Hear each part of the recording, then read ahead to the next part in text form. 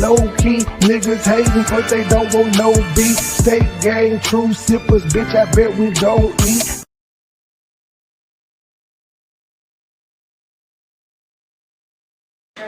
Deputy District Attorney, on behalf of the state, and both parties stipulate to the presence of our jury. Yes, sir. Yes, Your Honor. Okay, state, you need to recall the witness. Yes, Your Honor. The state calls Carl Lippish. And it's my understanding the state's going to be allowed to reopen their questioning to admit two exhibits, and then we'll move to cross. Yes, Your Honor. Okay.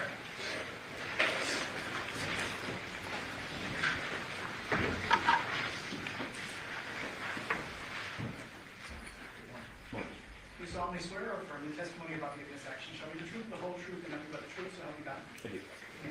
Yes. And if you could please just state. My name is Carl Lippish. State from here, Good morning, sir. Morning. We left off yesterday having gone through a tremendous amount of surveillance video. Do you recall Yes, that? I do. Okay. We had talked about a 217 Charter Oaks surveillance video, and we have the disc for that today. We also discussed the terrible Chevron inside video that we also have marked for today. You recall both of those items? Yes, I do. Okay. At this time, Your Honor, pursuant to stipulation between the parties, the state is moving to admit 661 and 662. No objection.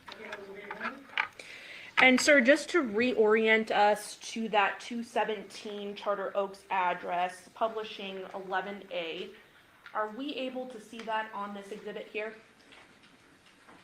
Yes. Can you please, if you can, hover it? And if it's too hard on this exhibit, I do have another one. Would that be more helpful? The other one's a little clearer. Okay. A lot of tax on this one, correct? Yes. Okay. So I'm going to go ahead and publish then 9. Can you hover over that 217 Charter Oaks? Yes. 217 is right where the pointer's at.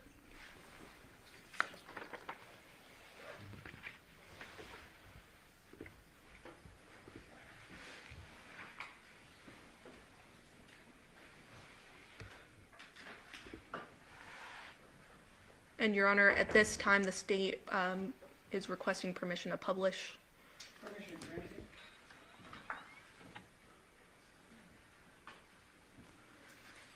So as we can see here on this exhibit, specifically 661, there is several video that was collected here, correct? That's correct.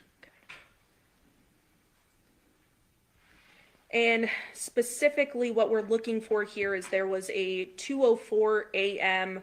Activation showing the Nissan Armada turning from Paladura onto Charter Oaks. Is that right? That's correct. Publishing doorbell dash 2023-08-07, ending in 110.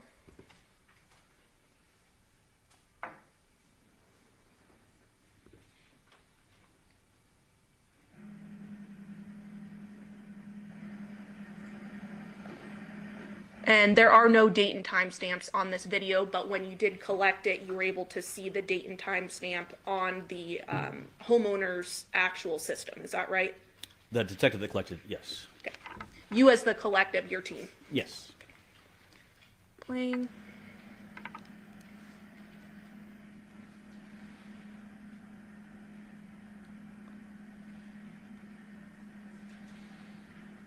I think there's actually a better video there. I think it was actually the driveway angle. Does that sound right? Yes.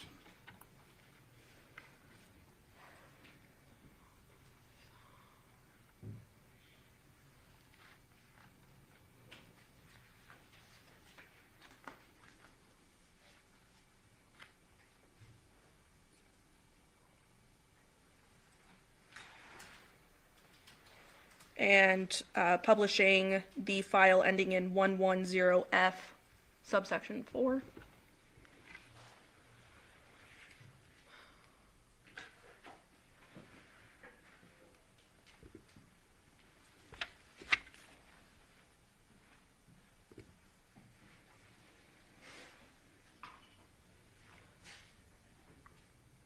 Okay. Now, this particular camera here, you mentioned that it is an activation. Is this a full-time recording, or does it only activate when there's motion? This only activates when there's motion.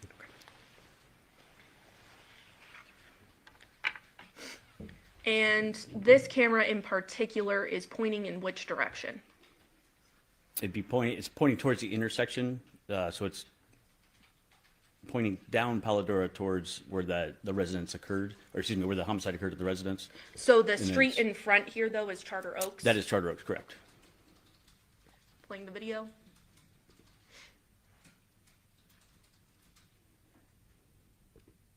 And what do we see there, sir? That's the vehicle. It's the Nissan Armada, and it turned from Paladora onto Charter Oaks, and it's proceeding on Charter Oaks towards the exit of the community at Windmill. And through the investigation, your team was able to determine that this occurred at 2:04 a.m. That's correct. on August 7th of 2023? That's correct.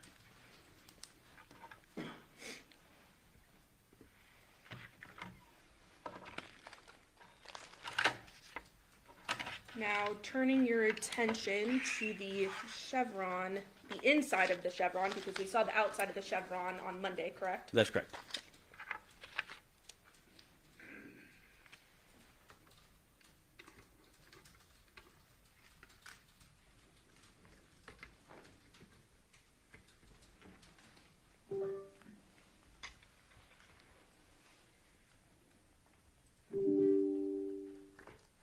Publishing Terrible's chevron clip.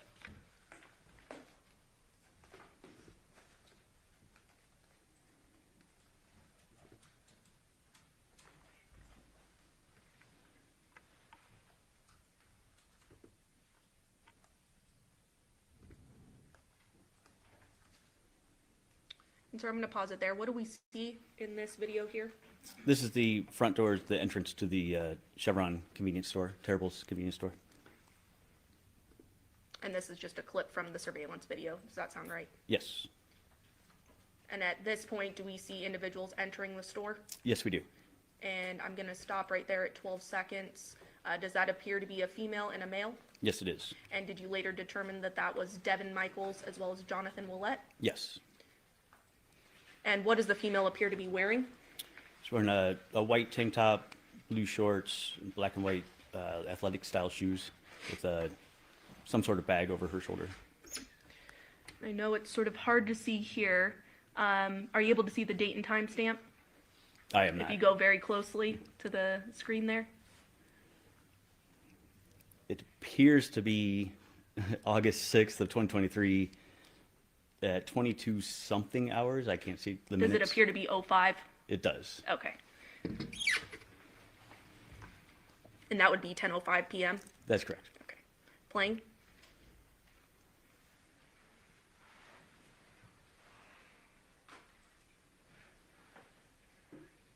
And then we see the two individuals then leaving the store Yes. approximately about 5 minutes later. So this is essentially a screen recording kind of them entering and exiting, correct? Yes. With that correct timestamp. Yes.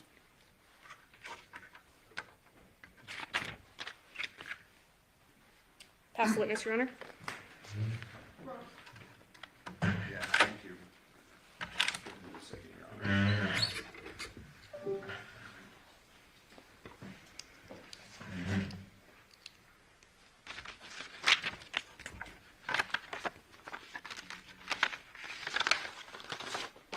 We're going to set up just to hit a few videos, but I'm going to begin the questioning of you with the video that's up on the screen. Okay. Just so you know.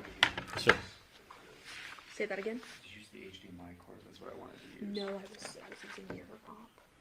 So I can help if you need it. Yeah, because the cord is what I'm. So it's got to be somewhere over there. And it sounds like he wants to use this video, which is in here. So you're going to have to plug that in.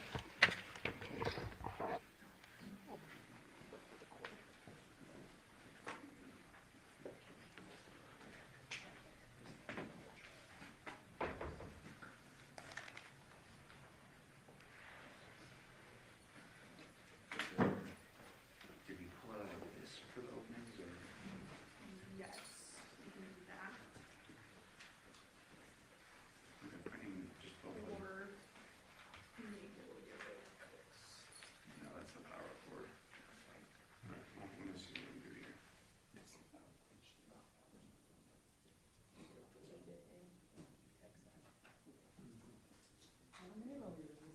I'm staying out of it. It's not my Achilles heel, so I'll let him handle it from this point forward with the court's permission. Just a couple, while he's doing that, just a few questions. Detective, have all videos that you collected, have they all been marked and admitted into evidence? I don't know what the DA has actually admitted, so that would be a question for them. We've got videos collected from Paladera, Charter Oak, Carolina Laurel, Balsam Pear, Fan Palm, Africa Violet, Choke Cherry. Just so we're clear on the record's clear, have all videos been admitted? The ones I published, yes. Okay. But I mean, I know you published some, but do we have all videos collected? All the, yes, all the Okay. discs right over there. Okay. Detective, would you agree with me that specificity is important, especially in reference to a homicide investigation? Yes, it is. Would you agree with me that completeness is important, especially in reference to a homicide investigation? It is. It's important to be exact, correct? Yes. And it's important to be as correct as possible, correct? Yes. It may seem a minor point, but it will become more significant. You have referred to the Paladera home multiple times as the murder scene, correct? Yes. However, you'd agree with me that it's unclear, at least based upon the coroner's conclusions, what the cause and manner of death was. I have not reviewed the coroner's report. Okay.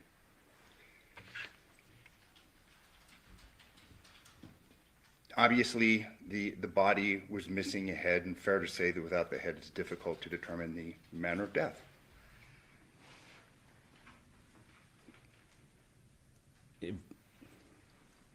Without the head, obviously, that could be a purpose, or excuse me, that could be the reason that the person died, but yes. Okay, Unless so- there was something else prior.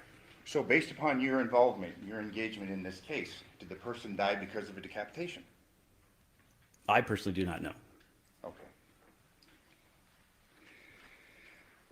You were shown videos, and when they were setting up, I'd asked you a question. I said, pay attention to this because I have a couple of questions concerning that. Yes, That was the video that was taken from the terrible herbs, correct? that's correct. And you yourself collected that video. From the security personnel, yes, or surveillance personnel. And what day and what time did you collect that video? It would have been, I can't tell you the specific date and time right now from recollection, but it would have been within the next day or two. Okay. Well, if I told you that it appears based upon the paperwork that you collected that on August 11th, 2023, would you have any reason to disagree with me? I do not. And was that video taken as a result of a warrant? I don't understand your question. Was a warrant served on the terrible herbs, either the corporate center or that particular store, in order to obtain that video? The warrant, no. Okay. Was it just turned over then? Yes, Okay, but as you sit here today, you don't recall when, either the date or the time? Fair to say? specific date and time, no. I know it was in, like I said, it was within several days, within a couple days of the actual incident occurring when we learned that they had been at the Terribles. Okay, so then that would have presumably been days after the event when you began your investigation on August 7th, 2023. That's correct. I'm going to turn your attention now, and I'll let you do this. I don't want to. Thank you. And my understanding is we're not going to have this marked and admitted because we're just taking something that's been provided and is admitted. But just for the ease of these questions, I'm going to ask to publish this to the jury, Your Honor. Okay, but this has already been admitted? Correct. Yes, Your Okay. Okay, any objections, state? No, Your Honor. Okay, go ahead. And I'm going to turn your attention specifically to the video that you had discussed, and I'll just let you stay there because I want to do it. You're good. Specifically, the video 6052, taken from 2696 Paladera. Okay. Do you recall your testimony the day before yesterday in reference to that? I do not specifically to 6052. I would have to see the clip to remember which. Okay, we'll play that right now and see if Okay. that jogs your memory.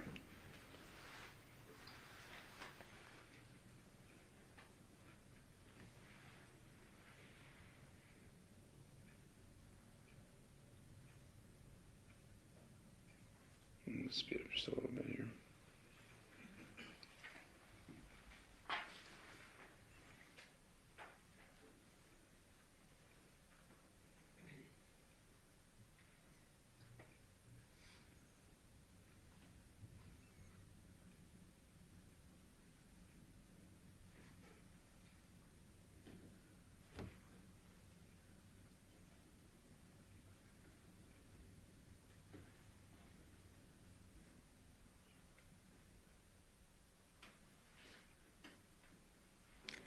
Is that 6052? Mm-hmm.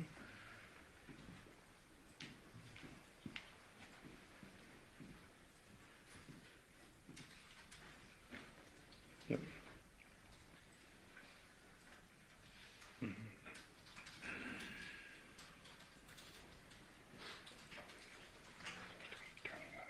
Right.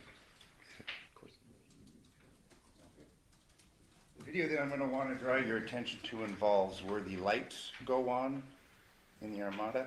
Do you recall that testimony? The lights, are you talking about the exterior or interior lights? Interior lights. Yes.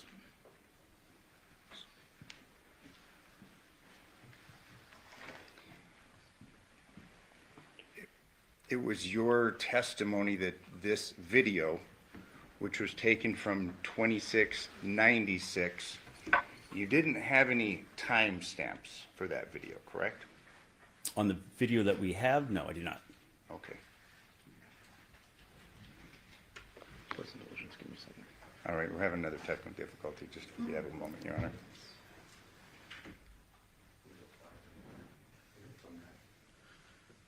Our player's not on the play, right?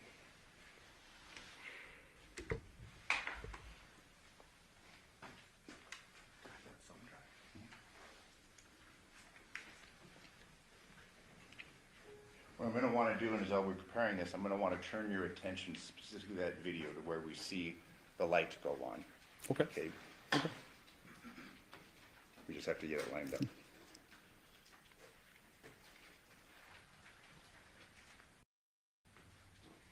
And again, all these videos have all been admitted and are part of the evidence the jury can refer to.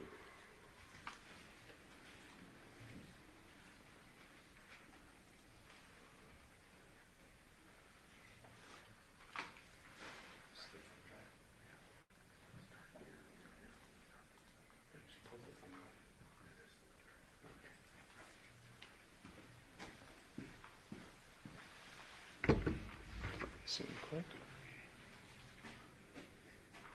Maybe this one will work. This computer.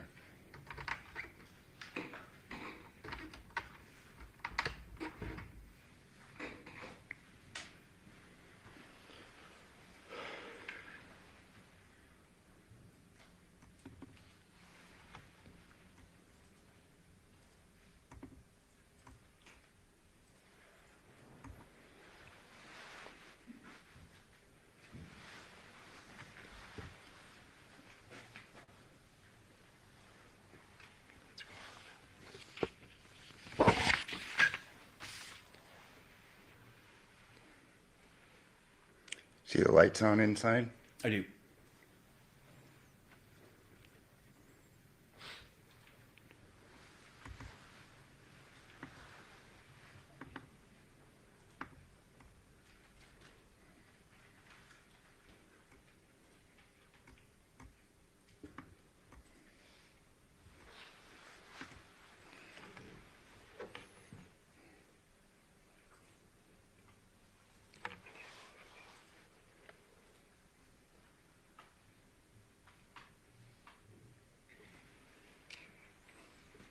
I'm just going to keep you right there if we can stay on this.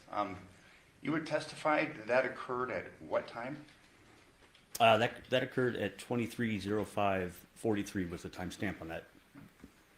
Or it's 46, excuse me, I believe. 46, so 11:05, 46 seconds? Correct, is the timestamp that initially, the video itself clip started. But we don't have that time embedded in that video, do we? We do not.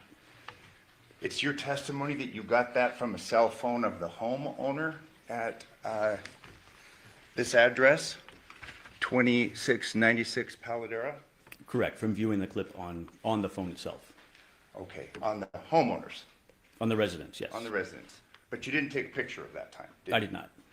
You didn't in any way memorialize that time, correct? No, just by documenting it, by writing it down so that I could transfer it to a report, yes. Okay.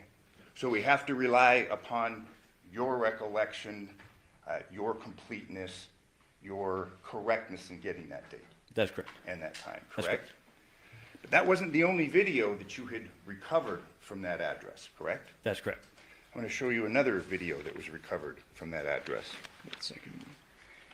And this is 7557.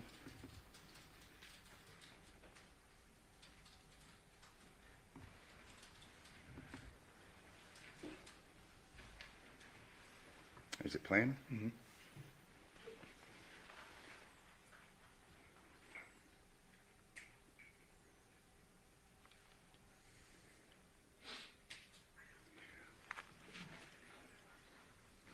Are you able to tell us what time that image was captured? I am not. Let's go to 8879. And all these are same address, same spot.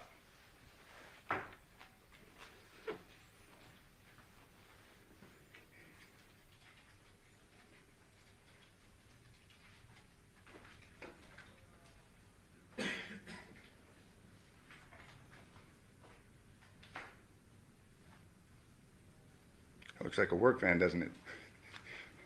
It does actually. It's like a Chevy type work van. Are you able to tell us what time this image was captured? No, I'm not. Let's go to 8619.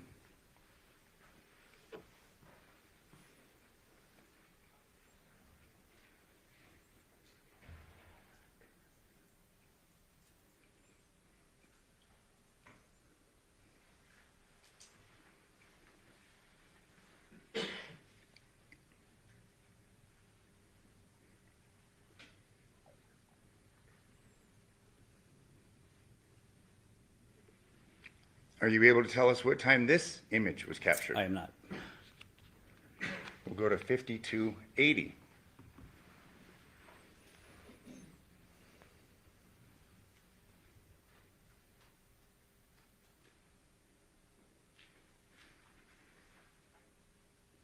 Are you able to tell us what time this image was captured? No, sir. Let's go to 7518.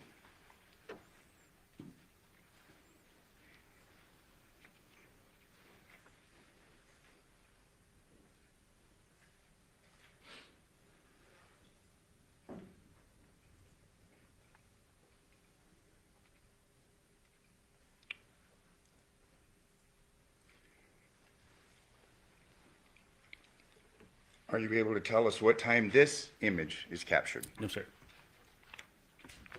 3120.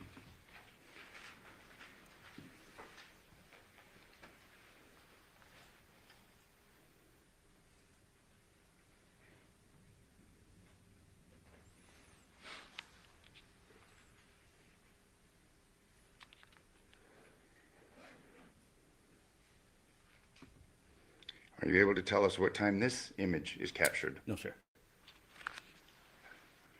Image 1087.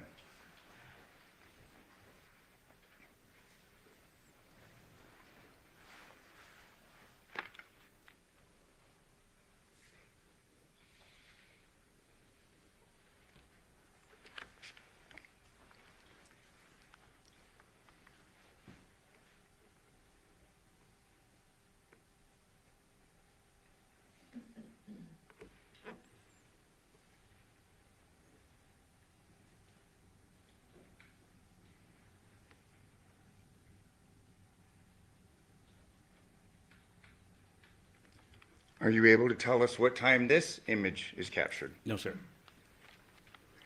Image number 0546.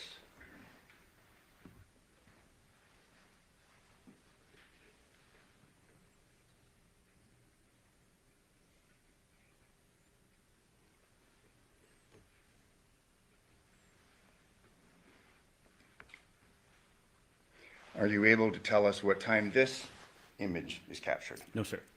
Now, you testified day before yesterday that you were looking through these videos at these various locations, trying to determine if anybody was acting suspicious, trying to determine whether someone was acting as if they didn't belong there. Do you remember that line of testimony? Yes, I do.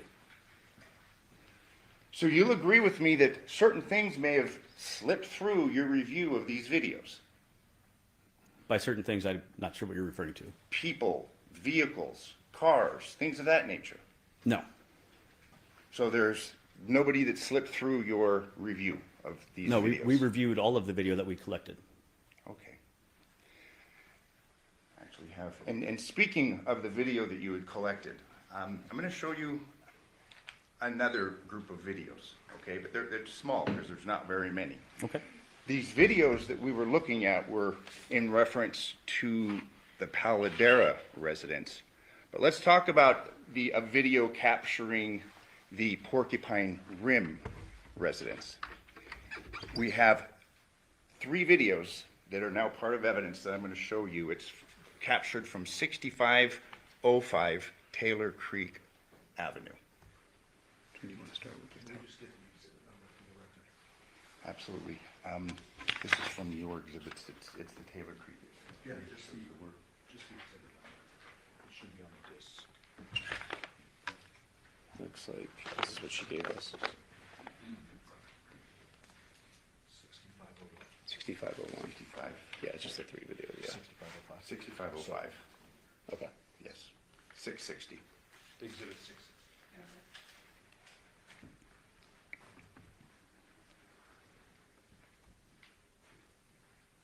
It's a little bit bigger here. Can we bring it up Yeah. larger so we can see? It's pretty quick. Do you recall your testimony in reference to this video? Yes, Up at the right, we have Porcupine Rim. We see Jonathan's truck. that's correct. Do you recall the time of this video? I believe this one was at 9:07 at night, is what the embedded label is on it. And again, because we have an embedded level so we can see, correct? That's correct. Let's look at the second video from that residence. Do you recall this video? Yes, I do. What date and time is this video? This is August 7th, 2023 at 0621 now, in the morning.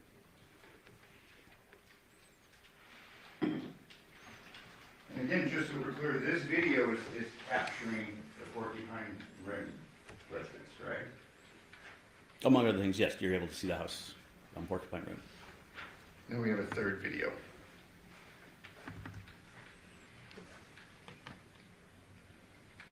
And I believe you testified concerning the contents of these 3 videos. Yes. Taylor Creek.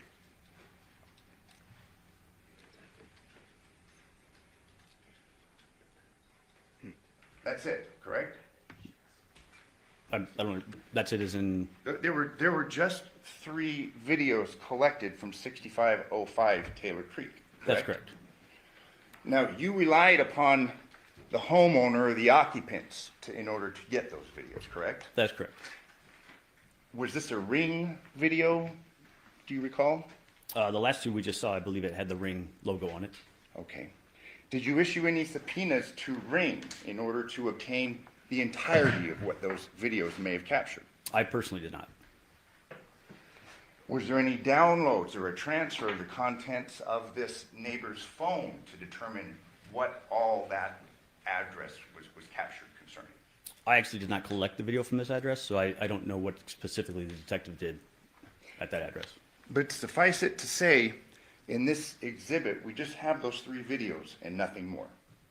From that residence, correct. You can't say with any degree of certainty whether there's more videos that exist, correct? I did not collect it from that residence, so I do not know. You would have to ask the detective that collected from that residence.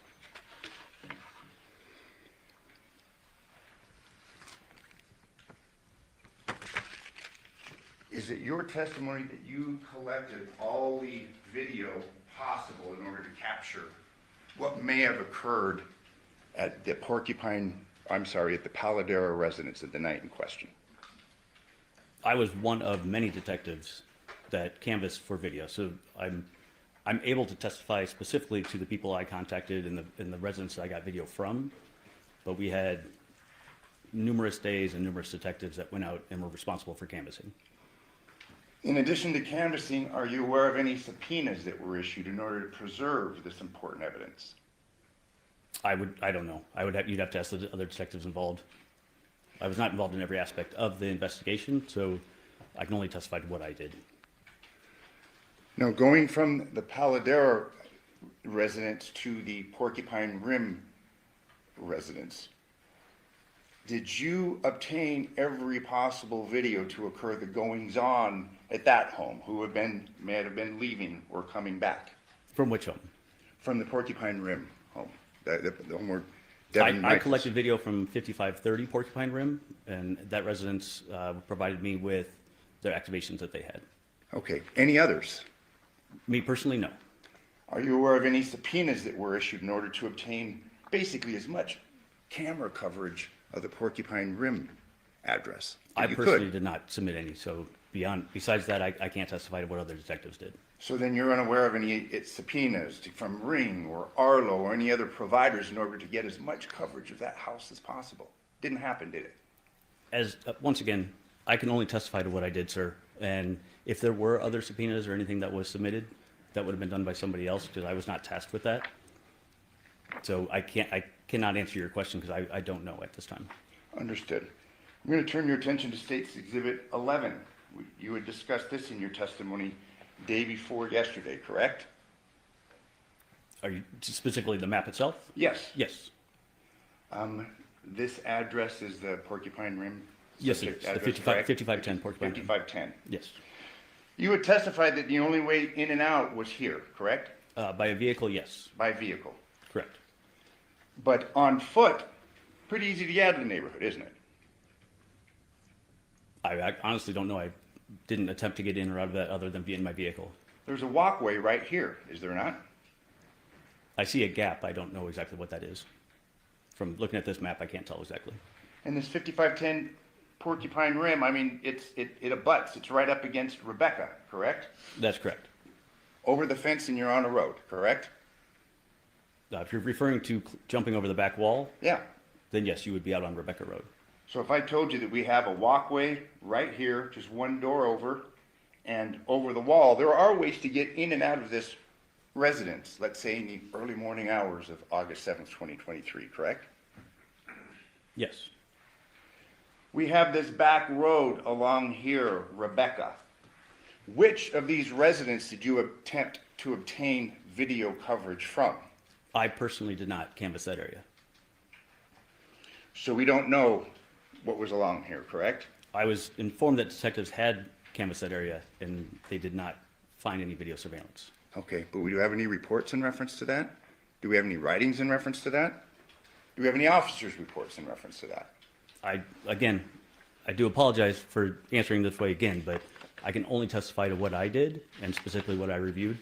And so if there may be some, I don't know. And fair enough, we're all human, correct? You're a human, you make mistakes, correct? I didn't say I made a mistake, sir. I said that I'm testifying to the work that I did in this case. So what other work that was done that I was not privy to or I was not a part of would be documented by other detectives. So me personally, I did not canvass that area because that was not one of my tasks. And so I can't testify to who specifically did or what they did or how they documented it. Let me ask you this, given your involvement in this case from the get-go, was this a complete investigation? To my knowledge, it was complete, but again, I was not involved in every aspect of the investigation. So, sir, to your knowledge, this was a complete investigation, correct? To the best of my knowledge, yes, sir. And you'll agree with me that you do not have a perfect knowledge of the doings and investigations and investigative steps that were taken in this case, correct? Considering the volume of stuff that was done, the work that was done on this, no, I do not. You had testified concerning arriving at the scene of the decapitation. You had testified that you arrived there the morning of August 7th, 2023? That's correct. You went in, you viewed the body, correct? Yes, You had given testimony concerning cleaning supplies on the first floor, correct? on the lower level, yes. There were cleaning supplies on the upper floor, were there not? I was not responsible for searching that area, so you'd have to show me what you're referring to. Okay, so you didn't go upstairs and view cleaning products, things in the bathroom from upstairs? No, as a squad, when we respond, because of the extent of the investigation, we divvy up or divide up the responsibilities. And so when it comes to, for instance, in serving a search warrant, we'll work specific areas so that we can focus on the areas that we are tasked with. So we don't necessarily see the entire residence, as you're saying. I'm going to show you an image, and it's my understanding that all crime scene photos of the Paladera residents have been admitted from the crime scene analyst. Probably in there. I mean, I don't know. There's a stack in there this high. I just have a single photo. If I I just could, want to make sure that that's in there before, because we can't show it to the Well, it's if you want to move to admit it. I'd just move save to time. not. Yeah, just move to a different. We- okay. This is from the upstairs, Okay, hold on. and I'm publishing it with the court's permission. This is what? What's next in line? Next in line would be defense's T3. T3. We move. Defense's T3 will be admitted, permission to publish is granted. Thank you. Getting a little bit ahead of your honor, thank you. We've got cleaning supplies. Did you see these in the upper story? Once again, as I already stated, I did not search that area. I see that your photo is showing me cleaning supplies, but I have no reference to like when and where this was. We had heard testimony the first couple of days of this trial where there appeared to be a line near the head, appeared to be a line from a bucket. We have a bucket upstairs, don't we? If this photo is from upstairs, I do see a bucket in there, yes. And I will not mislead you with my questions. If I told you this represents a bucket and cleaning supplies from upstairs, would you have any reason to disagree with me? The only reason I'm saying that is I know you've, in your previous line of questioning, you've asked me about things that I was not responsible for or what I did not do in the investigation. And I just want to make it clear that I don't believe you would try to mislead me. However, Absolutely not. this is not something I'm familiar with. Fair enough. And you had given testimony on Monday that you had arrived at the Paladera residence and that you had walked through the crime scene. Do you recall? Yes, And I'm now showing you a photograph that was taken from upstairs of this scene, and I'm just asking if you had an opportunity to see this. I did not. Okay. Did you view the backyard at the Paladera residence? I do remember seeing the backyard out the door, yes. I'll have these admitted in, or here, let me. Why don't we have these marked T?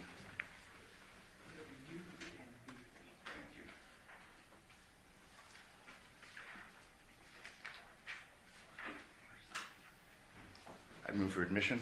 Any objection to U3 and D3 state? No, Your Honor. Okay, those are admitted. I'm going to show you what's now been admitted as Defense Exhibit U3. I'm going to represent to you that this was taken in the backyard of the Paladera residence. Did you see that footprint? I did not. Are you aware of its existence? If you're telling me that's where it's from, then yes, I am. Now I am. Turn your attention to Defense Exhibit V3. Did you see that footprint? And obviously, presumably, it's the crime scene analysts that are measuring it. This footprint was in the backyard of the Paladera residence, correct? I did not see that while I was on scene, no. Are you aware of its existence? I am now, yes. Are you aware of any testing, comparisons made in relation to this footprint? Once again, that was not part of my portion of the investigation, so I cannot speak to that. Based upon your review of this photograph, fair to say that that's a man's footprint? I would have to look at this closer. I don't know how you could come to that conclusion, just based on this photo. It's a fairly large footprint, correct? There are people, both male and female, that have various size shoes, so I would not jump to that conclusion, sir. So you're saying you're not aware of this, but you're going to argue with me right now whether this is perhaps a man's footprint or a woman's footprint? Well, your question actually said that it is a man's footprint based on the size of it, and based on what I'm looking at right here, I would not be able to tell you yes or no whether that is a man or woman's footprint. Let me ask you this, in reference to your investigation, were you involved in any follow-up concerning these footprints? I was not. If I can have the court's indulgence, just.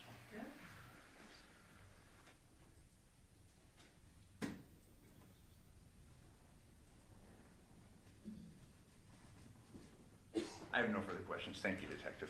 Thank you, sir. Yes, Your Honor, just briefly. Sir, you had testified on cross about the 2696 Paladura address, which is next door to the murder house, correct? That's correct. Okay. And those cameras, that camera specifically, you're able to figure out sort of the time frame of the activations by comparing the other surrounding surveillance video homes that were collected, correct? That's correct. And so by reviewing everything, you're able to cross and compare the time frames so that you can be confident to testify today as to the date and time frames. That's correct. Additionally, you did see the date and time frame on the homeowner's device Correct. that held the video. Correct. And from comparing all the surveillance video that we went into great length on Monday, you're able to determine which direction any vehicle is going in the surveillance video that was collected, correct? That's correct. So it shows directional patterns and things of that nature. Yes. Okay. And the 11 p.m. time frame was important based off the investigation, correct? Yes. And so that's why you were focused on that time frame when collecting video and watching video and flagging which video was most important, correct? That's correct. But that being said, you did review all the video. That's correct. Now, turning our attention then to the 6505 Taylor Creek address, that's the address in the Porcupine Rim neighborhood that shows the only entrance and exit, correct? 6505 is the one that shows the actual residence of 5510 Porcupine Rim. It's not the one at the entrance to the community. Thank you for correcting me. I misunderstood that. So that was discussed on cross-examination. That particular camera, thank you for correcting me, is the one that only activates from motion, correct? It is a motion camera, yes. And so because we only have those videos, that's because we saw the homeowner sort of going to the trash because it was trash day and then coming back up the driveway, correct? Correct. So it's motion activated. Yes. Court's indulgence. Past witness. I'll just pick up on the last part of that redirect. The 6505, the one that we just have the three that's looking right at the Porcupine Rim. Questions concerning this is only motion activated. You don't know if any other videos exist in reference to that, do you? We just have the three for a fairly long time period. I personally do not know. Specifically turning your attention to the 2696 Paladura, that list of videos that we went through. Yes. You were asked about 1105 and if that was an important investigative time and if you cross-referenced other videos. Remember that line of questioning that you just got? Yes. What other videos did you cross-reference in reference to video 6052? The first one that we started with the lights going on, you can see the interior lights. What video did you cross-reference? That one, there were no other ones because it was just the motion in front of that. That was captured from 2696. So then, and to clear up the redirect, we don't have another camera to verify that time, do we, that you gave? The That specific one, no. And the list that I gave, 75, 57, people walking by, no cross-reference to another video, correct? Actually, with the rest of those, there is. Those people that are walking, they actually belong to the house on the street behind. That work truck that you actually brought up belonged to a house over on African, I believe it's African Violet. I don't remember the exact name of the street. I'm asking what videos that you reviewed in order to cross-reference this, to confirm this. Those are the ones from the other houses in the neighborhood. There's other ones that were collected, we were able to cross-reference for those specific ones because those were people that walked through the neighborhood and continued to other areas. Let me ask you this, though, back to the 6052, the one where you see the internal light. We don't have another video corroborating the time that you state that captured, correct? That is correct. No further questions. Briefly again, so the work van that you were just crossed on, that we saw in the video, that's coming from a different house, right? It's actually going to a different house. It came into the neighborhood and went over, I believe it's African Violet is the name of the street. You actually see it in front of that house from their activations. Okay, so that's the explanation, correct? Correct. Okay. And then also that Taylor Creek address that we keep talking about that shows the 5510 Porcupine Rim address. Yes. You're aware that motion activated cameras have different sensitivity levels. Correct. So a homeowner that has a motion activated camera can actually go in their app, if it's hooked up to an app or something, right? To change the sensitivity levels. Is that right? The sensitivity, the zones, and how they want it to capture, yes. Okay, but including sensitivity? Correct. Like what actually causes it to activate? Yes, yes. Okay, so as we're seeing in that video, it seems that the only activations happen when the homeowner is basically in the driveway, is when it starts to activate, which is pretty close to the camera, correct? Correct. Pass witness. I have one follow-up. We have to hook up the computer for just a moment. And Detective, this is in reference to the 6505 Taylor Creek, the one that you're giving testimony concerning. We only have 3 videos and it's only motion activated. Okay.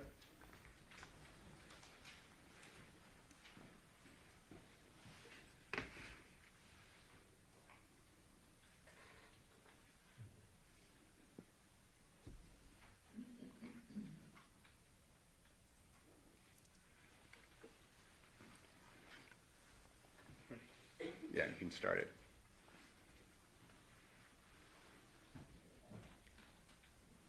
We're going to play it a couple of times.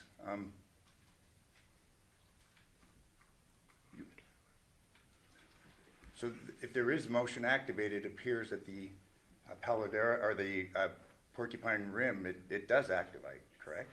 It activates. I don't know what activates it in this one. So then as far as when it activates, when it doesn't, we just know that we're stuck with 3 and you had to rely upon the homeowner, correct? That's correct. You had to rely upon what the homeowner provided you, correct? Again, I can't testify to what the detective did. I don't know if the detective viewed the entire timeline, and those were the only 3 that were activated, but those were the 3 that were provided. Thank you. I have no further questions. Thank you, Detective. You're welcome. Not at this time. Okay, do the ladies and gentlemen of the jury have any questions for this witness? Okay, seeing no response, sir, you may be excused. Thank you very much for your testimony here today. Thank you, Your Honor. If counsel care to furnish.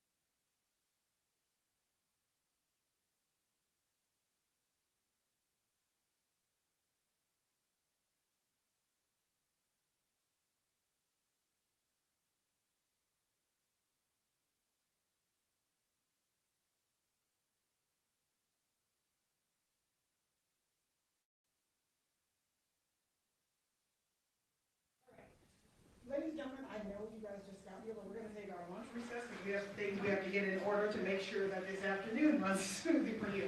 I swear we are trying our best to streamline as much for you as we can so that you don't have to keep wasting your time. So just so you know, none of us will be eating, we'll be getting that stuff together, but I'm gonna give you guys your lunch break at this time to get that stuff together for you. During this recess, you must not discuss or communicate with anyone, including federal jurors, in any way regarding the case on its merits, either by voice, phone, email, text, internet, or other means of communication or social media. You must not read, participate, use, or This in regular speed and she conduct talking research, fast. She studies, just talks association, fast to get all that shit out. You must not make an investigation, test, theory, the case, repair, And there's still no back break. you must not forward express any opinion regarding this case till it's constituted to you. We were behind by about 10 minutes because I was still doing the other live. So yeah, they're still on break. What you got, Mad? Hey, speaking of which, I got the whole 3-hour live, y'all. I will be airing that tonight uninterrupted. Y'all ain't gonna hear my black ass say nothing. I'll play the whole live because I want the clips. I just uploaded some clips, but they're gonna be even better when it's just her talking for 3 hours. And I'm gonna try to get it condensed to the 3 hours. I'm gonna try to condense it down to 2. I may put the speed on 1.3. Anyway, I think my Cash App is broken. Can somebody hit the Cash App and see if it works? I think it's broke. It has been at least 3 weeks since I got a Cash App from somebody. I think it's broke. I've been doing content, but I ain't on Cash App. I think it's broke. So you know, to somebody see if it's working or not. Go ahead, man. What I got to say is between Q and this woman that's a head on her these chicks crazy. Women going wild. That should be the name of your series. Matter of fact, I'm gonna take that. Women going wild.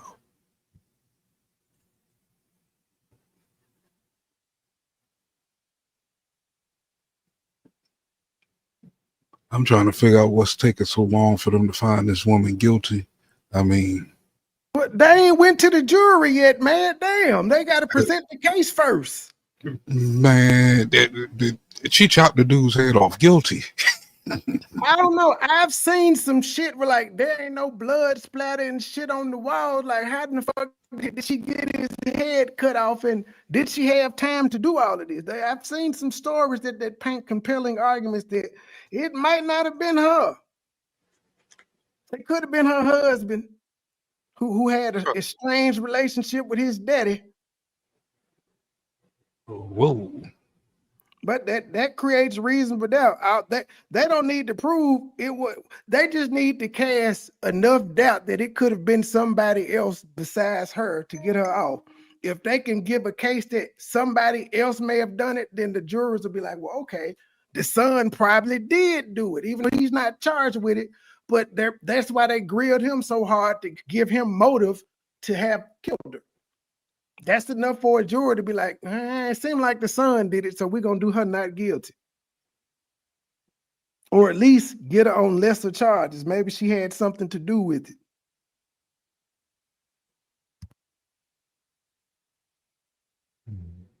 Dude could have did it himself. The Cash App does work. Thank you. Thank you, Melissa, for $2 Cash App. When my drop, it does work. I was thinking the gem was broke. I was like, man, something is in it. His bill in it. We appreciate $1, but we would rather have 10. We appreciate $20, but we would rather have 50. We appreciate $50, but we would rather have 100. We appreciate $100, but we would rather have 200. Thank you, Sister Avanti, $10 coming on the Cash App. Thank you, sister. Next time, make it 20, but thank you for that 10. I know you barely had that. Thank you, sister.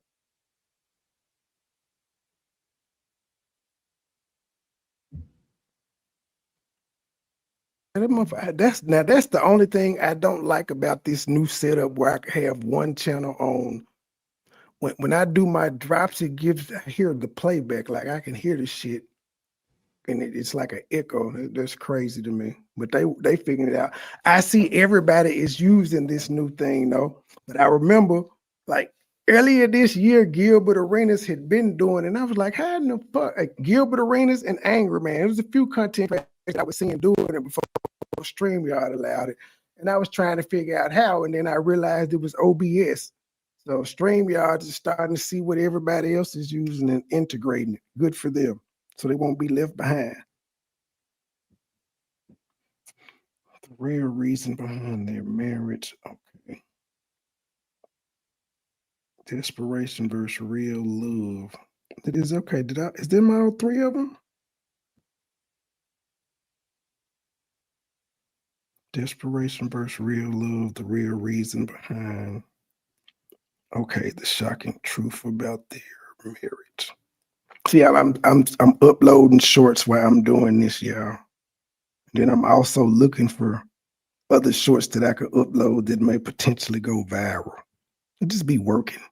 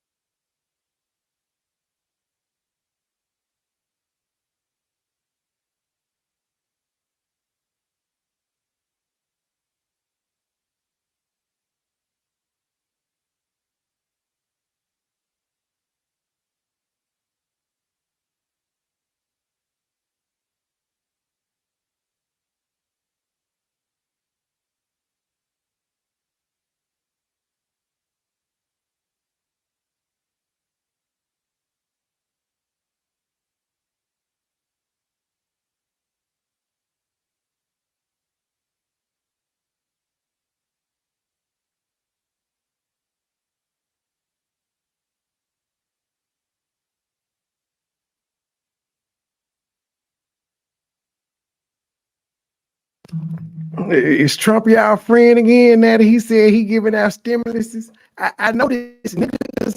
The airtime niggas hate Trump until he say he gonna get that money out. Y'all remember last time niggas hated Trump until he was like, "I'm finna give out stimulus checks with my name on it," and niggas like, "Yeah, we love you, Trump. We know you. We know you." At least I be forgetting. They be phony as hell. Yeah, he ain't racist when he giving a black ass money, is it? I'm tired of you nigga bitches. Shit, goddamn. Matter of fact, the last person who gave us some money was a Republican. It was him. He was the last No, one to it give was us the stimulus. no. The Trump. first one was George Bush. Is what I was talking about back in 2002. But he was the last one to give us one. I don't remember 2002, nigga, because I was a year out of high school, so I don't remember that shit. I think it was a year after the World Trade Center, somewhere around there. I don't know. I wouldn't. They wasn't getting. I don't know about that one, but I do know that old Trump gave us some money once before.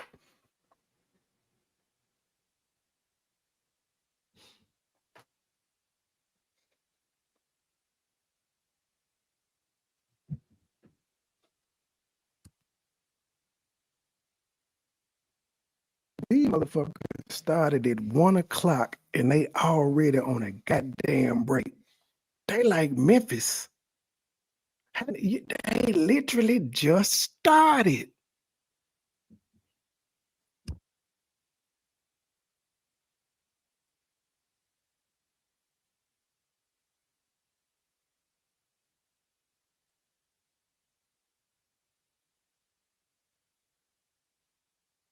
That's the easy job right there.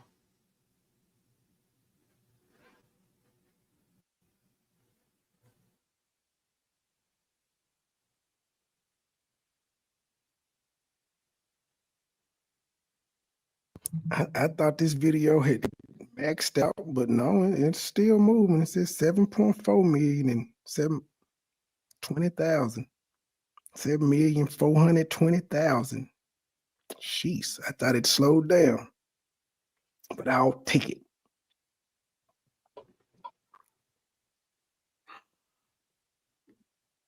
Ooh, I like that estimated revenue. Oh shit. I made $91 off YouTube Premium people watching that short. That's pretty awesome.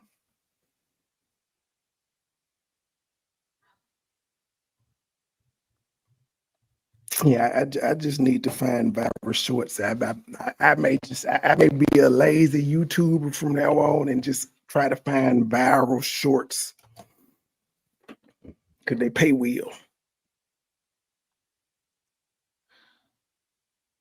Maybe I don't know. Man, you got to look at the thumbnail for my live tonight. Let me share it on my commune wall. I'm gonna stop paying for Canva too, because I don't even use that motherfucker enough to pay $16 a month. Barely make thumbnails, but when I do, they be good. I told Truth to use the Paint 3D on your computer or laptop. It comes with the which card is that's what I use to design all our logos and stuff from back in the day. But you can make thumbnails real easy to cut out. You know what I'm saying? I'm Get our gonna little pieces use pasted. the free version of Canva. I just won't be able to remove the backgrounds, which is fine. Okay. Or which card? Yeah, you can move the backgrounds in on Paint 3D, or you can use OBS just for that. But you got a whole lot of other stuff that you can use with the thumbnail as far as making it do whatever you want it to do.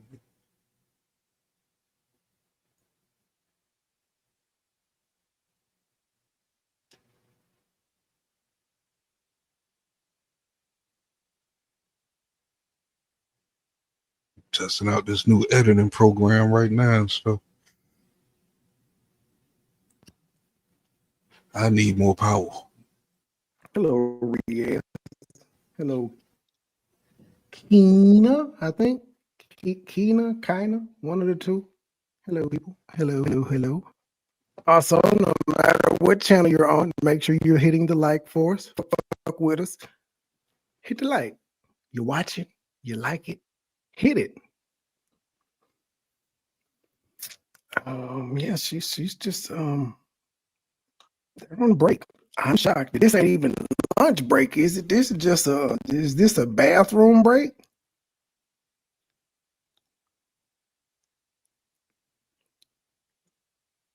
Man, but they just started shit. They should have been went to the bathroom. Thank you.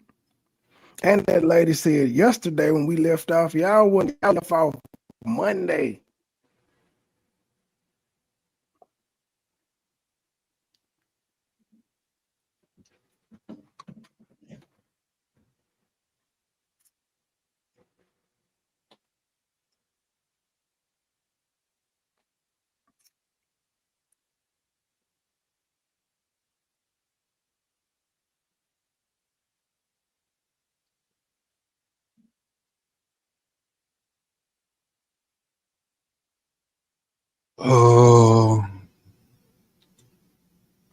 I don't know how you say that name on the blurry screen over here.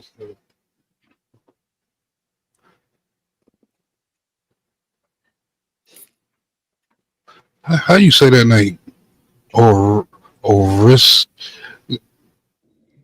Orisha.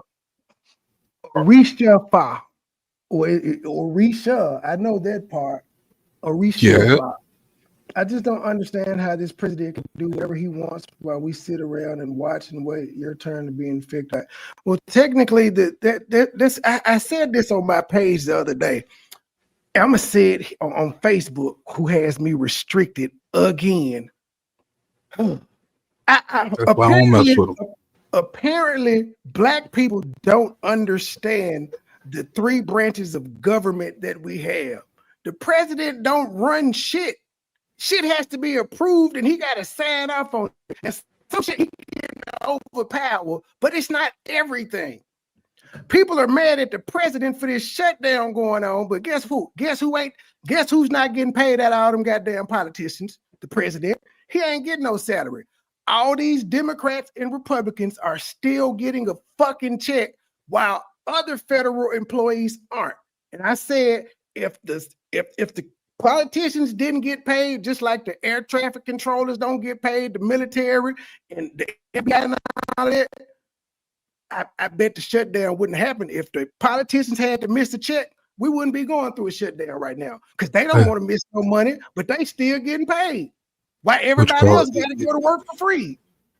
It ain't even. I can't even say it was both sides on this shit. I was paying attention, and from what I'm hearing last night, I guess the government is back open, and it took 8 Democrats It's only. it's not 8 open Democrats yet. They've only. made a deal to try to get it open, but it ain't officially open yet. They're just saying they're gonna stop being dumbasses and saying no.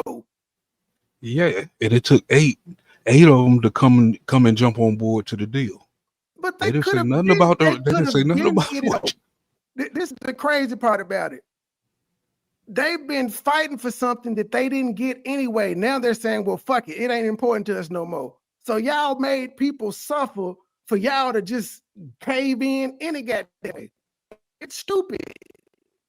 Hello, Queen Goddess. Yeah, they caved on some shit they could have caved on months ago. The same shit they're agreeing to. The Republicans told them a couple months ago, reopen the government and we'll take a vote on this healthcare shit. That's the same thing they're telling them now. But for 2 months, they said, nah. And if you Over, really want to know over what's going 15 on, votes, they said no. That's why I agreed with the Republican, the Power Rand, or whatever the fuck his name is, where he was like, man, we done voted on this shit 13 times. Y'all just now realizing that people's lives are gonna be affected by this shit, and y'all trying to blame it on us. It's both sides playing politics. Both of them are guilty. Both of them don't care about the American people. Both of them need to be looked at when it's time to vote again. If your people, whether they Republican or Democrat, was complicit to this shit, you mammy dumb bitch. If whoever is on both sides was complicit in having this shutdown come, they need to be voted out.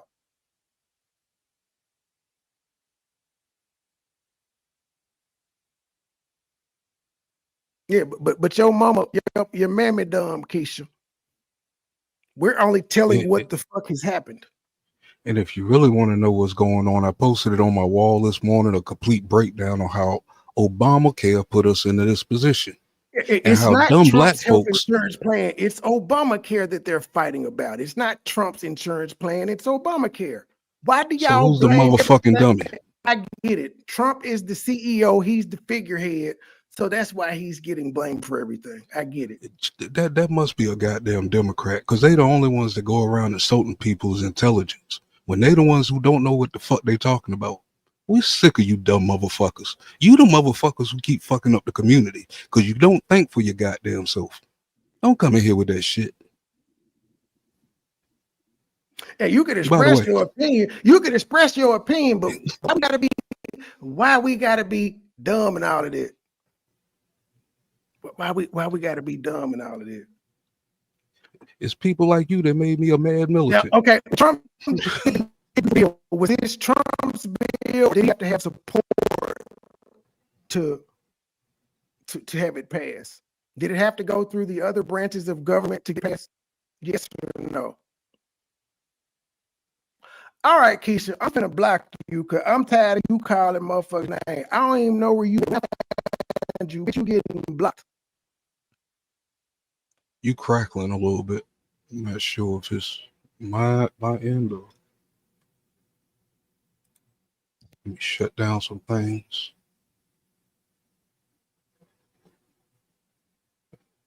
Okay, that might have done it right there.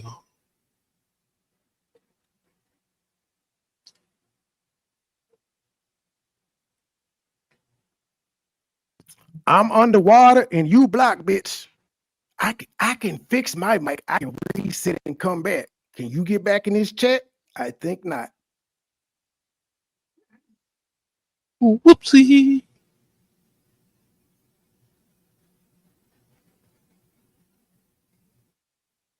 Man, that felt good cussing somebody out. I'm starting to feel like myself again.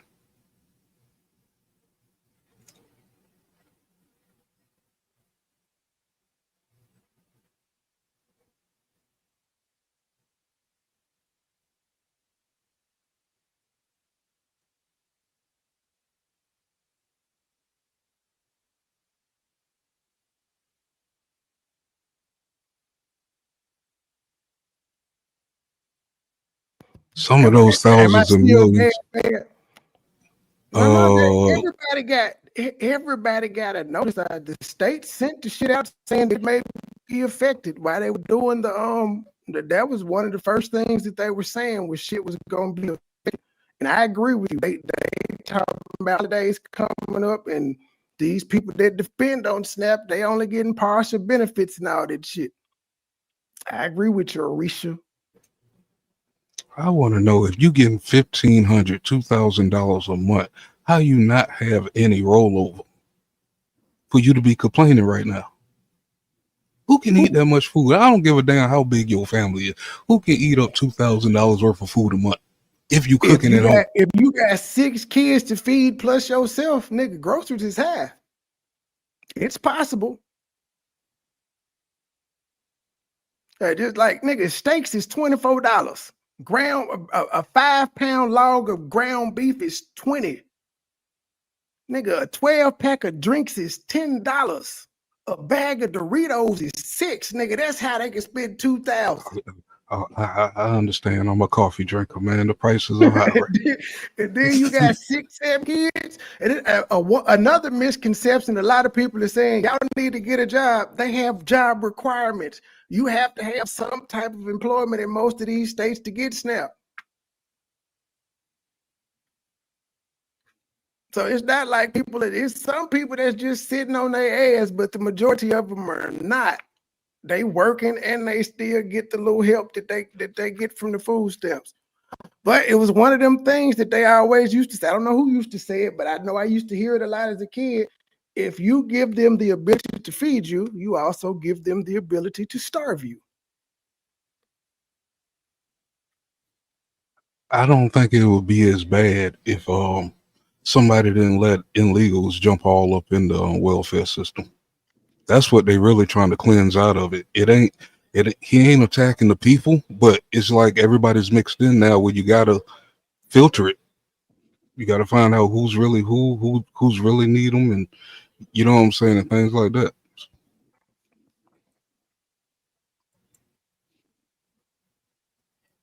They had over what was it, like $300 billion worth of welfare going to illegals.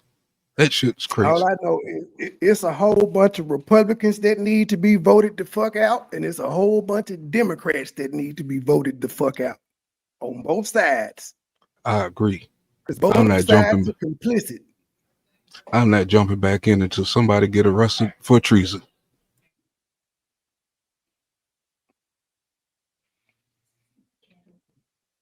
And again, if they weren't getting their check, then this shit never would have happened. If they said senators, congressmen, y'all ain't getting paid. If this shutdown happens, they would have voted immediately to keep this shit going. And I don't understand how they so quick to give aid to other countries, but they can't do it here. How much money have we given Israel in this physical year? How many trillions of dollars have we given them? But y'all can't find the money to fund SNAP for a month. They they they they they they made themselves look real crazy this past 4 years. $300 billion went to welfare. In cities like Chicago, we seen close down schools that they said where it wasn't enough money in the community, open back up for shelters. And we still want to back these people who brought these people in? Man, y'all niggas crazy. It's all of them, but still. The ones everybody going crazy over, getting all emotional over, or the ones who's taking you down since 1867. I'm I'm interested just in seeing I'm so interested in seeing who the next presidential candidates are going to be. They got it both. Well, we already know Vance is going to be the choice for the Republicans. Who do the Democrats have tab? They be working on that shit now. They need to start, goddamn it, campaigning right now. They got to come up with somebody. Joe out. Nobody wants Kamala. She's not running again. shit. So who the fuck I are they heard going to? Stephen A. Smith. Who is He's a fucking Republican, so he a Republican. He make too much goddamn money. Yeah, I believe he gonna jump ship. It was. I don't know. And All I just see be is honest. Vance. Just be honest. Who the fuck gonna vote for Stephen A. Smith? The Nobody black likes folks. him. Democrats nor Republicans like this nigga. He's too polarizing. Black folks. Mostly black women. Fellas are gonna use their mind with the black women. It's a black president. And we can get another one. You know what I'm saying? Yeah, that he gonna guarantee the Republicans win again if he's their candidate. They got to find somebody, and hopefully it's a fresh young face. That's why Obama was so popular, because he was a fresh young face. We tired of seeing these old, same decrepit 80-year-old men getting to be the president. We need more young people like Clinton. Bush was young. Obama was young. We need more youth in the offices. And that's all around the board, not just president. These old motherfuckers are stuck in their way. They've been doing this shit for 40, 50 years. They become millionaires doing this shit. And shout out to the churches, man. Shout out to the churches and the New York City subway. I seen a short, man, of the New York City subway. They got buffet tables set up in the train, feeding people as they get on, as if they needed food and stuff. Hot food plates, sodas, all kind of stuff. They doing their thing up there for a communist state there.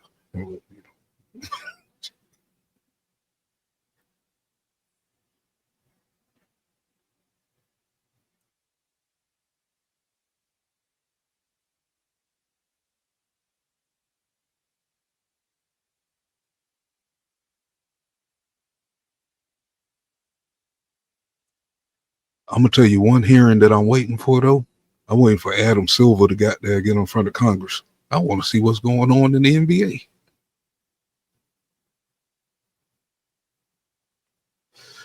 Because there's some huge gambling going on with NBA and WNBA, and that might expose the NFL and baseball.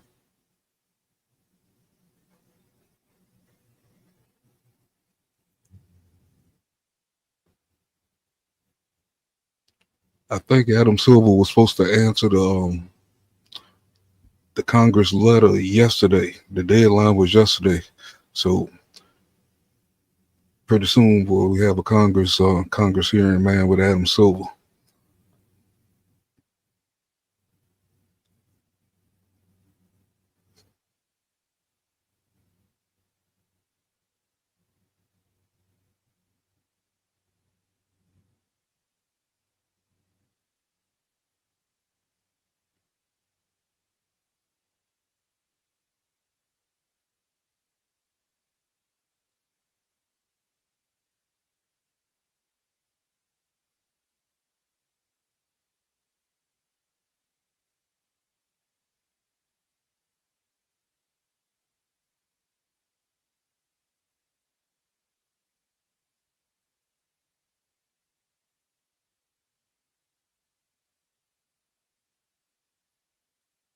Yeah, it's possible we could grow our own gardens, but how much can you really grow in your backyard?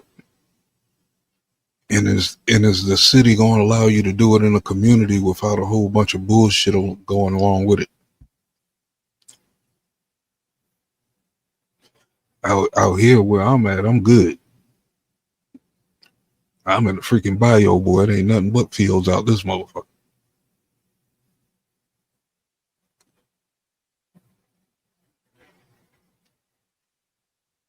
Meaning I'm in a very just a swamp territory and shit now. I mean, I'm in Louisiana or nothing like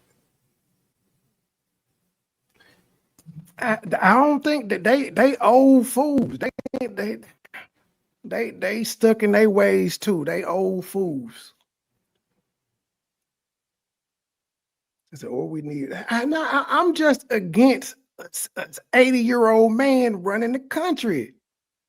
Hell, I'm shocked that Trump is able to keep up with the schedule that he got as old as this nigga is. And he ain't missed a beat. Joe Biden looked like he aged overnight in his one term.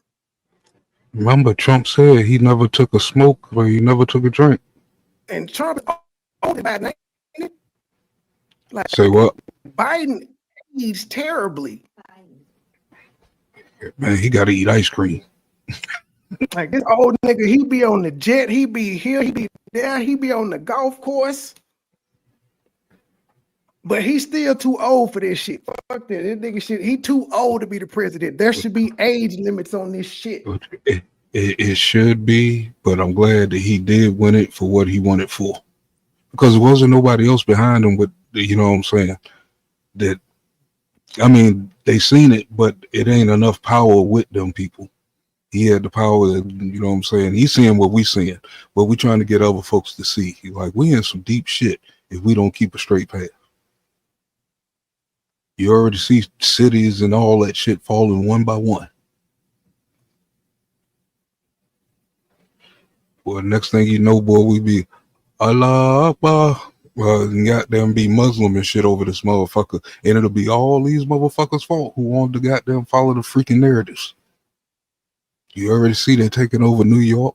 Goddamn, they taking over Los Angeles, man. Philadelphia, I think, man. You got people just all in the middle of the street.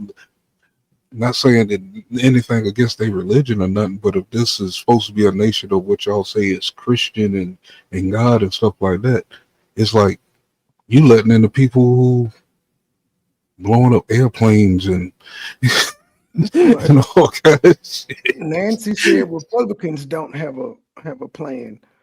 It could be whatever chat you want to. Just don't be disrespectful. Nancy, could you tell us what the Democrats' plan is? The Republicans don't have a plan. I agree that they don't have a plan, but do the Democrats have a plan? Or do all these motherfuckers just go? They plan is to steal all our money and property, but people won't open their eyes and see it. They don't want to see it just because they hate Trump. Like we're gonna be living like China got daggone, boy, if y'all don't wake up soon. I'm still again. I hate both sides. I hate them both too, but we gotta ride the Okay, wave of what we know that's gonna take us. Somebody get Darth Clorox out of here. Okay, Darth Clorox got you.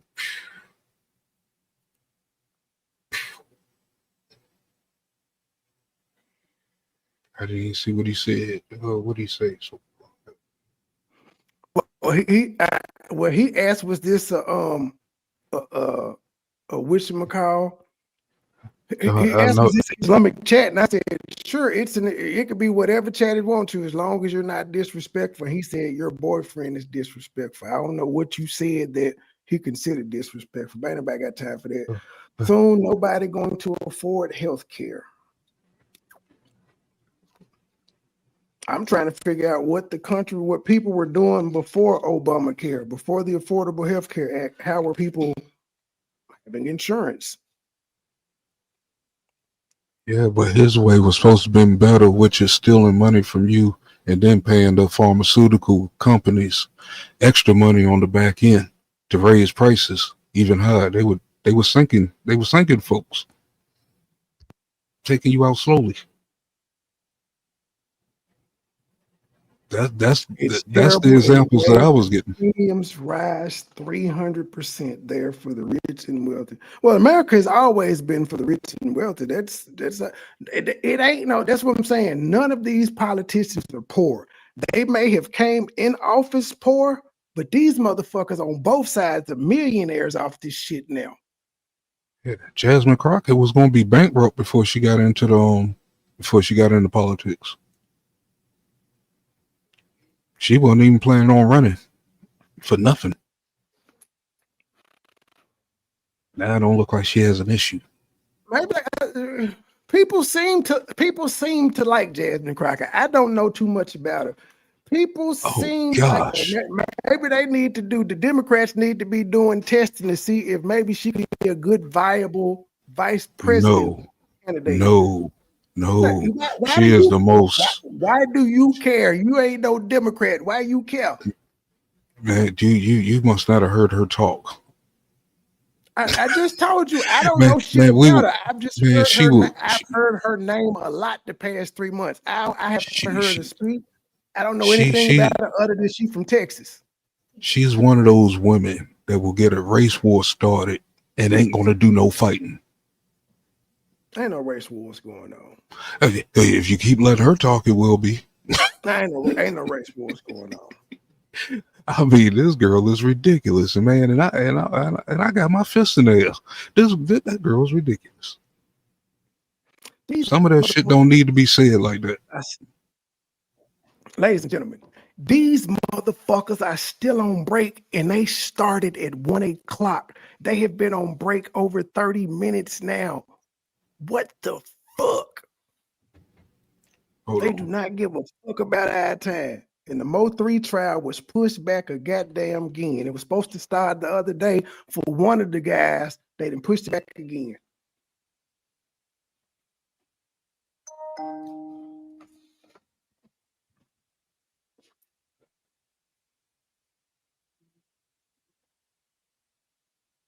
I wonder if they're gonna send these kids homework on their first day back. Yeah.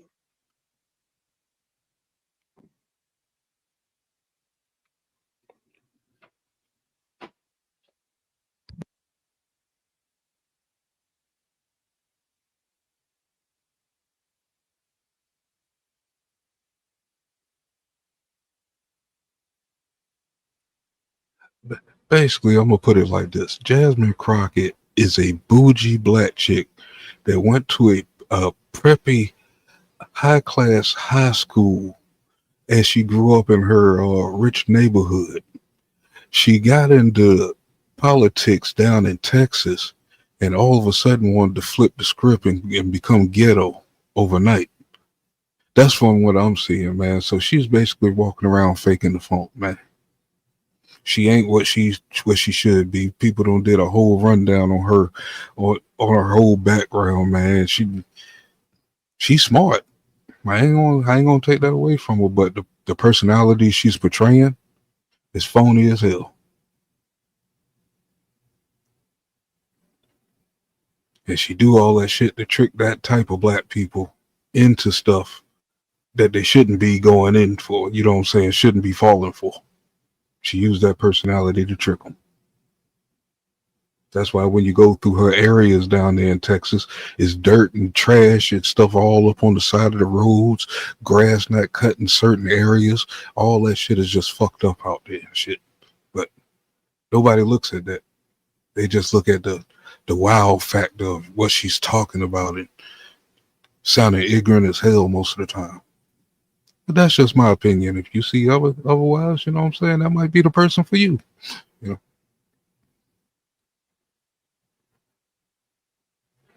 But me knowing some of the stuff that she knows, or knowing a lot of the stuff that she talk about, she sound ignorant as hell. Neck moving, fingers snapping, dancing in the hallway to goddamn Kendrick Lamar and shit when her ass need to be working for the people. I'm just saying.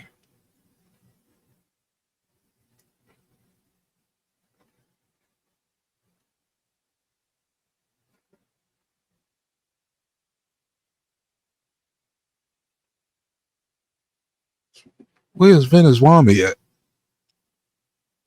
Haven't heard his name in about a year.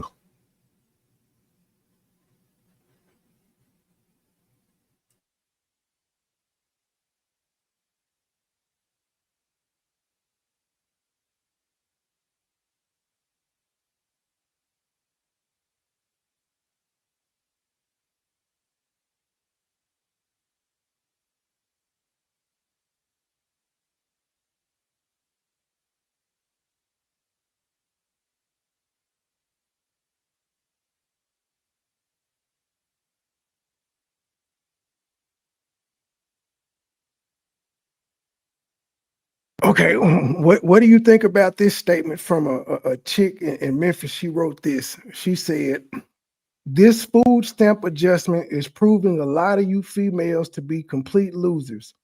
I've never seen so many pussy popping, wig wearing, dick sponsoring, lame ass hoes in my life. Y'all hustle for everything but food for the kids you fucked for. Y'all lame as hell. Then have to make a post saying I'm only getting. Bitch, what? It's senior citizens who've actually worked their whole life and can't get assistance, but you think you're entitled because you let a bum or several garbage ass niggas put 6 or 7 babies in you that you can't provide for.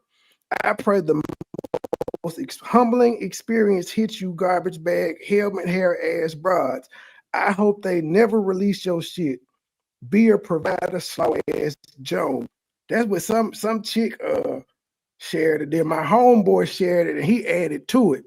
He said, "Sheesh." She went off, but this stamp situation exposes who you are as a provider, period, man or woman. It's people who don't make a lot but still don't qualify for stamps because the government say they make too much. They've been finding a way for years. So if you're bitching about stamps being cut, man or woman, you really fucking embarrassing. Don't be publicly telling the world your only way to eat is the government feeding you. They handicapped you to where you yourself believe you can only eat with food stamps. Honestly, I hope they never come back. Relying on them folks to feed us ain't the way. It's a harsh truth. That's what I said, though. I know I used to hear it growing up. Is if you give them the ability to feed you, you give them the ability to starve you. And as he said, it's a whole bunch of people that are told you make too much. They never got stamps anyway. They still got to buy their food. They work and they buy their food. Harsh truth. Damn, they coming like that. Ooh, not Memphis. We talking some shit though. Judge not started, but they ain't judging. they're not judging, but as they said, it's people who have who work regular jobs, making $10, $12 an hour. They've applied for food stamps and they told they make too much. They still got to pay their bills plus buy food. Believe they were speaking about the And ghetto if we're trash. being honest here, the loudest people talking about this shit, loudest ones talking about this shit, posting online, talking about the steps being cut, they got $200 weaves in their head. They was just buying the new Jordans. They still are buying shit. They got money. They just use it on lashes, nails, weaves, woods, and things of that nature. 3.15s. It's not like they don't have any money. That's basically where the comment was They still directed. drinking Don Julio every weekend. Turning up, See, and twerking at the you stoplight. barely get 20 and you put into the system.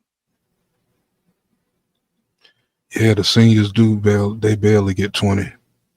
I've seen some people, man, with 56, you know what I'm saying?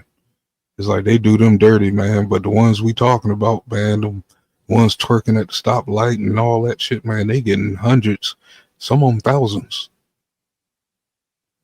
And they living the best life. Kids.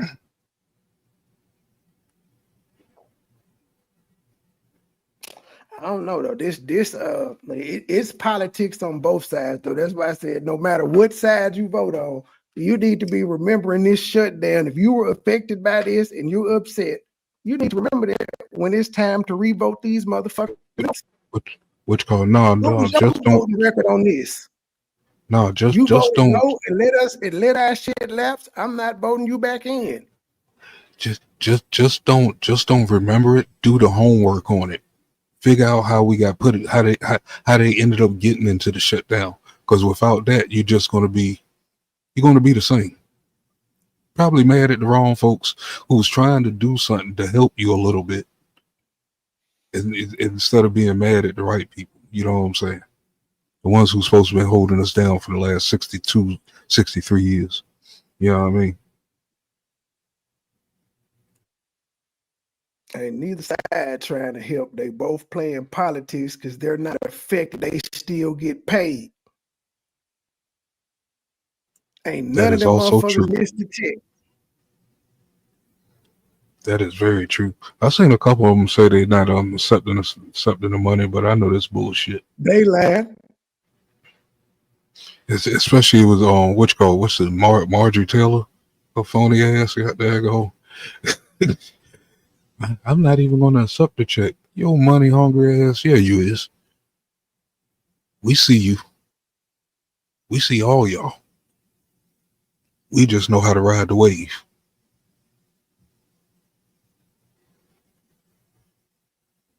And look out for the cliff.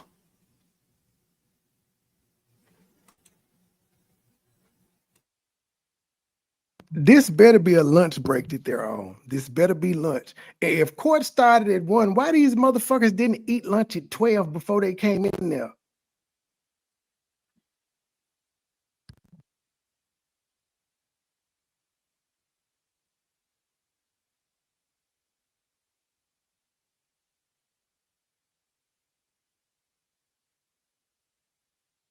Okay, is it Orish Alpha? Orish Alpha, because I was saying Orisha, and I was like, what the fuck am I supposed to do with the LFA? Is it Orish Alpha? Oh, I forgot how I forgot about the name. I know about the Orishas and Booms, but I'm guessing it's Orish Alpha. Orish Ifa. Oh, like Ifa Tunde. Orish Ifa. Okay, gotcha. Ifa. Like Ifa Tunde. Gotcha. Word. Orish Ifa. The Ifa is it's like a religion, correct? Sounds that Well, way. that's the best way I could describe it. It may not be a religion, but that's the best way I could describe it. Spiritual. Yes. There we go.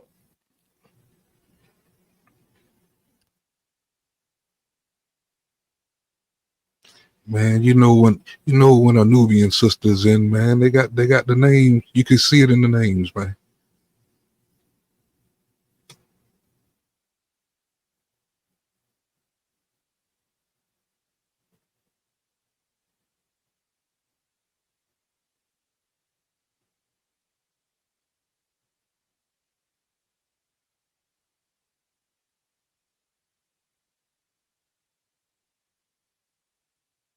See, I thought that crackling was coming from my end because I was doing too much. I guess it wasn't.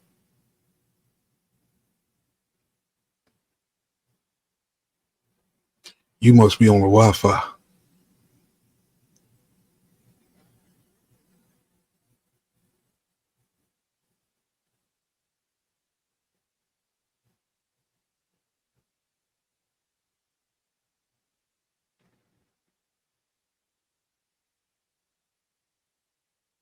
What Word. you say, man? I gotta go pick up the little one. What you say?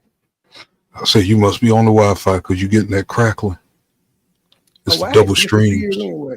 No, I'm not on Wi-Fi. I'm plugged directly in, but my son is playing the PlayStation and this other shit going. Hold on. Hey, man, you said you got 3 of those. You get ready to sell one of those in, man, to get the 6. Get a lot of money at the peak time. The 6 ain't coming out into like 2027, and I've had every PlayStation that there is, so that'll be no different. Which uh, I just which have go a about, 5 and a 6. man, get rid of them both and go buy a computer, man. You And play the same actually, stuff on a technically, computer. PlayStation normally drops a new console every 10 years, and that came out, the PlayStation 5 came out in 2020. I know because I got one Black Friday.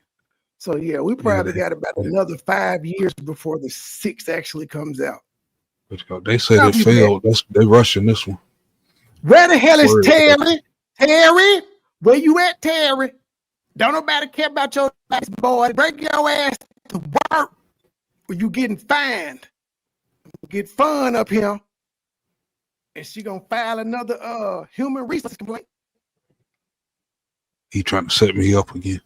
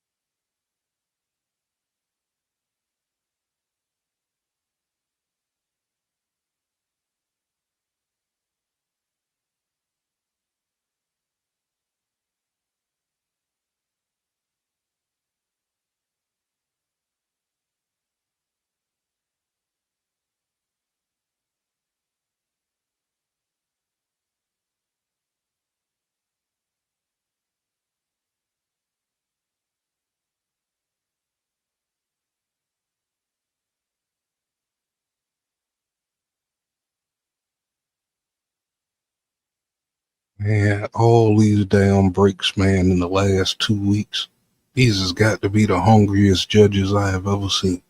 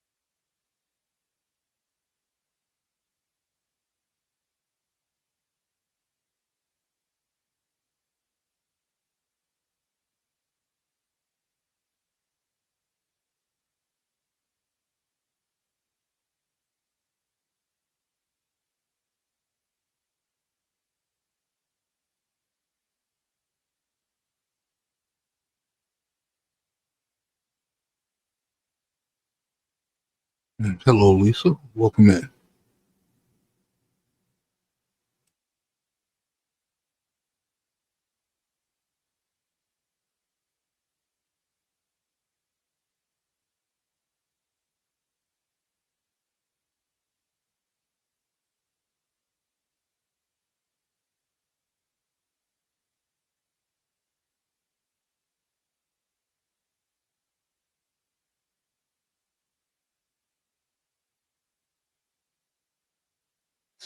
Doing great.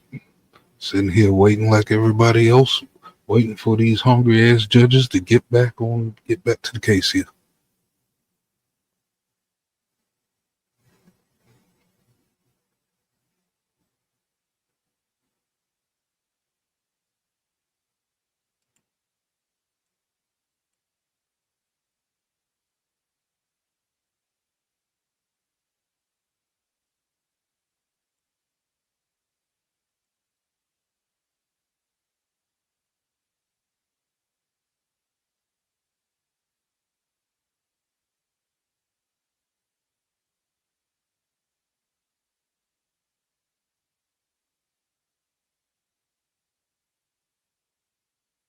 Tell you the truth, this case has been putting me to sleep. I just say she guilty.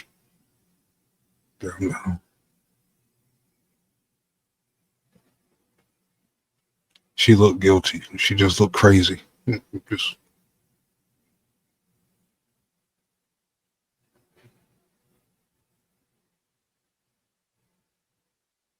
got that craziness in the eyes.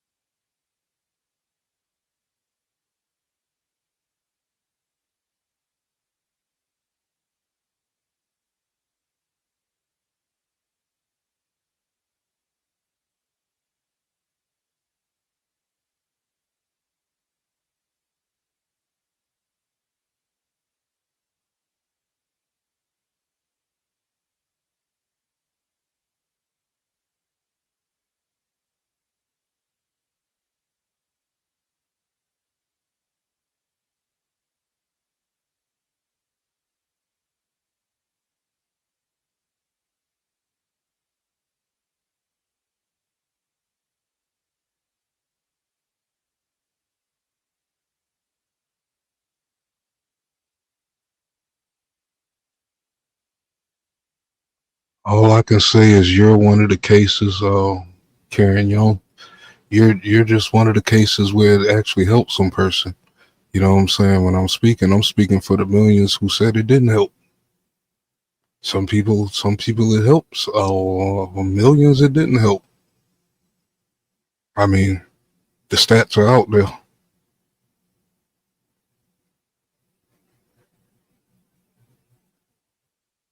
And that still don't take away why it was in place and the money they were stealing from you to reimburse to the pharmaceutical companies. But I'm glad it helped. I'm glad it helped you and your husband.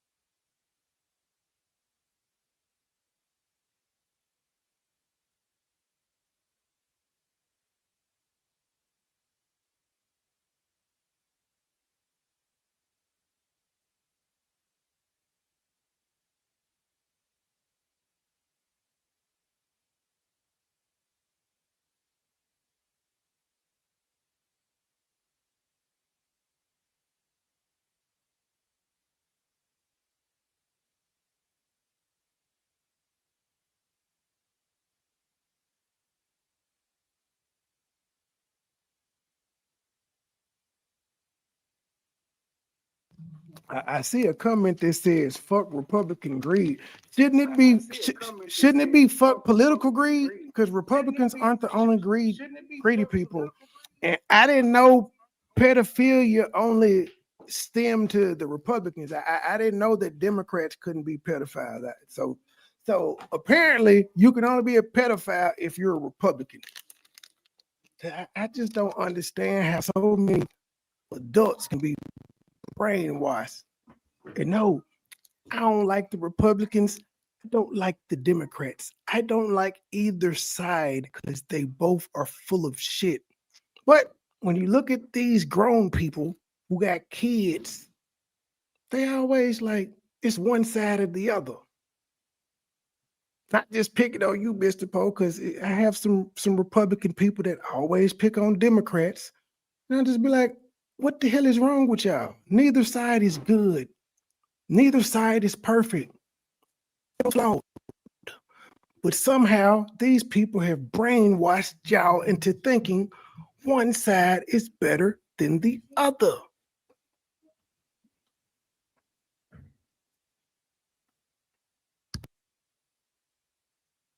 And I see how you spell KKK in the Republican, but Democrats were the initial KKKers. Y'all don't ever bring that up either. And why are they still on break?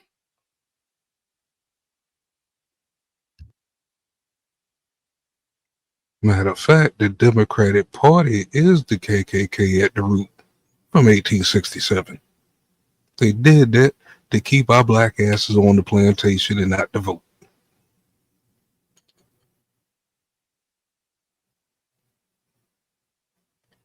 But they doing like they always do and point the finger at the other folks. I'm with Money Boy. I don't really agree with either one. Like I said, I just know how to ride the wave.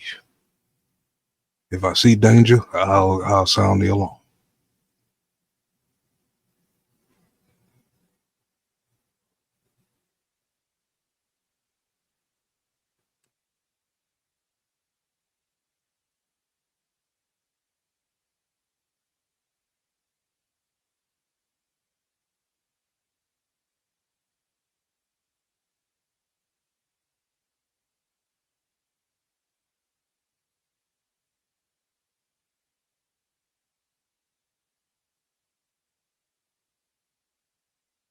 Did you see Umar? Somebody that made Umar a life size puppet. I told Umar, that's a damn voodoo doll, you fool. And you sitting here promoting it. It don't look nothing like him, but he said it had on some jeans. I'm like, bro, they're like a crackhead doll. But fine, he was excited. He better be careful, boy. One of them girls gonna pull one of your hairs while he was asleep. Well, she's supposed to be a fan, and she was like, "We make these dolls for everybody, and you can get one ordered too." Hey, Juicy, they make them custom ordered. I was like, "Yeah, that's a voodoo doll." What's it called? Okay, so progress report. Like we just got the fucking. I guess it seems like we just got report cards, but Grayson is on track to make principals on the road. The only reason she didn't make principals on the road last time is because she got 2 S's. As long as she keeps her G's and E's, she'll be principals on the road. Yeah, I remember last time I was upset because I was like, hell no, she got a bad grade. We brought it up. But now she on point this progress report. That folk just loaded her damn folder down with a lot of shit. It's some more confusing ass math homework that I'm gonna have to look at for 10 goddamn minutes before we start. And this is first grade math. First grade. This shit is ridiculous how they putting these problems together.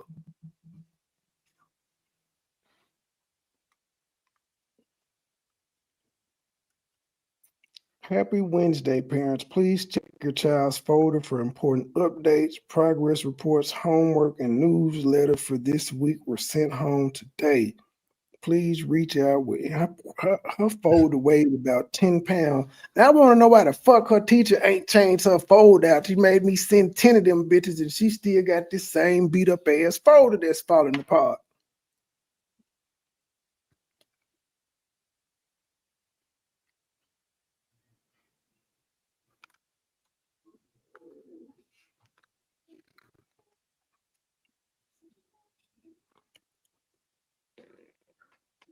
That comment. I'm supposed to hit.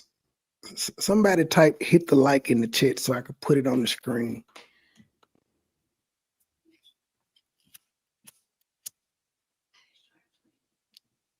Find out which chat is yours here. Mhm.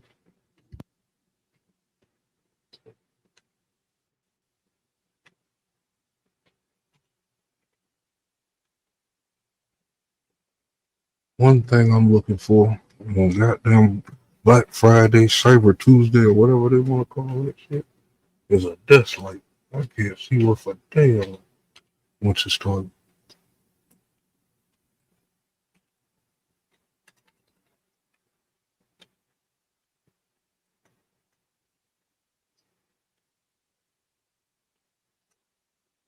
And this damn keyboard ain't lined up like a.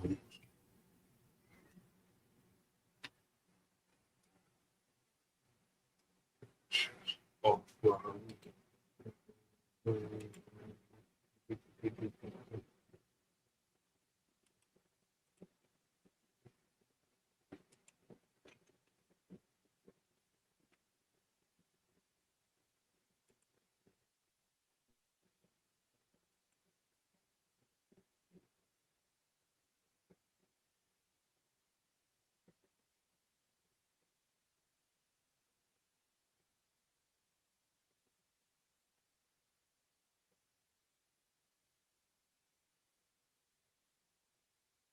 Yeah, these desk lights suck.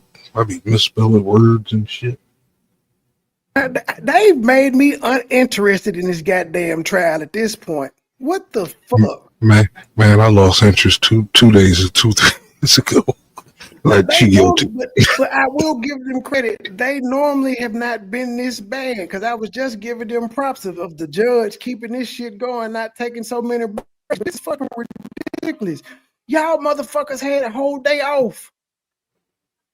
Y'all had yesterday off. What? And then y'all started at 1:00 today. What the fuck are y'all doing? Yeah, it looked like the same thing Memphis was doing, and it ended in manslaughter.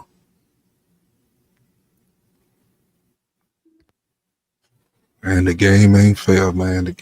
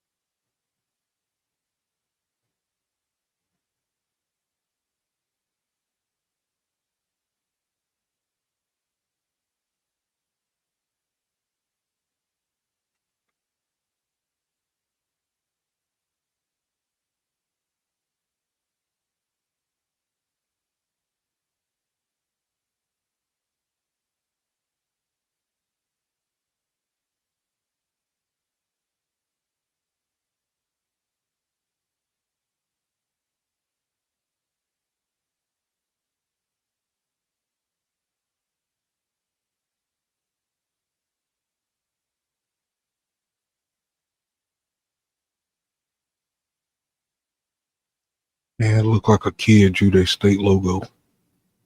I'm just noticing it.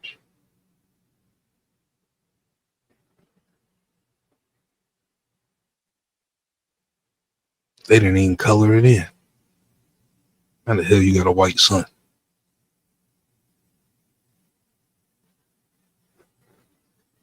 They being racist to nature.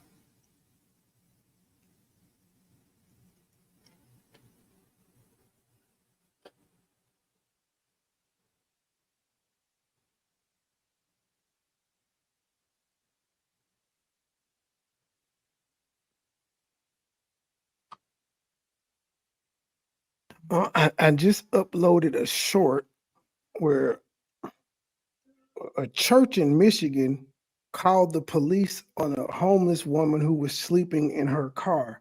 They came to her and they were talking to her about moving, and she went inside her Bible and showed them the scripture where they supposed to feed the homeless and clothe them and all of that. She didn't ask for any resources. She just wanted to use their parking lot to sleep in her car, and they called the police on her. And they wonder why people are running away from the church. Yep.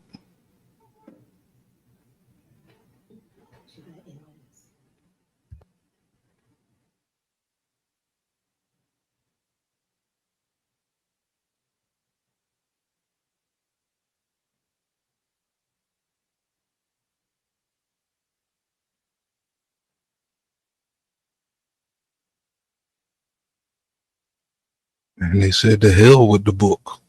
Get the hell out of the yard.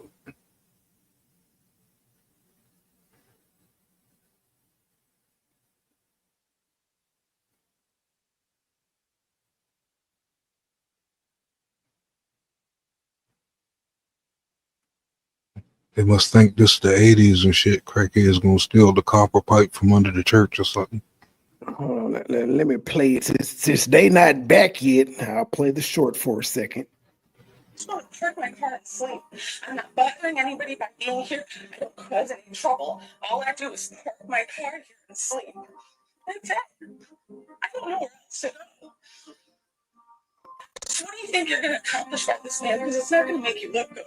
I can just go through over the Bible and see. Look what it says about homeless people and poor people and what you're supposed to do. Because it's not this. It's not this. And you know it. But I've said nothing from the church. I hope you're not turning that off. Record it all. Put it on Facebook. It's not going to make you look the way you think it is. It's not.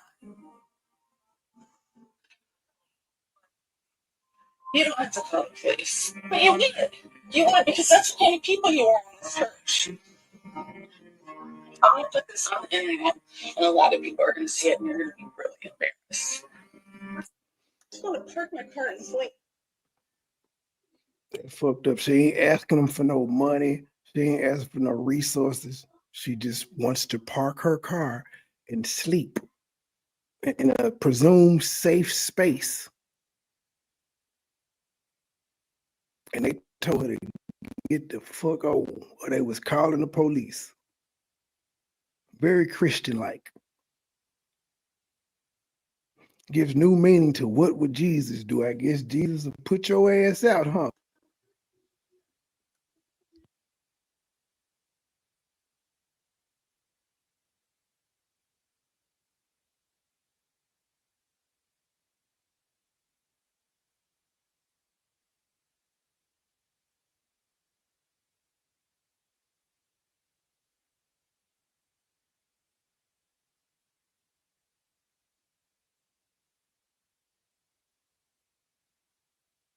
That sounds like when paying your tithes don't add up.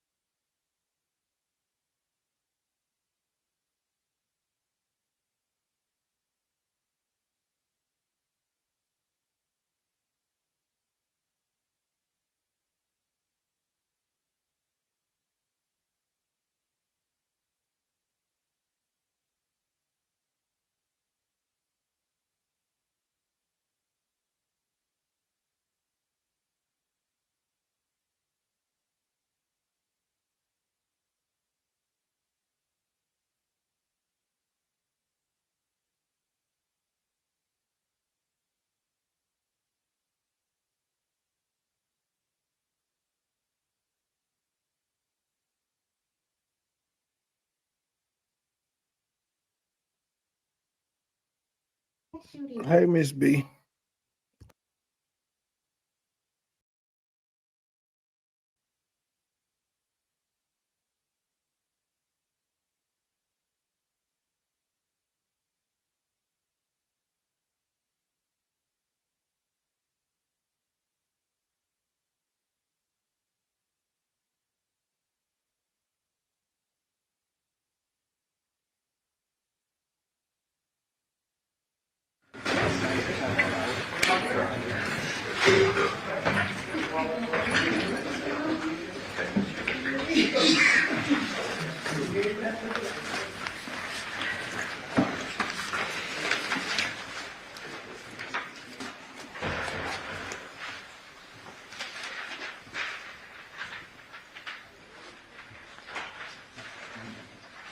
All rise for the jury.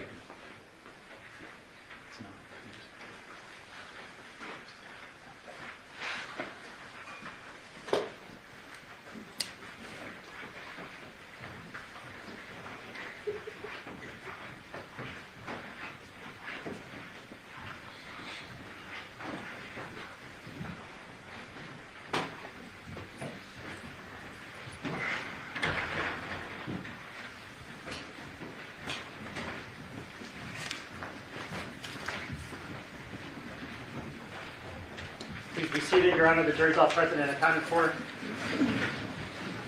We are back on the record in C 377-239, State of Alabama, Devin Michaels. May the record reflect that Ms. Michaels is present and her attorney, deputy district attorney on behalf of the state, and both parties give this to the presence of our jury. Yes, Your Honor. Yes, Your Honor. All right, Steve, you may call your next witness. Dennis Ozawa. Thank you, Your Honor.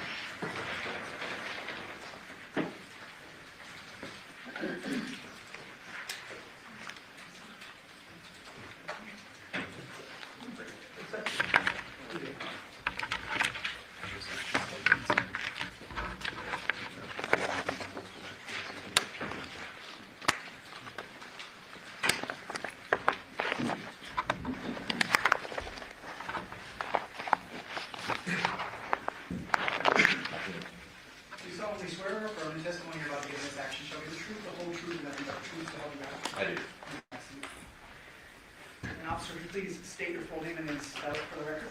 Full name is Dennis Ozawa. First name Dennis, last name Ozawa. Whenever you're ready, State. Sir, what do you do for a living? Currently a detective with the Henderson Police Department. How long have you been a detective with Henderson? Approximately approximately 10 years. And how long have you been in your current assignment? Approximately 8. What is your current assignment? I'm with the Crimes Against Persons Unit. And what does that entail generally? For the Crimes Against Persons Unit, it entails we investigate a wide variety of violent crimes in the city of Henderson, to include robberies, kidnappings, shootings, death investigations, officer-involved shootings, and homicides also. And so you've been doing that for 8 years. What were you doing in the 2 years prior as a detective? I was a fraud detective prior, And what were you doing prior to that? patrol officer. How long were you a patrol officer approximately? Approximately 10 years. During the course of your career, sir, have you received numerous trainings on law enforcement best practices? Correct.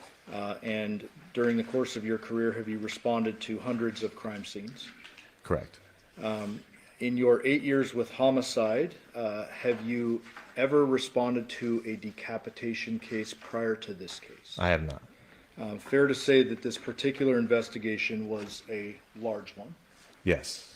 entailing many support personnel such as crime scene analysts, other detectives from homicide, and actually some other detectives from other units called in to assist in the investigation. That is correct. In this particular case, did you get called out to a homicide at 2698 Haladura on August 7th, 2023? I did. Do you remember around what time you were called out? I believe it was approximately in 9:40 is when we were notified. 9:40 in the morning? Correct. And what time was the actual call for service, sir? I believe it was approximately 8:40 in the morning. Who was the person reporting? Yoko Willett. What was the general information you received before responding to the scene? From what we were told, that from dispatch, that Yoko had called in, advised that she had found her son, Jonathan Willett, in his bedroom, and he was all bloody and believes that he was dead at that time. And so, is it fair to assume that fire and first responders went out to the scene before you did? Yes, And it was confirmed that Jonathan was in fact deceased? that is correct. Did you say the victim's full name for the record? Jonathan Willett. Once you arrive at the scene, you get called out around 9:40. What happens when you arrive? When we arrive, when we, meaning our Crimes Against Person unit plus the crime scene analysts, we start to show up. As soon as we all arrive, we're waiting for a brief from the supervisor who's on scene.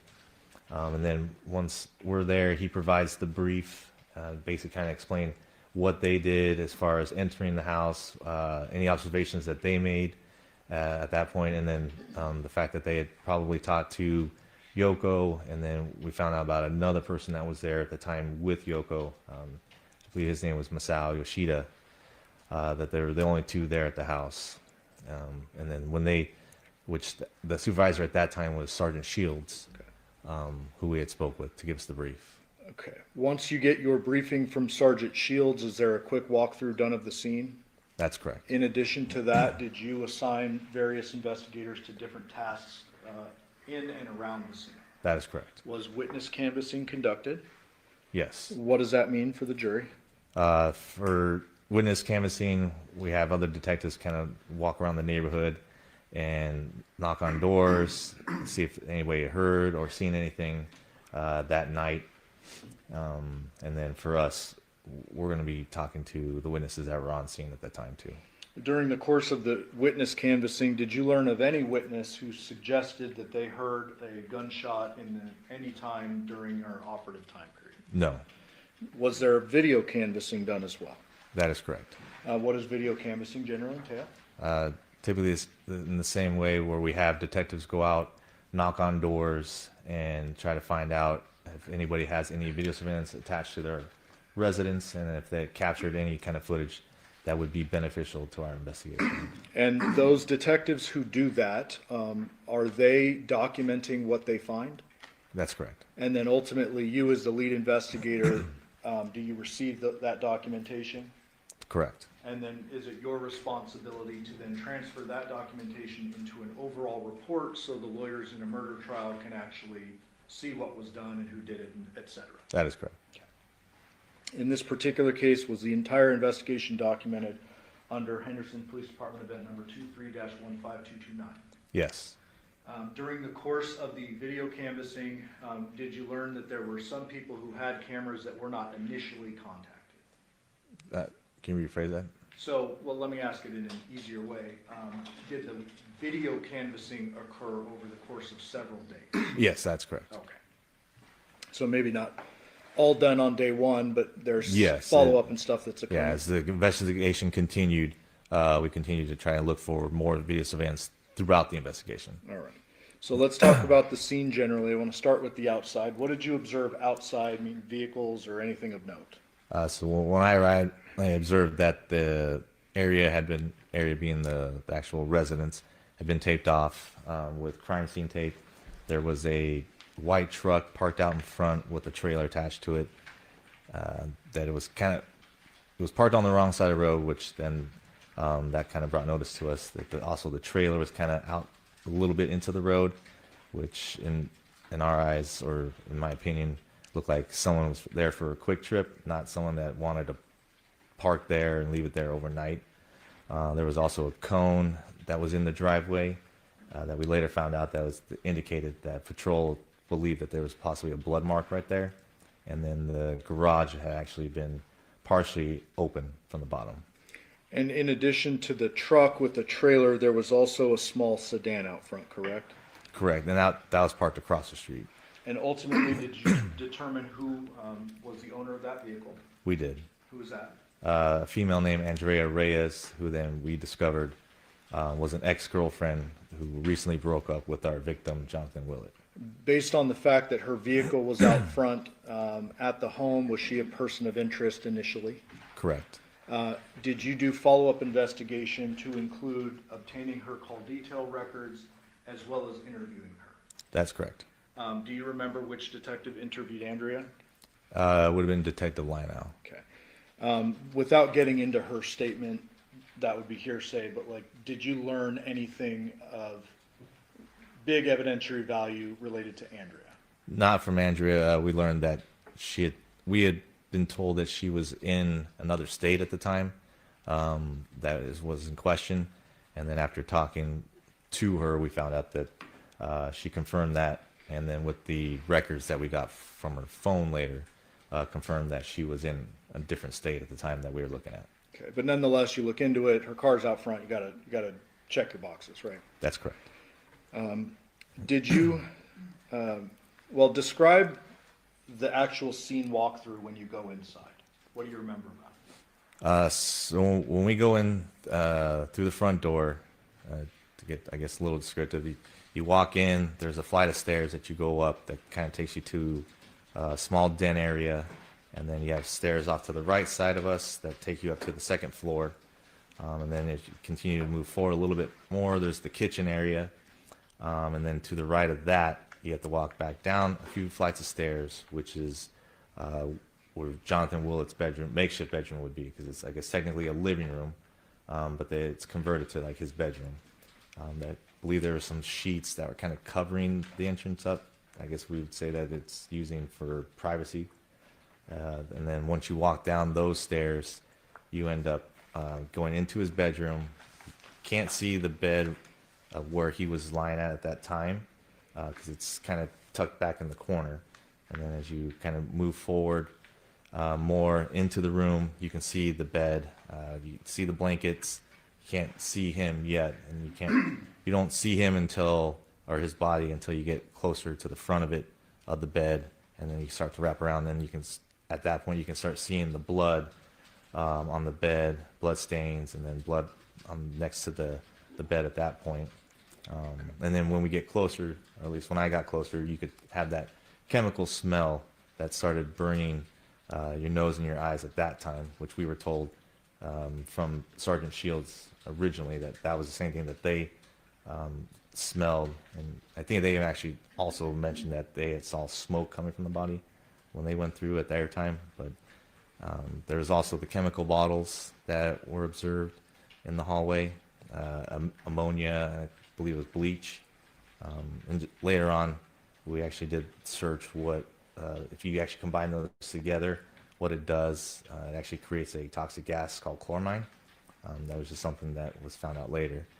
And then as you get, like I said, you got closer to the bed, you can see his body where it's just the top of his shoulders. The blanket was pulled up. And then you didn't see his head, obviously. His neck was severed. Blood was there on the blanket. And then we also noticed that there wasn't any blood spatter on the walls or on the ceiling. Just given the type of injury that we were seeing, you expect to probably see a little bit more blood in other places.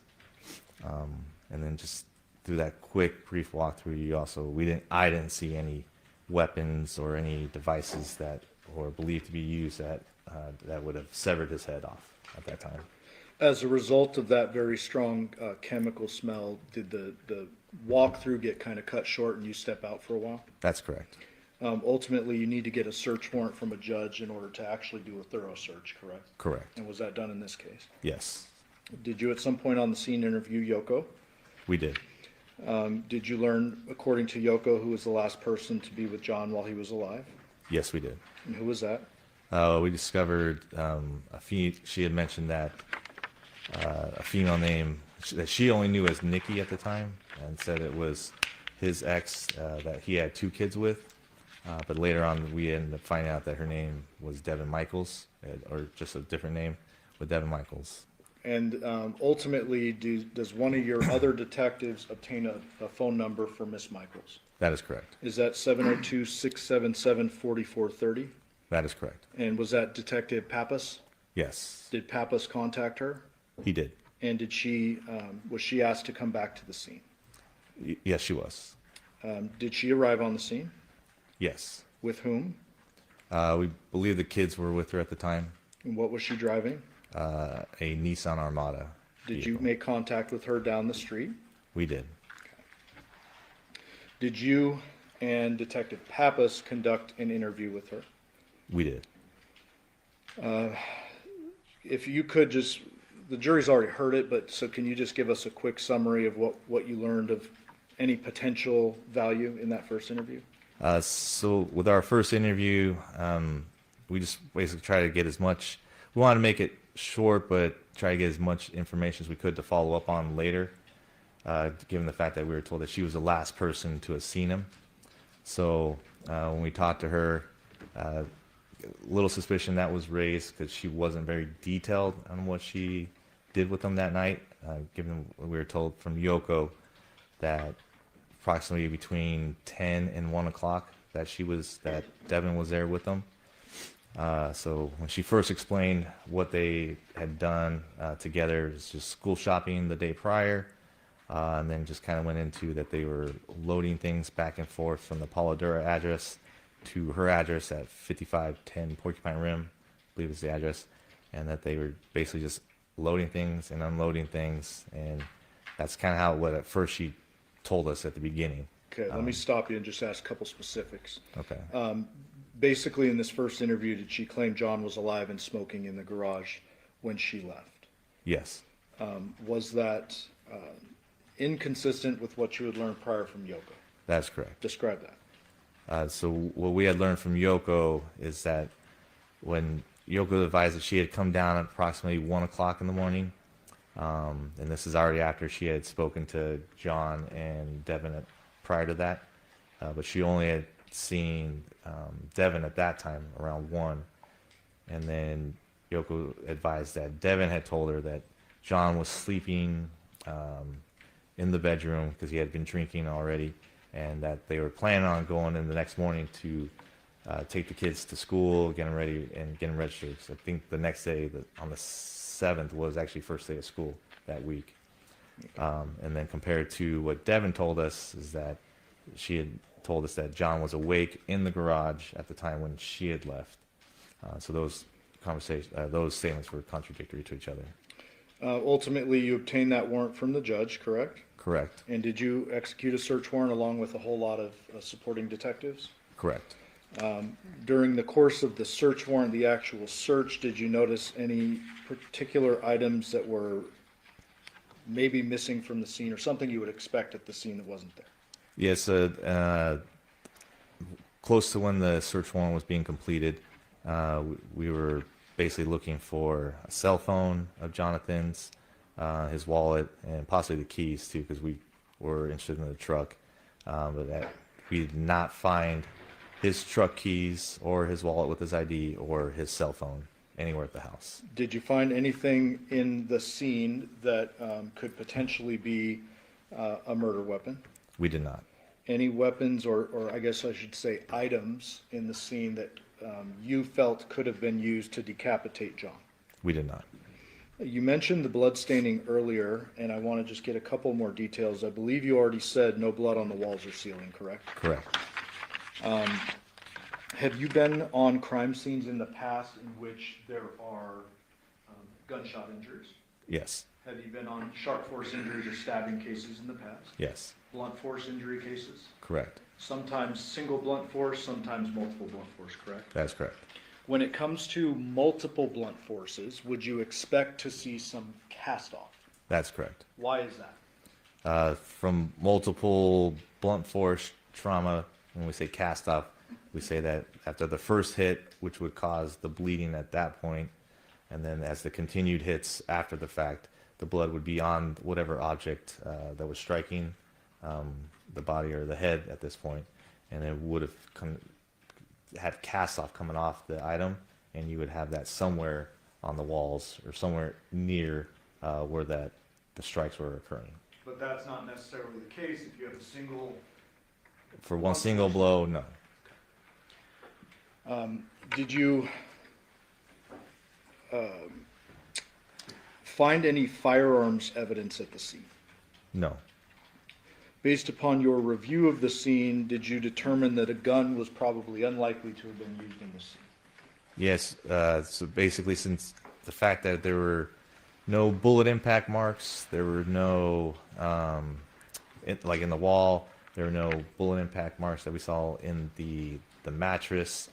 No blood spatter from a bullet impact going through a body or a head was seen. Also, the fact that Yoko and Yoshida didn't report that they heard a gunshot, and there were no phone calls coming from the neighborhood that there was a gunshot. There was no reason to believe that a gun was used in this incident. As a result of that, are you generally kind of focused, narrowing your focus in on sharp or blunt weapons? That is correct. Not ignoring a gun if you come across it, but your focus, what you're really looking for is sharp or blunt. At that time, yes. Did you later learn that it was reported that a knife was missing from the scene? That is correct. Based upon the blood patterning as you saw it, can you describe kind of some of your investigative deductions you got from the blood near John? So when you got closer to the body and where you saw the blood on top of the actual mattress, you saw it there next to his body, and then you kind of saw some off on the side of the bed, and there was a little bit of pool of blood at the bottom on the carpet. Then when you look at it, you can kind of see there's certain voids in the blood. So when we round tabled it, talked together, it was kind of determined that, hey, there's probably something placed there, because where the blood was actually at, you could see, like I said, some voids. So where maybe a possible container was that possibly collected a lot of the blood, because even though there was a good amount of blood that was there on the scene, not as much as what you would believe, considering the type of injury that you saw with his head severed. Okay, and try not to ask this in too morbid a way, but if you're assuming, or did you assume the decapitation occurred there in the scene? That's correct. If you're assuming that is the case, and the head finally is lopped off, if there's nothing under it, would you expect kind of a splash or a different patterning? That is correct. Okay. Did you notice whether there was a doggy door in the room? Yes. And what did you notice about that, or what deductions did you come to from that? We were told that the doggy door was closed, which was unusual. When we were told by Yoko, and then when you saw where the doggy door was at, next to the slider, and you witnessed that it actually was still shut at the time. Okay. As a result of the observations you made at the scene, did you or other detectives contact the defendant over the phone? That's correct. Was that you? Yes, it was. Okay, and same phone number we just mentioned a minute ago? That's correct. What was the content of that? Was that a short contact? After our initial interview? Yes. Yes. Was there something referenced about a Burlington coat factory? Yeah, so I had contacted Devin again over the phone because we wanted to talk to her, ask more clarifying questions, and actually talk to Debbie also. So we asked if she was willing to meet. She said yes, and then we were going to head up to her place at 5510 Porcupine.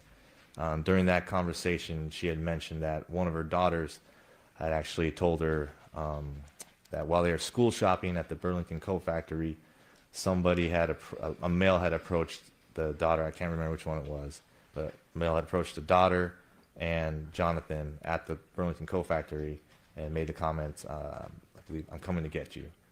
So being that it's still early in the investigation, things that we need to investigate everything, as myself and Detective Skinner are driving to the Porcupine Rim address, we had another detective go to the Burlington Coat Factory that she said that they were at and review video surveillance from that place. And what was learned during the course of that? So the video surveillance was reviewed. I believe Detective Kondratovich, who then relayed to me that at no time did he see anybody approach John and his daughter, and it looked like there was any kind of confrontation at all with anybody at the store. Okay, so something that the defendant mentions it, you attempt to verify it, there's no evidence of it, but you note it for your investigation. Correct. And then did you start heading toward the 5510 Porcupine Rim address? Yes, sir. Who'd you go with?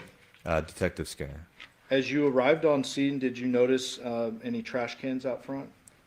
Yes. In Throughout addition- the neighborhood. Throughout the neighborhood? Correct. In addition to noting it's trash day and there's trash cans throughout the neighborhood, did you notice anything as you approached the actual home? Yes. Go ahead. So when we're approaching her house, her vehicle, the Nissan Armada, is parked on the left side of the driveway. And at that time, Devin was already outside. It looks like she was taking things from her car back to the house. So then we follow her up the driveway. And as walking up the driveway, I see a black cell phone on the ground in a spot that typically you wouldn't see a cell phone just sitting on the floor. So I take note of that, and it looked like it was either dropped or left there.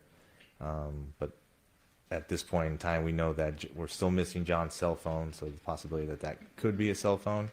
Take note. I let Detective Skinner know that also, and then we continue to follow Devin inside the house. And just so we're clear, as you're walking up, I'm not going to pull the photos up, but you said the defendant's vehicle is on the left Correct. of the driveway, parked nose in, facing the home. That is correct. Where is the cell phone in relation to her car? It would have been close to the garage on the driver's side of the vehicle, and near the rock landscape that's on the outside of the driveway.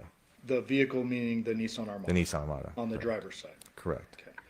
Why is it that you don't go pick it up right there and you just take note of it and talk to Skinner about it? Because at that point, we want to be able to talk to Devin and Devier, and we want to be able to not have them know that we have that phone at that point, because we're not sure if it is John's phone, and if it is, then obviously our interviews are going to be different when we talk to them. So if it's actually evidence that we're going to need or use, it's going to be something that we want before we can talk to them and get more information from them. We don't want it to basically have them use that information also now to come up with different, a story, I guess, per se, with us. And as a homicide investigator, you are aware that you can't just go seizing evidence without a warrant, correct? Correct. And so even if you wanted to, you couldn't just walk up and seize the cell phone at that time. You would have to get a judge to sign off on an actual search. That's correct. Okay. Did you make contact with Devier? Yes. Where was that? Was it out front, inside? Do you remember? Initially inside the house, and then I conducted an interview with him inside my vehicle. And did you conduct a recorded interview? That is correct. Audio recorded? Yes. Did you notice anything about Devier as you began to talk to him? When we entered my vehicle, there was a heavy odor of alcohol that I detected, and then he actually apologized in the interview at the beginning, saying that he had actually been drinking since he had gotten home, and said he was sorry that he was basically possibly intoxicated. Did he say why he started drinking when he got home? Basically because of the news that he found out about his dad being deceased. And you've spoken to dead people's next of kin and families many times in your career. That is correct. Was that out of the world of reasonableness for you, or what? No, obviously I told him that, hey, I understand what you're saying, or why you've been drinking. It's people mourn in different ways, and that is one way that people mourn is they tend to drink sometimes too. Nonetheless, even though he's been drinking, you still want to talk to him and ask him some questions, correct? That is correct. And you did that? Yes. Again, the jury has gone through a lot of evidence before you testified, so I'm going to just hit a couple of points, and you correct me if I'm wrong. Okay. Generally, did Devier say he had been home all day the day before? That is correct. Did he actually initially say, I was working, and kind of correct himself and be like, wait, is yesterday Sunday, that kind of thing? That is correct. Okay. So he corrected himself. Yes. And then he says he was home the day before, meaning August 6th. That is correct. Okay. And did he indicate that he was home the night before watching the girls? Yes. Did he, in your opinion, minimize the sexual relationship with the defendant? He did. And just generally, I'm not going to hold you to precise numbers, but was Devier a bit younger than the defendant? He was. There was a question asked with a prior witness. It might be out of left field with you, but I want to ask you. There was kind of a suggestion made that Devier in this interview had mentioned that cell phone in the driveway. Is that accurate? No. Did he say anything about the cell phone? No. As I kind of stated previously, we didn't want to bring up the cell phone, and the fact that we had found it or seen it, just because we wanted to get information from him without kind of any evidence that he would know about at that time. Okay, so any suggestion made earlier, unintentionally probably, that Devier brought up that cell phone in the driveway, that did not happen? No. Okay. Not in that interview. Devier at home during the time frame indicate that he worked the next morning and learned of his dad's death via phone calls from family and stuff? That is correct. I'm not going to go into too much detail on the phones because we have other witnesses to do that, but ultimately you did get his CDRs, correct? Correct. Did those CDRs confirm or refute his claim that he was home last night? They confirmed his statement. With the video canvassing, that was done at Porcupine Rim and Paladar, correct? Correct. Was there any video in the area of Porcupine Rim that depicted Devier's vehicle or vehicles moving away from the scene? No.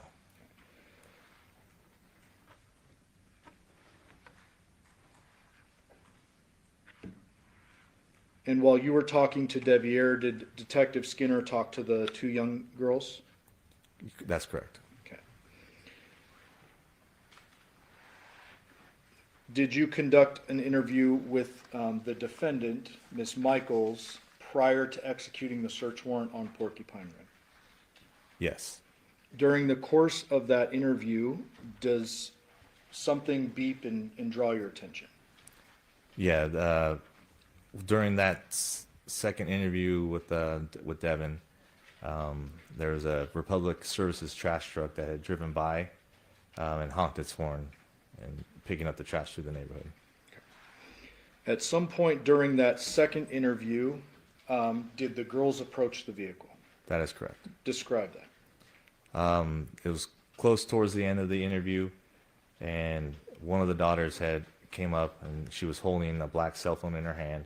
When we had rolled down the window, they basically were saying, "Hey, Mommy, this is Daddy's cell phone. This is the reason why you can't get a hold of him." So then she hands the phone to Devin, who then we take the phone from her, and then it's given to Detective Skinner.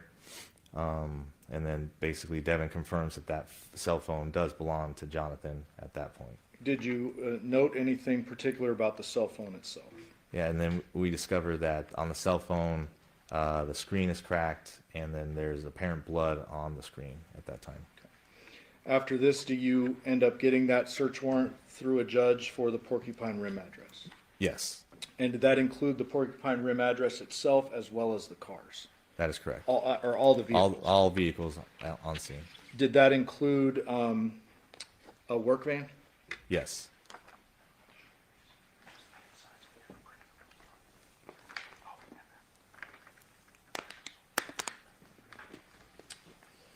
And Your Honor, we had missed these earlier, so I believe there's a stipulation to 653 to 658 as well as 659.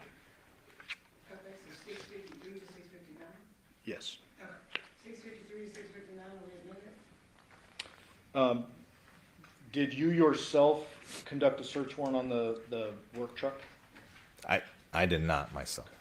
Just going to show you, though, these are part of your investigative file, correct? 653, Correct. 654, correct? Correct. 655, Yes. 656, Yes. 657, Yes. 658. Yes. And do you remember who searched that vehicle? I believe it was Detective Lionel and Detective Christopher. And then there was also a crime scene analyst documenting stuff, correct? That is correct. Were there any bloody weapons, tools, or anything of that nature found within that vehicle? No. Okay.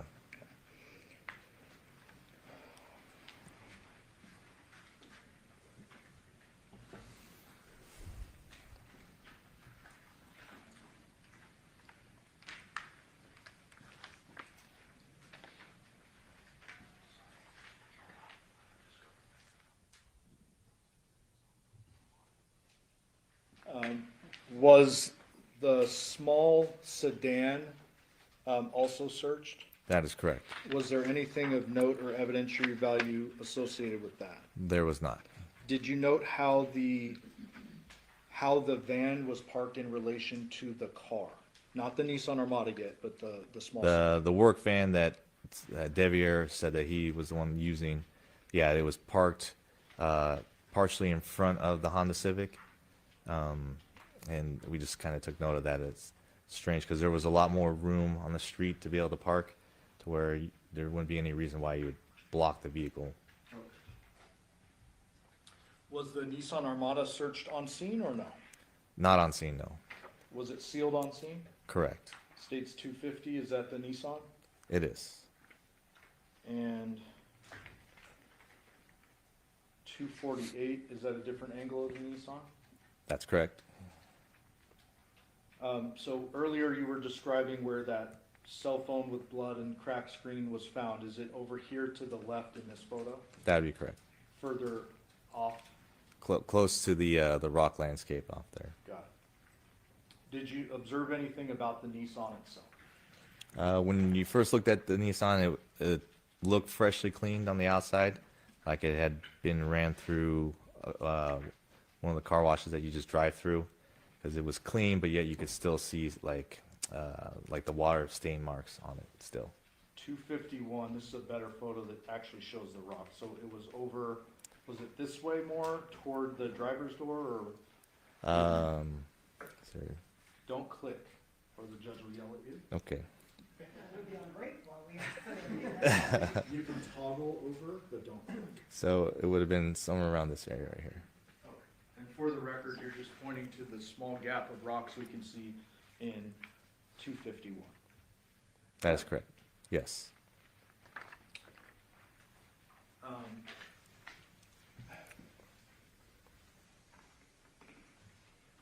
That Nissan Armada was searched later at the lab, correct? Correct. Anything of evidentiary value that was found within the vehicle? No. Did you obtain a search warrant for the Nissan Armada's infotainment center? We did. And did you execute that warrant and one of your detectives pull the infotainment system with data out of it? That is correct. Ultimately, did you review that pretty thoroughly?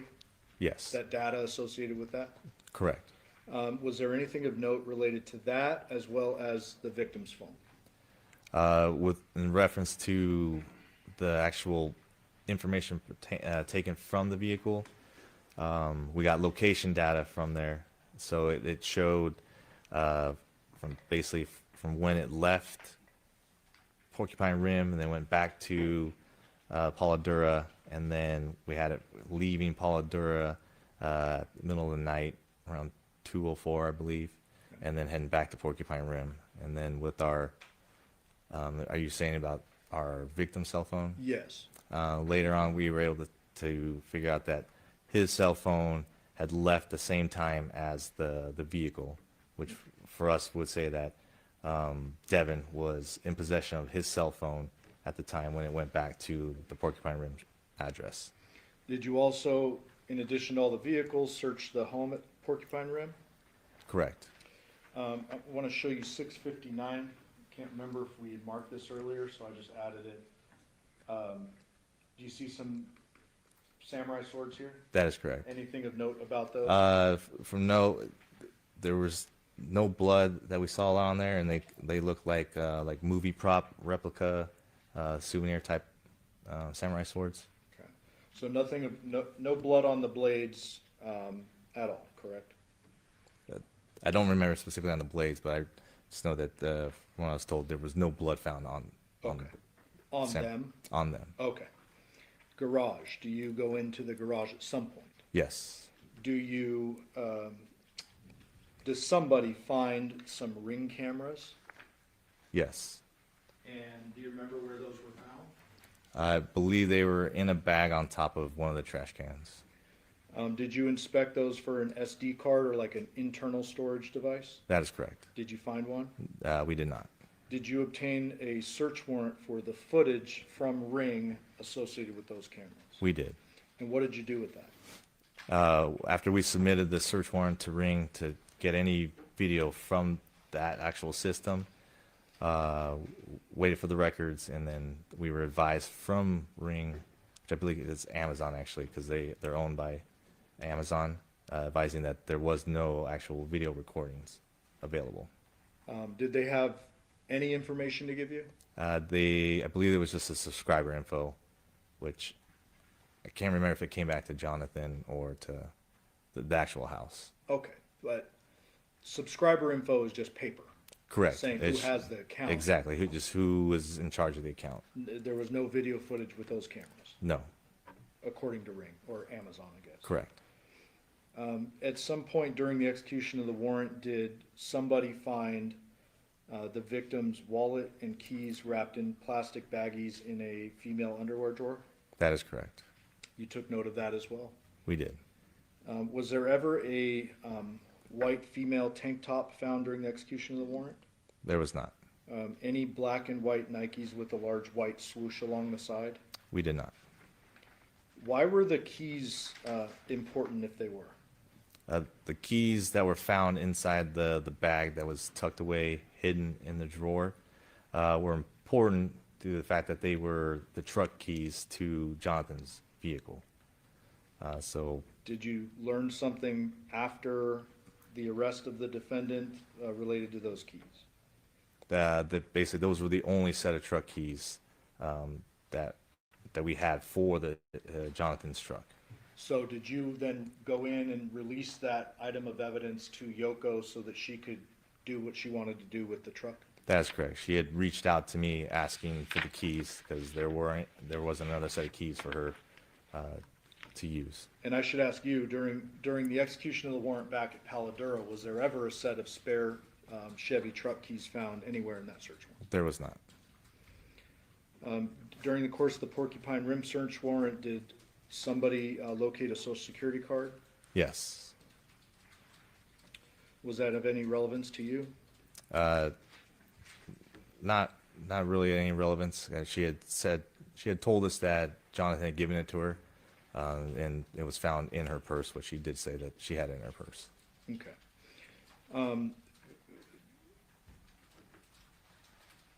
Is it a fair deduction that if someone wanted to make changes to custody or school paperwork, they may need the Yes. The They would Social need social Security security card, probably the ID, and any other kind of identifying information for that person. Did you locate guns inside the home? We did. I believe you previously testified that the scene didn't appear consistent with gunshot, but do you take note, document all those guns, et cetera? Correct. Pictures are taken and documented of the weapons that we found, but like we said earlier, there was no evidence at that point to say that a gun was used, so they were just noted and documented. And ultimately, at this particular scene, are there 11 electronic devices that are taken and later analyzed by digital forensics? That is correct. One being the victim's phone that was in the driveway. Yes. Was one of them Devier's device? Correct. Another one, the defendant's device? Correct. And then any other electronic devices you or anybody else found during the search warrant? That is correct. After the search warrant is conducted, or while it's still going on, do you conduct what'll be the third interview with the defendant? Yes. During the course of that interview, were you receiving information from your fellow detectives that were still inside? That's correct. One of those things being they found the wallet, the ID, the keys, and that? Yes. Did you ask the defendant during this third interview about whether John's wallet would be at her house? I did. What did she say? I had asked her, I think I actually had asked her if she knew where John's wallet was at, and she had told me no. Okay. Did you then go a little bit further and ask her about, or I guess confront her with the fact that you had found it in the house? We did. And what did she say about that? Then she had mentioned that she had multiple wallets of his with other IDs in it when we confronted her about also the ID. And then we had also talked to her, basically confronting her about that. Well, it's the most current ID. Why would you have that? And she really didn't have an answer for us for that. I'm going to ask you a very important but specific question. Who is it in this interview that talks about the wallet being wrapped in plastic bags? She was, Devin. So she volunteered that info. That is correct. You did not tell her the wallet was found wrapped in plastic bags. We did not.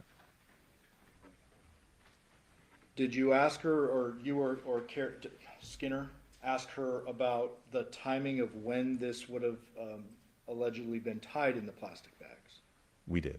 And what was the response, or what did you take from that? What she had told us, and didn't, with the keys for the truck being in the plastic bag, her time frame wasn't making sense, just due to the fact that she had told us that when Jonathan had given her the bag and then had dumped stuff in there with the wallet and the keys, it was between the time frame of 8 and 9 o'clock, and then they had still driven from Paladura back to the Porcupine Rim house. And so at that point, she said, when we went back to that house, that's when I had put the plastic bag in my drawer, and then we drove back to Paladura, which we know now also that couldn't have been possible since it was his truck keys that were actually in there. So that couldn't have been the time frame that he had given her all that stuff. Did you attend John's autopsy? I did. Did you notice the obvious very large neck injury? Yes, I did. Other than that, were there any bleeding injuries on John's body at all? There was not. I want to go back to video surveillance for a moment. Fair to say that dozens and dozens of homes and businesses were canvassed for surveillance? That is correct. And there are lots of hours of footage and data to comb through. Yes, You, I would presume, can't do that all yourself, correct? that is correct. And so we've previously had a detective testify about a lot of that, but I just want to hit a couple of points with you, okay? Okay. You are generally familiar with the surveillance? Generally, yes. Generally. So was there footage taken from a Terrible's near the Paladura address? Yes, there was. Did that footage show the defendant and John alone leaving the store around 10:11 p.m.? It did. Was there a bunch of footage taken from the Paladura neighborhood itself? There was. Was there footage from 2699 Fan Palm? Yes, there was. And do you remember if that one was a fixed camera? I believe, yeah, it was a fixed camera that recorded, constant recorded. Was that, did that show the victim's truck arriving in the neighborhood about 10:12 p.m.? I believe so, yes. And that would have been consistent with the distance from the Chevron? It would be. So if they leave Chevron at 10:11, it's real close by. Correct. The Chevron was located just around the corner from their house. 2696 Paladura, was there footage from that? Yes.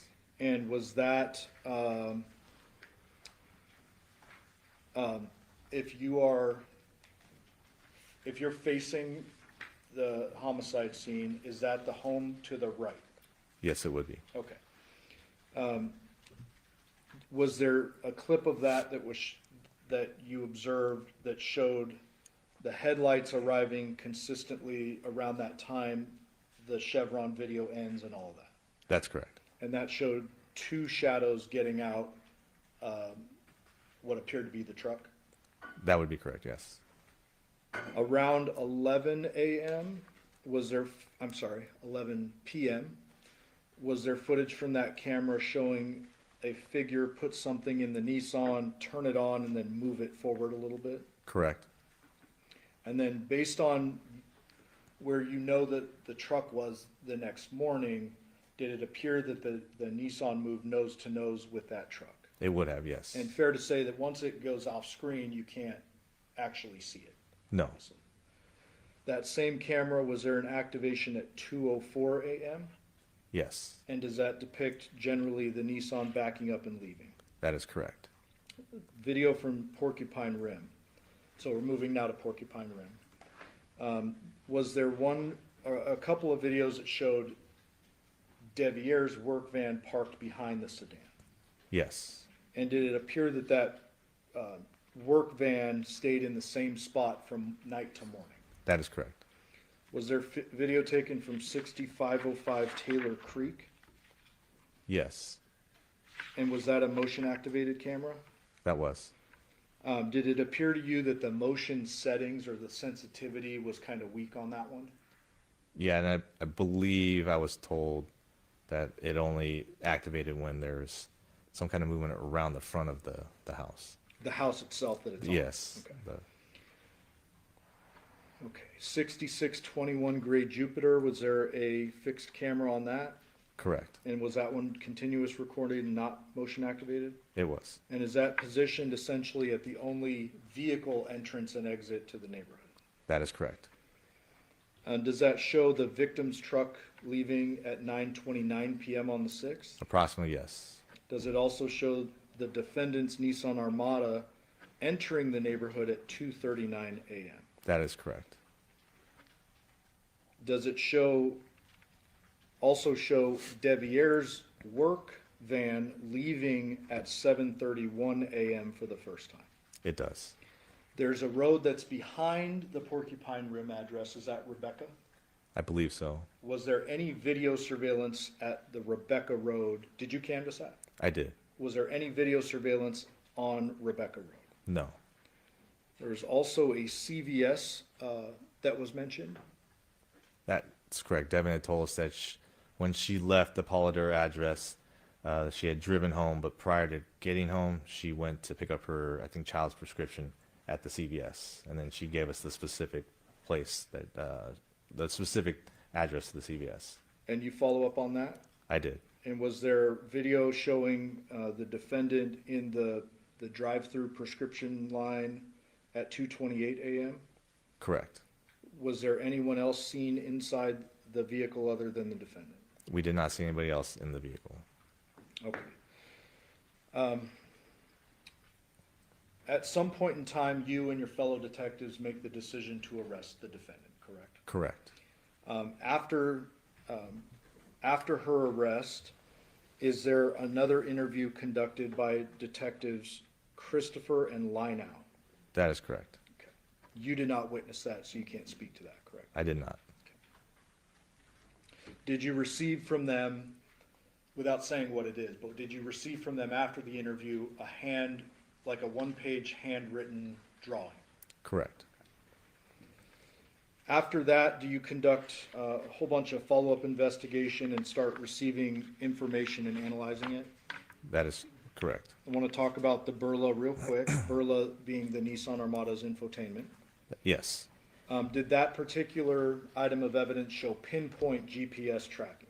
It did. And did that suggest that the defendant's Nissan Armada left the scene at Paladura at 2:04 AM? It did. Did you also do a whole bunch of follow-up with call detail records? We did. And I believe you mentioned this previously, you obtained the CDRs for Andrea Reyes. Yes. Did those rule her out? They did. And those showed her up in a remote area far away from the scene? Yeah, I believe in Oregon. Did you obtain call detail records for the victim's phone? We did. And would that be phone number 702-561-9242? Correct. Does that sound right? I believe so. Those call detail records for Jonathan's phone, did they suggest that his phone kind of went inactive after around 11 PM on the 6th? That is correct. And then they show that that phone pops up at Porcupine Rim the next morning. It did. Did you also obtain Google data separate from the CDRs for Jonathan's device? That's correct. And is that what you mentioned earlier, that at 2:04 AM it showed traveling the same track as the defendant? That is correct. Did you obtain CDRs or call detail records for the defendant's main device? Yes. Would that be 702-677-4430? Yes. And you yourself talked to her on that number, correct? That is correct. And was the CDRs on that consistent with what we've talked about with the Burla and the Google data? Correct. They all matched up together. Did you also obtain CDRs for Devier's device? We did. And was that 707-628-1336? Yes. There's a subscriber sheet that comes with that. There is. And there was a man, I believe it was Joseph Sands, listed as a subscriber. He was. Did you do any research into Joseph Sands and the address on the subscriber sheet? Yeah, we discovered with that same address in, it was Vacaville, California. Also living there was a female named Arminthia Sands, which is what Devier told us that that's his mom. Okay, so the male name is Joseph Sands, but you do some research into that to determine if there's a Sands relation? Yeah, Did the location data in Devier's phone suggest that he was home all night at the Porcupine Rim residence and doesn't leave until he goes to work the next day? that's correct. Did you cause various items of evidence to be submitted to the forensic lab for further testing? We did. I want to talk to you about fingerprints real quick. Did anything of note come back on fingerprints for either the defendant or Devier at the Paladura residence? No. Did a couple of things come back for the victim at his own home and Yoko at her own? Correct, which we would expect. Okay. With regard to DNA, did you obtain or were you able to obtain a search warrant for the defendant's buccal swab after her arrest? That is correct. And you can't just go swabbing people, you have to get a warrant for that, correct? Correct. Did you obtain a buccal swab search warrant for Devier? We did not. Why not? At that point, he had been ruled out as a suspect, and we didn't. There was no probable cause for us to actually get his DNA. And we're going to have an expert talk about DNA results, but very basically, did you learn that the DNA on the knot of the plastic bags came back to the defendant? Correct. And then the DNA on the driveway blood at Paladura and the blood on the victim's phone at Porcupine Rim come back to the victim? That is correct.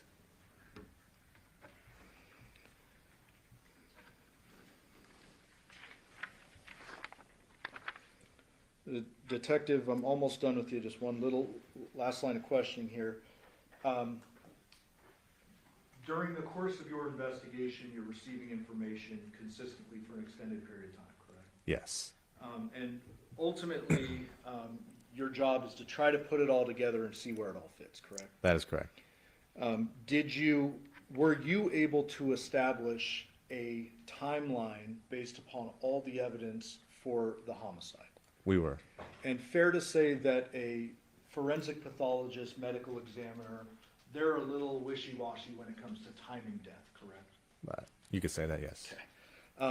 What did you conclude the time of death was for John?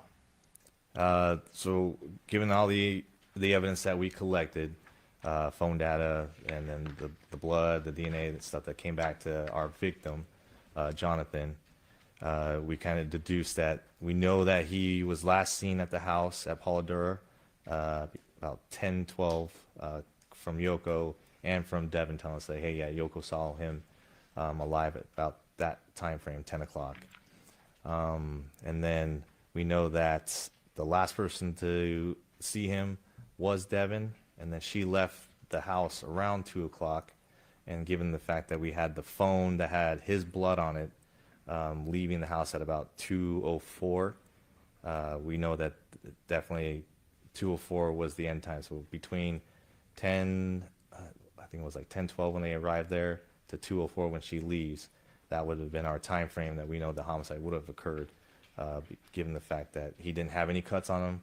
There was no other blood that would have been coming from Jonathan, except from when he was killed and then when his head was cut off.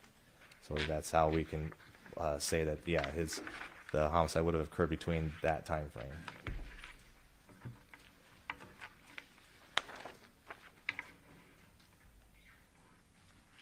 Pass the witness, thank you. Your approach.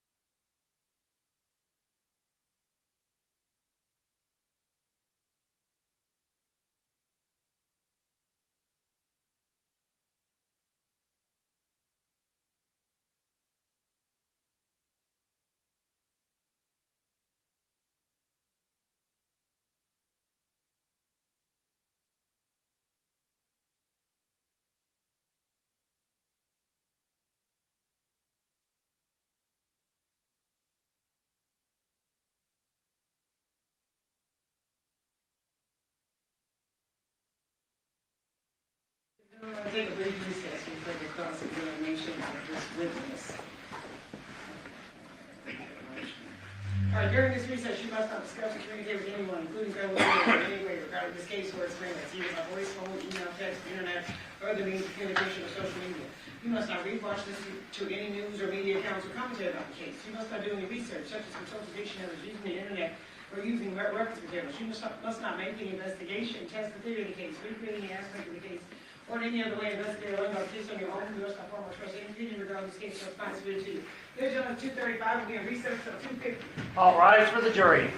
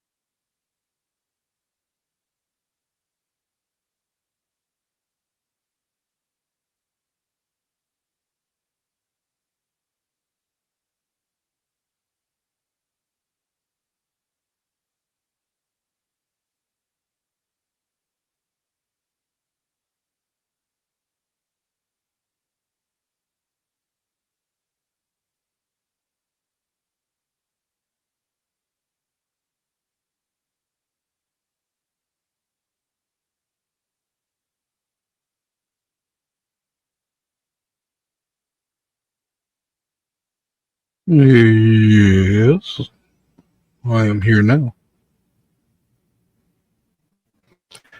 These fools on another damn break.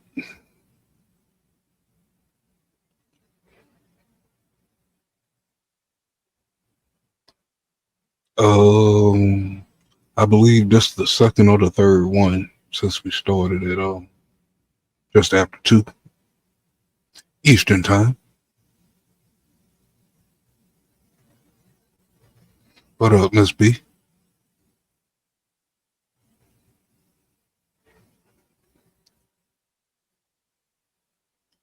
I was just over here messing with my own stuff. I didn't even notice they stopped talking. Like this is going on way too long.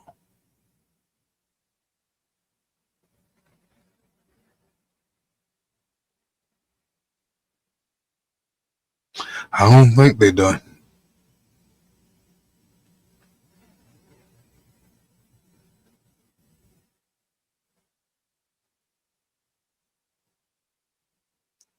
You know they trying to push this all the way to the weekend.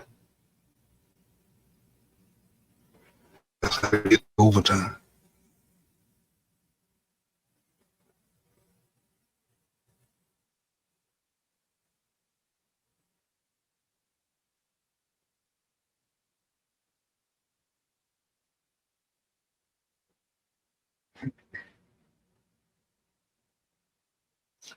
I know they trying to make it look like it's possibly somebody else could have did it, but she's the one sitting here now, goddamn, with the dumb look on her face. Guilty. Just easy work. Either you watched them do it or you did it yourself. Guilty.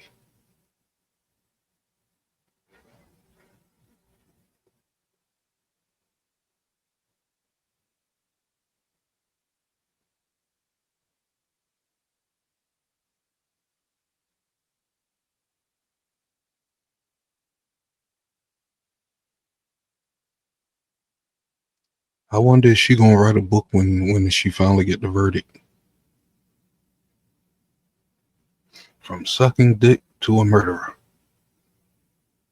Damn.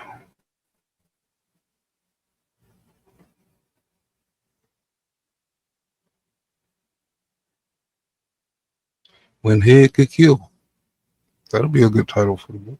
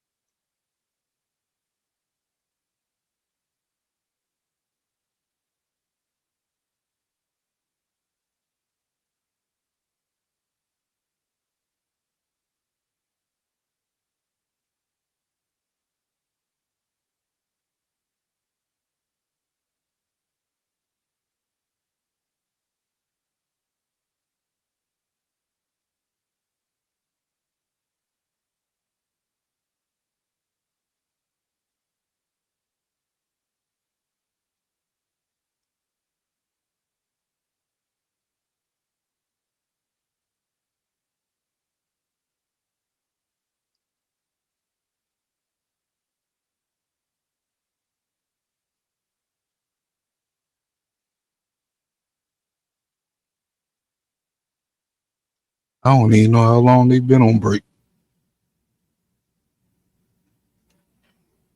It can't be long, man. They had like a 2 hour lunch.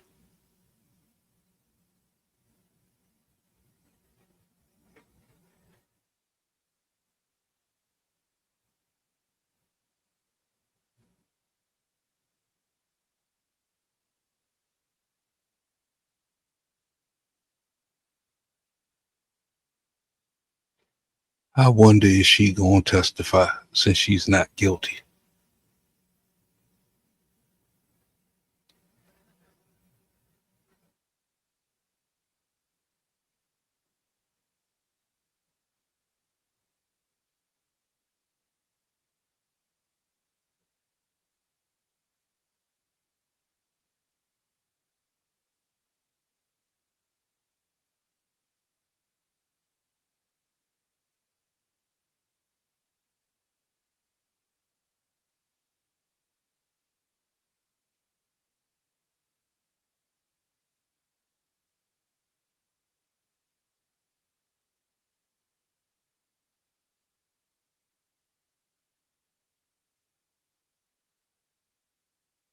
I mean, since she live in Nevada, man, she could have blamed it on the aliens. The aliens abducted her and made her do it. Not sure how close she is to Area 51, but I think they recently had a crash out there in the last couple of another crazy crash out there in the last couple of weeks. Like, things are just falling from the sky.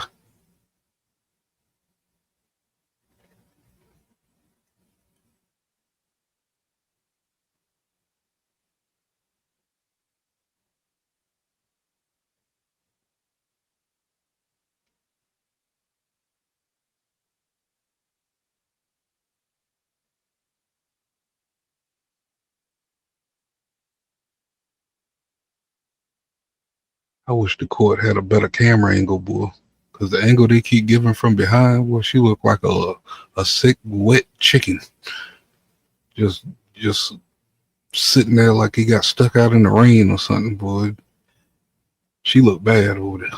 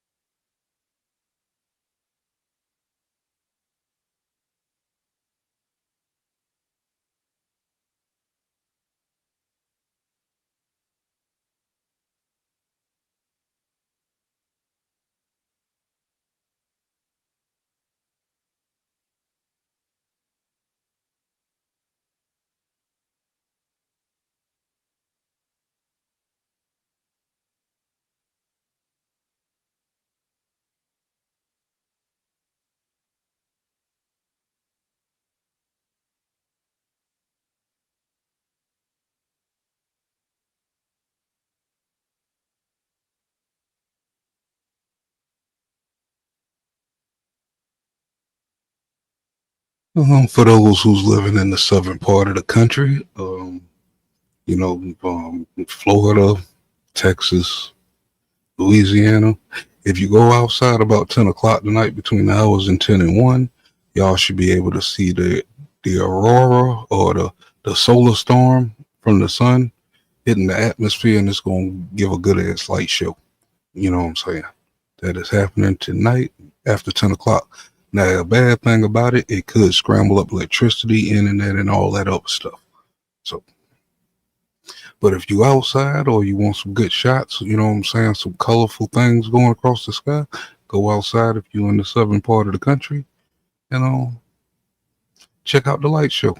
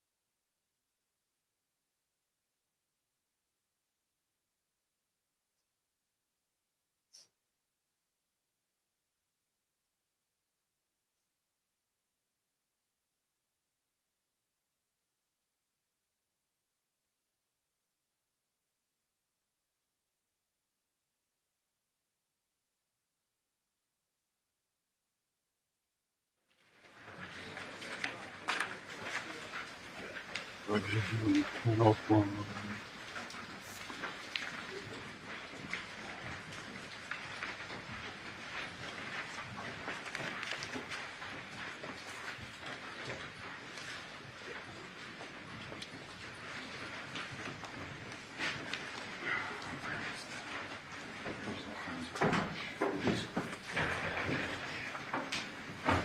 you have a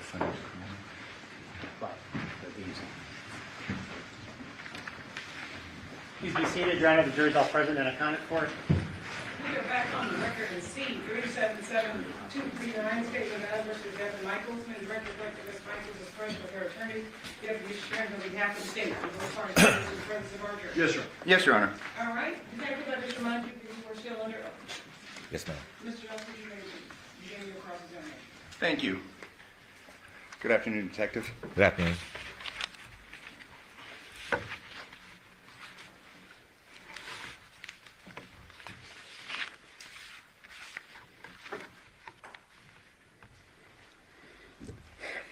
Fair to say that you were the lead detective in reference to the investigation concerning this matter. Yes. And while you worked with the group, I mean, you made the primary decisions, you made the primary calls, fair to say? Sure. Fair to say, yes. Fair to say. I mean, I don't want to put words in your mouth, but fair to say that, I mean, you were the lead agent in this case. Yeah. Collectively, though, we, as a unit, we do discuss the case entirely, and when decisions are made, you know, we do collectively make decisions together. Approximately how many detectives were involved in the investigation of this case? As far as the crimes against person unit, or you talking like the entire? Overall. I couldn't tell you the exact number of detectives that helped out with the case. How many patrol officers were involved in the investigation of this case? To the exact number, I couldn't tell you the exact number. No. How many crime scene analysts were involved in the investigation of this case? I mean, I can count them off for you if you wanted me to, off of memory, as far as like who assisted during each scene. But off the top of my head, I can't tell you how many exactly. Okay. If I were to tell you we've heard from two crime scene analysts, specifically a crime scene analyst Wilson and a crime scene analyst Miriam, would that sum up the number of crime scene analysts that were involved in this case? No. How many were there then, just on memory? So we had 3 crime scene that came out to the scene, Paladura, that helped collect evidence there. Then we had 1 that came out to Porcupine Rim. So that would be 4. And then autopsy, which would have been one of the same CSAs that were out originally. So 4, I think, CSAs that collectively came and collected everything. Okay. You had testified that there were 11 electronic devices that were seized and examined as part of this investigation? That's correct. And what specific devices were those? I'd have to review the reports as far as each specific device. I can't tell you off the top of my head. Okay. You had gave testimony concerning a phone believed to be possessed and used by Jonathan, correct? Correct. And what was the phone number that was associated with that phone? I couldn't tell you the exact number off the top of my head right now. Okay. It was the phone number that you had alluded to during your direct just a few moments ago, correct? Okay. Fair to say? Sure. Yes. Are you aware that John used a second phone? Not at the moment, no. Are you aware of any analysis or call records that were reviewed in reference to phone number 725-279-1715? Not at the moment, no. You had given testimony concerning various items that you found both in the Porcupine Rim residence as well as the Paladera residence, correct? Correct. And you were asked to reference the swords in question, correct? Correct. Do you have that, Counsel? The swords?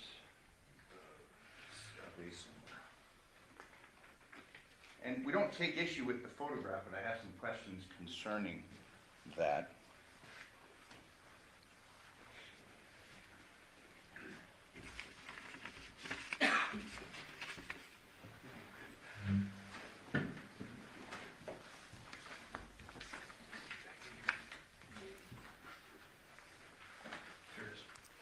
Thank you very much.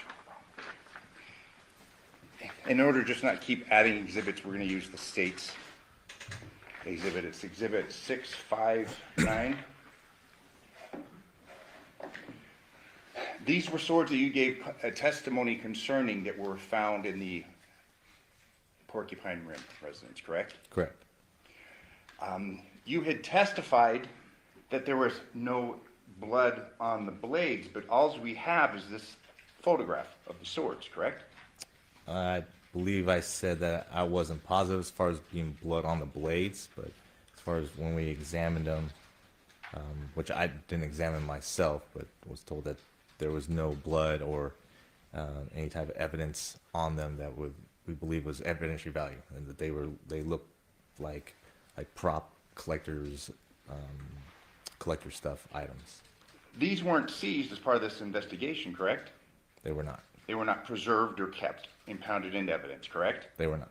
So basically we have this photograph of these three swords, correct? Correct. And your testimony is that, well, I think you said, I don't think there was blood on them, correct? No, I believe that I was told that there was no blood on the actual swords. And who would have told you that? The detectives that were conducting the search warrant at the time. Detective Lippisch, we heard from him earlier today, would have been Detective Lippisch? I'd have to go back and see who was at the house on the first search warrant at Porcupine Rim. Fair to say we don't have any photographs wherein the blades are shown or preserved for a later hearing, like the trial. That's correct. No swabs were taken of either the blades or the handles, correct? Correct. No analysis, forensic analysis was done of these blades, correct? Correct. No fingerprint analysis was done on these swords, correct? Correct. Including the blades. Correct. And we're dealing with a decapitation case, correct? That is correct. Fair to say that samurai swords would kind of fall in that realm of importance when it comes to a decapitation case? Depending if they were real samurai swords. Well, and you're saying that you're not, but what do we have to show that they aren't? If we have the photographs. I understand what you're saying. Yeah, I mean, we have these photographs. We don't have a photograph of the blades, do we? But correct. We don't have any analysis concerning the steel of which the blades presumably were made, correct? Correct. We just have this photographs of the swords, correct? Correct.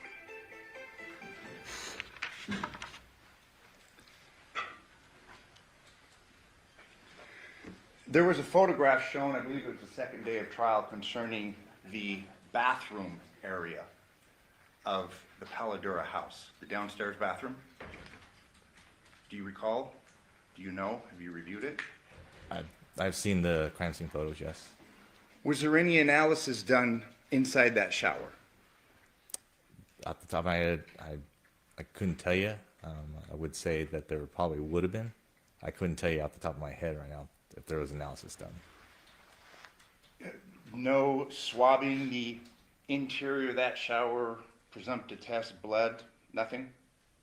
That you would have to ask the CSAs that were conducting the processing of that house. No DNA swabs submitted for further analysis of the contents of that shower? Like I said, I wouldn't be able to tell you if it was or if... No, we didn't submit any swabs from the shower. I can tell you that. Okay.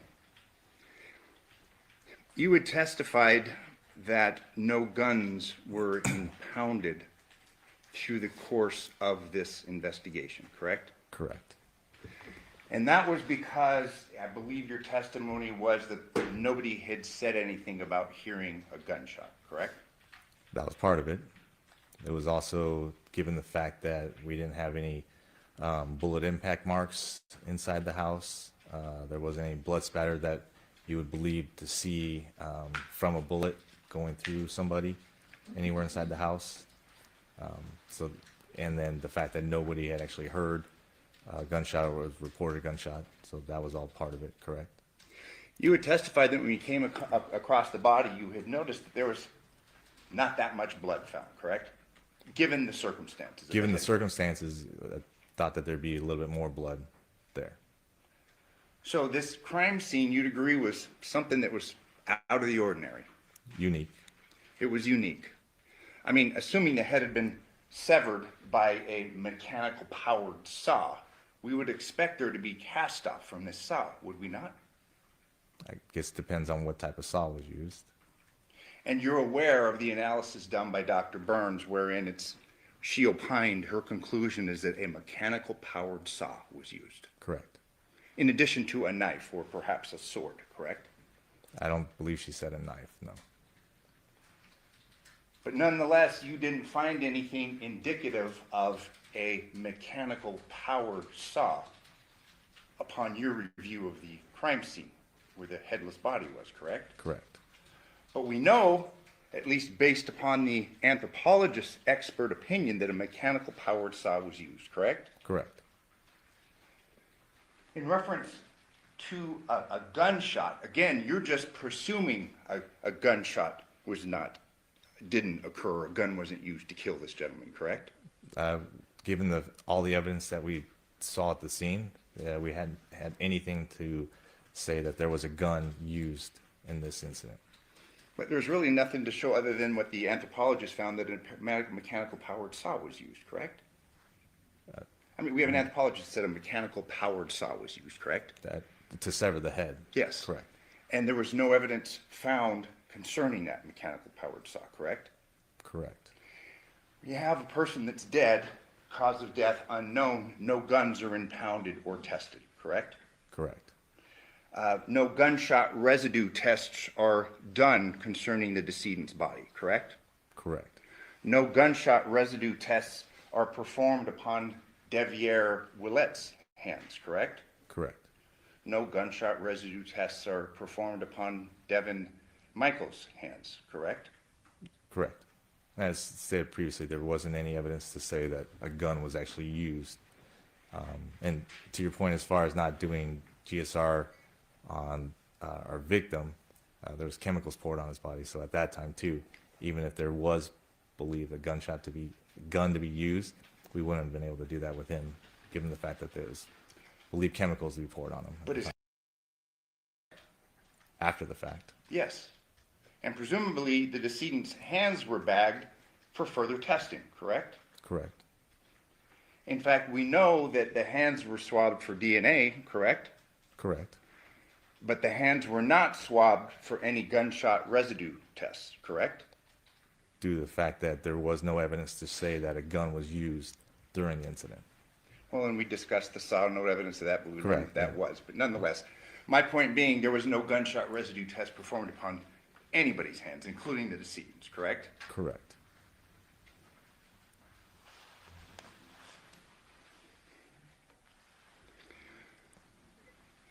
You were present during the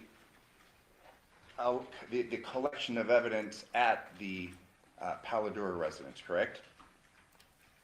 I was present during the search warrant, but as far as being completed, I had myself and Detective Skinner had already left the residence to speak with Devin and Devier. There had been questions asked days ago concerning rings. Are you aware of that? Were you ever looking for any rings, evidence of rings, like wedding bands, at the Paladura residence? I was not. And you were the lead detective, correct? Correct. You've obviously reviewed the crime scene photos taken at the Paladura residence, correct? Correct. There are no photographs concerning the contents exposed of those garbage cans, are there? Correct. Specifically, exhibit number 68. It's a trash can downstairs. We have no photographs of what the contents of that trash can were, correct? Correct.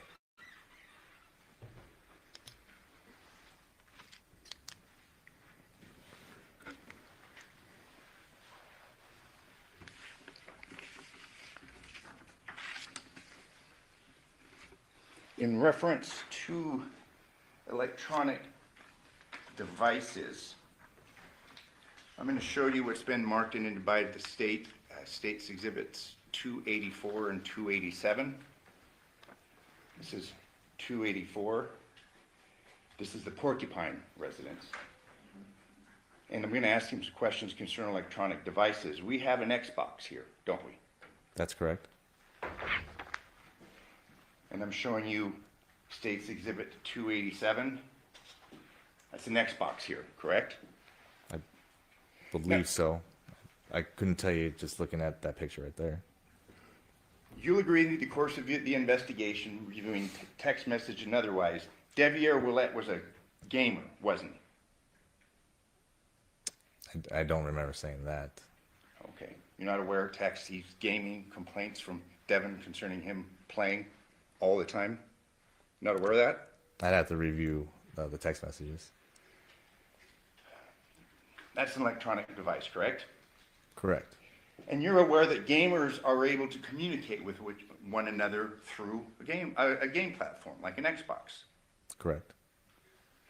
That Xbox was not seized or analyzed for potential evidence, was it? It was not. So you'll agree with me that all of the electronic devices were in fact not seized or analyzed through the course of this investigation? From your definition of electronic devices with the Xbox, yes. Not all of them were collected. That one in particular, in the room that Devin and Devier shared, that was not collected, correct? I couldn't tell you if they shared it or not, but that one was not collected, no. You were asked concerning tennis shoes, shirt, shorts that presumably Devin Michaels was wearing the night of August 6th, correct? Correct. This search warrant at the home was executed on August 7th, 6 p.m., give or take? Approximately. She had given an interview at 7:55 p.m. wherein she had discussed being in the terrible hearse with Jonathan, correct? Correct. The video that we saw from a prior witness, that was collected by Detective, I believe, August 11th. Does that conform with your recollection? I don't know the exact date it was collected, but it would have been after the search warrant. After the search warrant. So when we heard testimony from crime scene landless Miriam concerning, well, shoes weren't recovered, shorts weren't recovered, this search was going on when shoes were not being looked for, correct? The search occurred prior to your learning about the video and what Devin was wearing, correct? Correct. Or we had video from the Burlington Coat Factory, and I believe pictures that were being sent from the other detective that reviewed that video. So all we had at that point, I think, was the dress that we had actually seized from the residents at that time. Let me ask you about that. Since we're on that point, do we have copies of this Burlington video that's been referenced to? We do not. You didn't preserve that, did you? We did not. So we've heard testimony concerning, oh, we're basically discrediting a story where someone comes up to the daughter, but we don't have the benefit of that video to review, do we? No.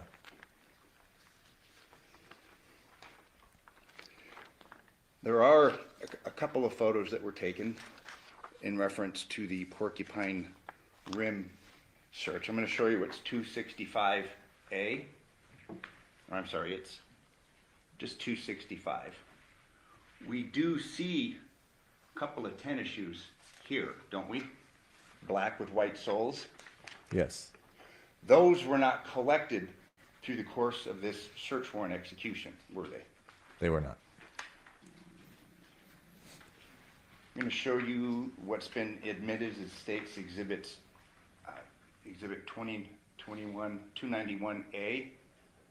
Presumably this is a closet in the Porcupine Rim residence, correct? Correct. We have tennis shoes up here, don't we? That is correct. But those weren't collected or put into evidence, correct? They were not.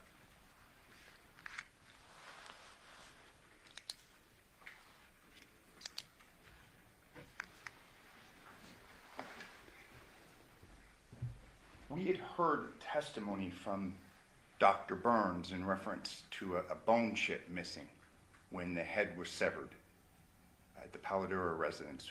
Was a bone chip ever recovered at the crime scene? No. Was a bone chip ever looked for in the crime scene? No. Were the blankets surrounding the body booked into evidence? That I could not tell you at the top of my head. If I told you that there's been testimony that there wasn't, would you have any reason to disagree with me? If you told me to say that again, That they weren't? that they weren't taken, Yeah. okay, yeah, wouldn't have any reason to disagree with you. The blanket on top, the surrounding, I mean, the mattress, none of that was taken and impounded into evidence, correct? Correct.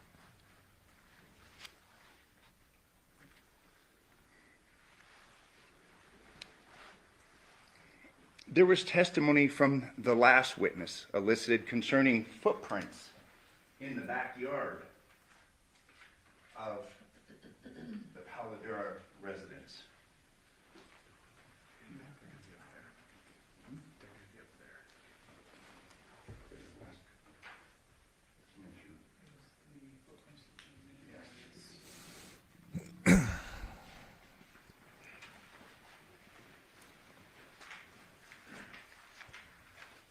We had marked and admitted, and the court will have them, exhibits of footprints. You were aware of these footprints in the backyard? Correct. They were measured? Correct. Any further analysis done on the footprints in the backyard where this dead body's found? As in what type of analysis? Size comparisons, To, male, female, shoe size. I do not believe so. They were documented, but they weren't followed up on, correct? Correct. Are you aware of what size Devier his feet are? I could not tell you at the top of my head, no. Were any of his shoes seized? No. Fair to say that those photographs appeared fairly recent footprints, based upon the review of the photographs? I could not tell you if they were recent or not. Okay. But they were fresh. I mean, they were there. They were in sand, correct? Presumably the elements wouldn't have changed them or flattened them. And we have seen pictures of those photographs, or we've seen, those have been admitted as exhibits. No follow-up investigation in reference to that, correct? Well, we didn't have any evidence to say that somebody had come through the back towards the end of the investigation. So as far as any comparisons done, like you're saying, yeah, no, there were no comparisons done after the fact. How about the directionality? Were those footprints leaving the residence or entering the residence? I don't think you could tell whether or not. But it's your testimony, nonetheless, that because Devier's phone was at the house, he was basically eliminated as a suspect, correct? On top of his statement, Devin's statement, the cellular phone, correct. His vehicle never left the neighborhood. Both vehicles never left the neighborhood. We deduced, that he and the girls were there at the house that he had to watch. But the girls were asleep, correct? The girls were, they're going to school the next morning. And that is fair to say. The girls were going to school the next morning, correct? Correct. Girls weren't up all night, were they? I couldn't tell you if they were up all night or not. I just know that there was a text message also from Devier to Devin stating, I think it was around 10:30-ish, where he said that he was going to sleep and the girls were already asleep. But we don't know whether he stayed there or not. His phone stayed there. We don't know if he stayed there, do we? Given all the video surveillance, given his phone, vehicles, nothing left the neighborhood, you could say that he didn't leave there. There was a walkway, and we addressed it with the last detective, one house over from the Porcupine Rim residence, correct? One could walk out of the neighborhood and not be seen. Fair to say? Correct. He could have gone over the back fence because it was on Rebecca. It butted against the street, correct? Correct. There was a presumption that perhaps someone had driven, but again, the video coverage of the Porcupine Rim residence was not perfect, was it? Surrounding Porcupine Rim? Yes. It was motion activated. Correct. And subpoenas were an issue to get the entire documentation of the comings and goings, correct? Homeowners were relied upon, correct? And whatever they turned over. Correct. But if you have motion activated cameras, they would have access to all the activations that are with the cameras. So subpoenaing, if you're asking us if we subpoenaed the actual company, see if there's extra video, You weren't. we didn't. You had to rely upon the voluntary participation of the neighbors, correct? Correct.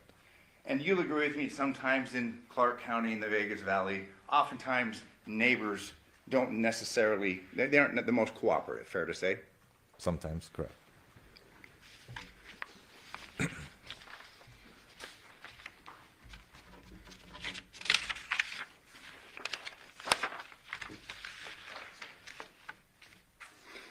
In reference to the analysis of Devier's phone, while that phone was at the Porcupine Rim residence, there wasn't any activity on it during the night, correct? Activity as far as what? Anything on the screen, apps, things being done. Are you aware of that? That I couldn't tell you.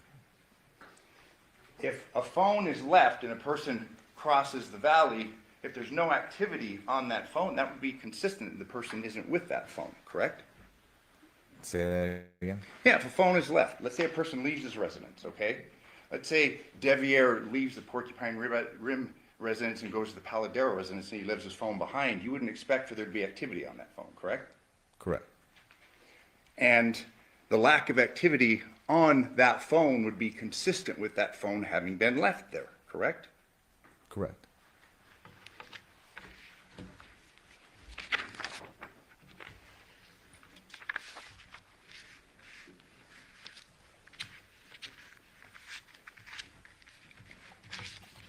You testified that no DNA evidence was taken from Devier to compare it with any DNA that was taken, correct? Correct. You had testified that you did not obtain a warrant to do that, correct? Correct. You could have gotten that DNA by asking him for it, correct? For consent, correct. We could have asked him. Are you aware of that was ever done? No, it was not.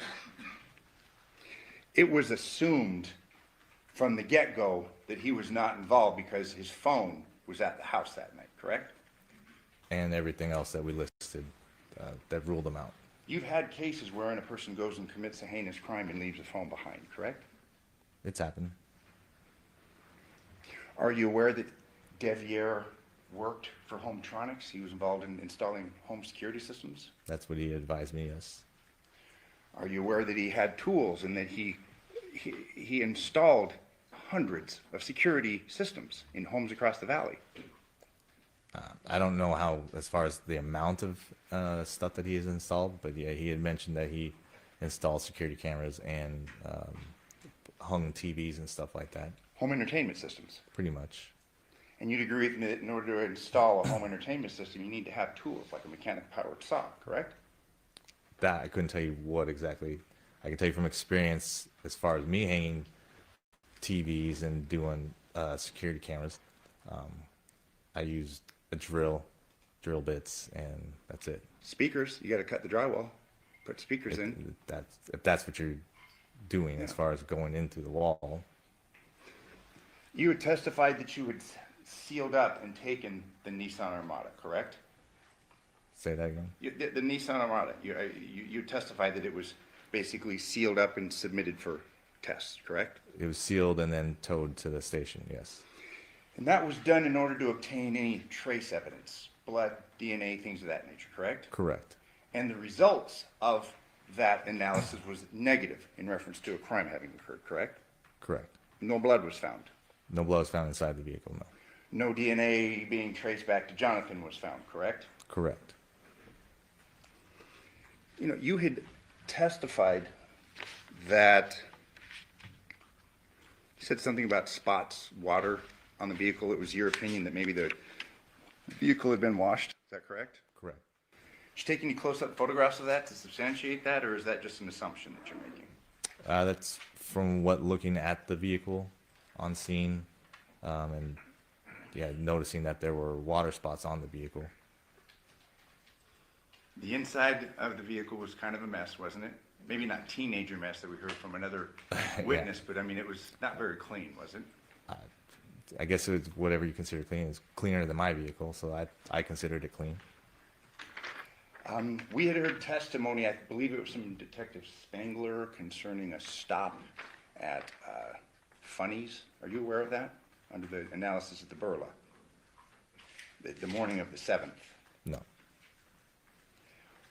We'd heard testimony, I think Detective Spangler had referred to it as Burla, or I'm sorry, through his analysis as like a Funny's car wash, but Funny's is a gas station, isn't it? I couldn't tell you. I'm going to show you what's been marked as Defense Exhibit X3.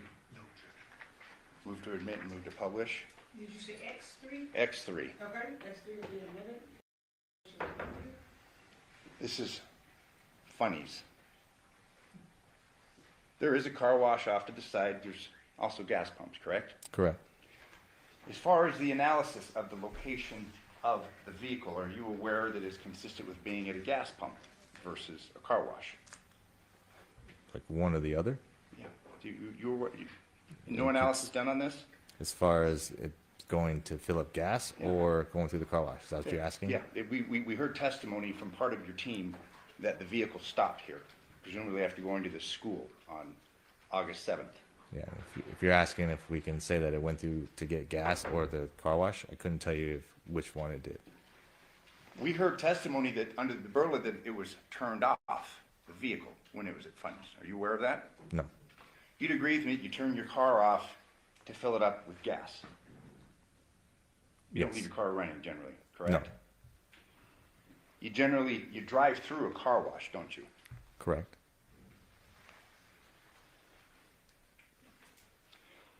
Are you aware of the movements of this armada the morning of the 7th? Not all the movements, no. Okay. Through your investigation, you learned that Devin took the girls to school, correct? Correct. In fact, you had learned earlier through your investigation that there had been a discussion with Jonathan of the girls going to the school next to Devin's house, correct? Correct. Took the girls to school that morning, went to Funny's, fair to say, got gas. I can't dispute that, no. Okay. Also went to Taco Bell, correct? Like I said, I don't know all the exact spots that the vehicle went.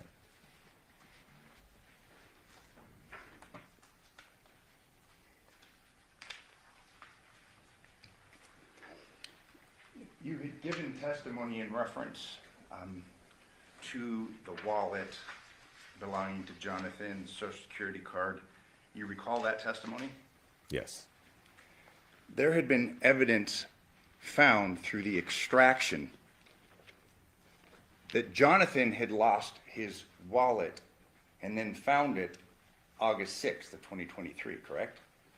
I don't remember the exact dates, but I do remember, yes, that Devin actually mentioned that to us also, and that we did see the pictures in the phone. Okay, so Devin told you that he had lost the phone the day before, August 6th, and then the phone analysis confirmed that there was text between the two of them where he'd lost his wallet. And said, hey, yes, correct. Lost the found it. wallet, not the phone. Okay, the wallet, Social Security, those had been lost and they'd been found just the day before, correct? Correct. You'd agree with me that obviously finding those items in the house would be consistent with Jonathan moving into Devin's house, correct? No. Well, I mean, he'd lost his things. She had told you that he had lost things before and she'd given him items, correct? That's what she had told us, yes. All right. And you've moved before. You'd agree with me that moves can be hectic, correct? Correct. Especially if girls, young ones are involved, correct? Correct. All the evidence points to the days leading up to this that a move was occurring wherein Jonathan was moving in with Devin, correct? Correct. The girls had been at Devin's house since around May 27th of 2023, correct?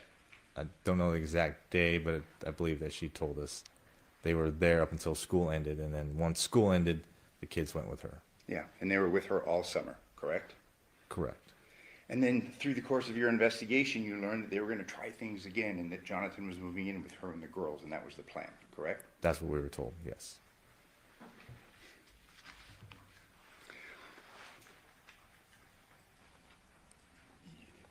Through your investigation, walking through the house at Paladera, they're empty alcohol bottles, correct? Correct. Through the course of your investigation, you learned that Jonathan was a drinker. Correct. Through the course of your investigation, you'd learned that he had been drinking throughout the day of August 6th. That's what we were told. You've given testimony concerning the truck pulled in front of the Paladera residence like it was almost going to be a temporary stay or something. Remember that testimony? Correct. That's what it appeared to look like. But you'd agree with me that the truck's pulled in, he's been drinking. A reasonable person would probably take the key away from him if there was a concern about him drinking and driving, correct? Sure.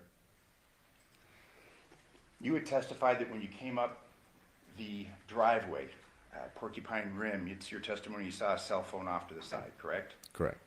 That was the side of Devin's vehicle, correct? Correct. You had testified that she was moving things. It appeared she was carrying items into the residence, correct? That's what it appeared to be. You can't say when that phone was dropped, whether it was accidentally or otherwise through the course of this move, correct? No, not exactly. You are aware through the analysis of the phones that Devin had sent a voice note to Jonathan's phone about 4 a.m., correct? Correct. And that concerned registering the girls in the morning, correct? I believe so.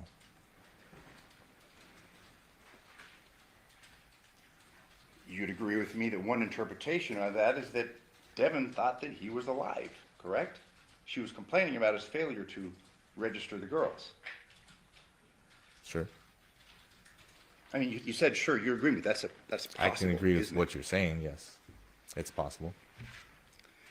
And that through the analysis of Devin's phone, she had received several calls the night before from the landline of her home, correct? Correct. 11 calls, correct? From the landline? Yes. I don't know the exact number. You're also aware through the analysis of the phones that the night before she'd been with Jonathan until about 1 a.m. and that she'd received a number of phone calls from the landline from her home address, correct? She would have been there till at least 2 o'clock in the morning. Yeah, the night before. So she was there late 2 nights in a row, correct? The night, that I'm not sure as far as how late she stayed there at that time. Okay, but she'd received a number of phone calls from her home 2 nights in a row, correct? I don't have anything to dispute that now. And there was a landline at her residence, correct? That's what she told us, yes. Deviere, if you're aware, has testified that there was no landline at the residence. Are you aware of that? No. You had been asked concerning your interview with Deviere and how he had minimized the relationship, the type of relationship that he had with Devin, correct? Correct. He outright lied to you, didn't he? Like I said, he minimized his relationship with her, yes. He was asked by you if they slept in the same bed and he said no, correct? Correct. That was a lie, wasn't it? Correct. You had asked him if they were intimate and he said no, correct? Correct. That was a lie, wasn't it? It's what, yeah, he told us, and what Devin had told us also. They were both minimizing that relationship. They were both covering for Deviere. Isn't that right? Minimizing their relationship. Later on through the course of the interview, Deviere says that he didn't know his dad was moving in, correct? That's what he had said. But that was a lie, wasn't it? Based upon the analysis of the phones and interviewing witnesses, correct? That he didn't know that his dad was moving in? Yeah. I think through the course of the investigation, he had said that, yeah, he didn't know, but it was aware that the plan was John was going to move in. Because I think he actually had said during our interview that he basically he knew that Yoko was trying to kick him out because he wasn't paying rent, and at the same time, he basically was told that he wasn't going to allow his dad to be homeless. So he said, yeah, I don't want my dad to be homeless, so I'll agree and I'll was going to move out for a little bit. And But then he later was untruthful in saying, in reference to the knowledge of his dad moving in and him having to move out, correct? I don't believe that was in the interview that I conducted. Okay. You had testified that when you interviewed him in the morning of the 7th, I'm referring to Devier, he told you he'd been drinking, correct? Correct. But you're unaware if he'd been drinking continuously from the night before, correct? You don't know? I don't. Just from what he told me, that he started drinking as soon as he got home, after finding out about his father's death. Are you aware of where he went the morning of August 7th? Not specifically. We do have his phone tracks that show that he had driven around town. Okay. But you really didn't follow up or look too closely at that because he really wasn't on the radar. In fact, he was told that he was under the radar, correct? Correct. Detective, you'd agree with me that this was not a complete investigation. No, I would not agree with you. So it's your testimony that this was a complete investigation? Yes. Given all the things that we have talked about, it was a complete investigation, that's your testimony? Correct.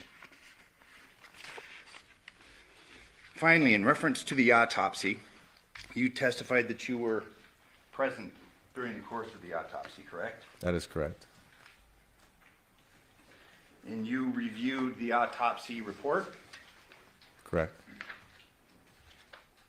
In your opinion, was the autopsy report correct concerning its various findings? And I'm not asking for a legal opinion, but was it accurate? I can't argue that it wasn't. Okay. States here, page 2, tattoos, and this is in reference to Jonathan's body. It states no tattoos identified, correct? I couldn't tell you if that was part of it, no. If I may approach the witness? Yes. I'm referring to page 2 of the autopsy report.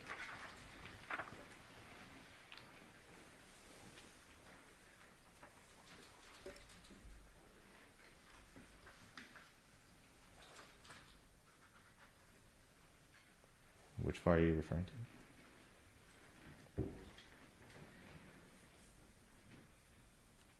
Tattoos. Yes, it says no tattoos identified.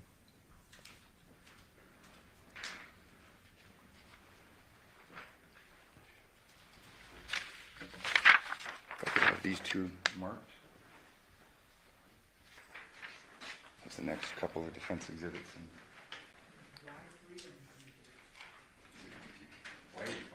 why is he in Z3? Yes, Y3 and Z3. Y3 and Z3.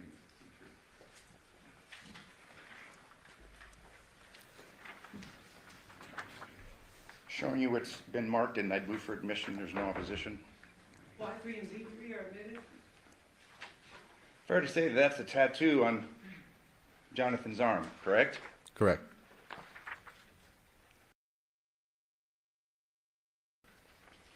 I couldn't tell you from this view. Z3, left arm, correct? Correct. So we've got a mistake made, at least one of, I'd submit many, concerning the autopsy. It states no tattoos. He's got tattoos, correct? Correct.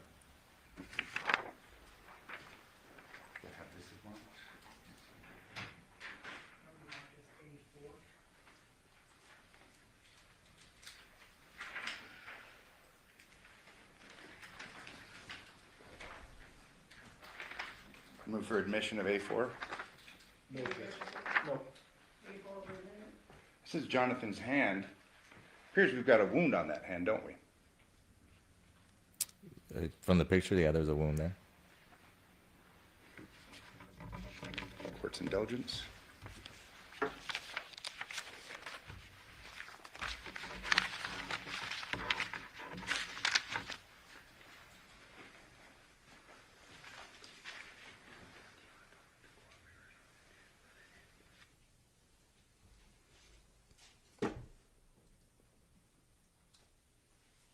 Just one final question. Through the course of your investigation, you came in contact with Principal Leatherman, and it was learned that Jonathan and Devin were planning on enrolling the girls to the school next to Devin's house, correct? Through that interview, I found out that Devin was trying to.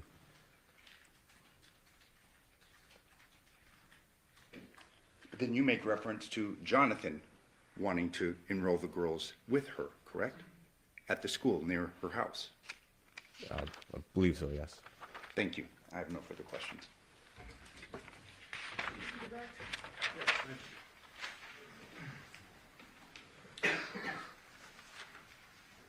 Detective, at the beginning of Mr. Draskovich's cross-examination, he referenced a potential second phone for Jonathan. Is that correct? Correct. Just want to clarify, no cell phone associated with John was found at Paladura, correct? Correct. No cell phone for John was found anywhere inside the Paladura scene. Correct. There was the phone found for John at Porcupine Rim, That's correct. the one in the driveway. Yes, And then you got the CDRs or call detail records for that phone. that is correct.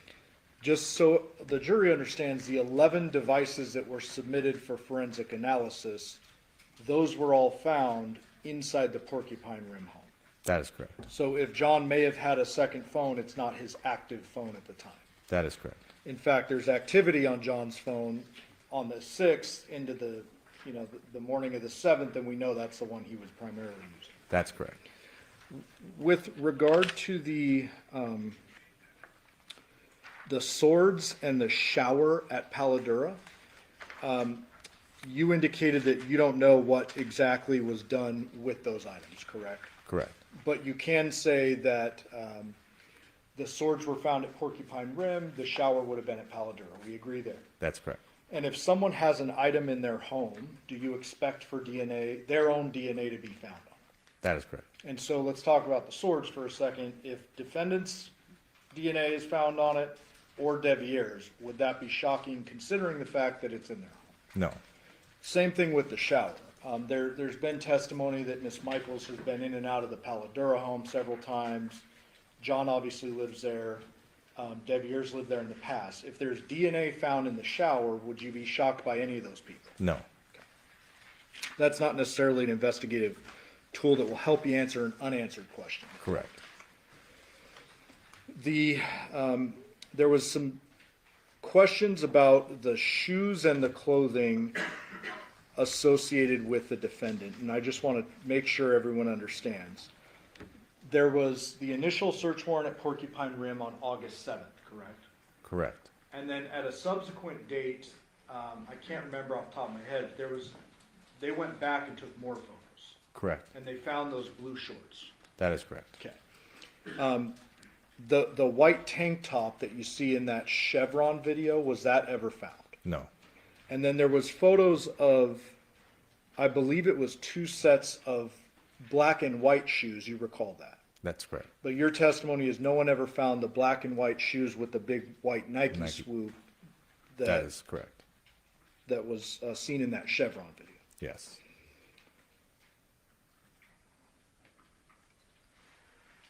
There was some also questioning about the amount of blood. You would expect more, correct? Correct. You cannot testify to this jury whether or not the person who did the killing put a towel over the head or anything like that when the real wet work was happening, correct? Correct. In fact, there's evidence to suggest there's a lot of evidence removed from the scene. Correct. One big glaring piece of evidence, correct? That is correct. At least. There was some testimony about the shoe prints in the backyard. Yes. It's kind of the same line of questioning. You can't time shoe prints, correct? No. So if there is a shoe print in the backyard, it could be from anyone who's ever been in that residence. Correct.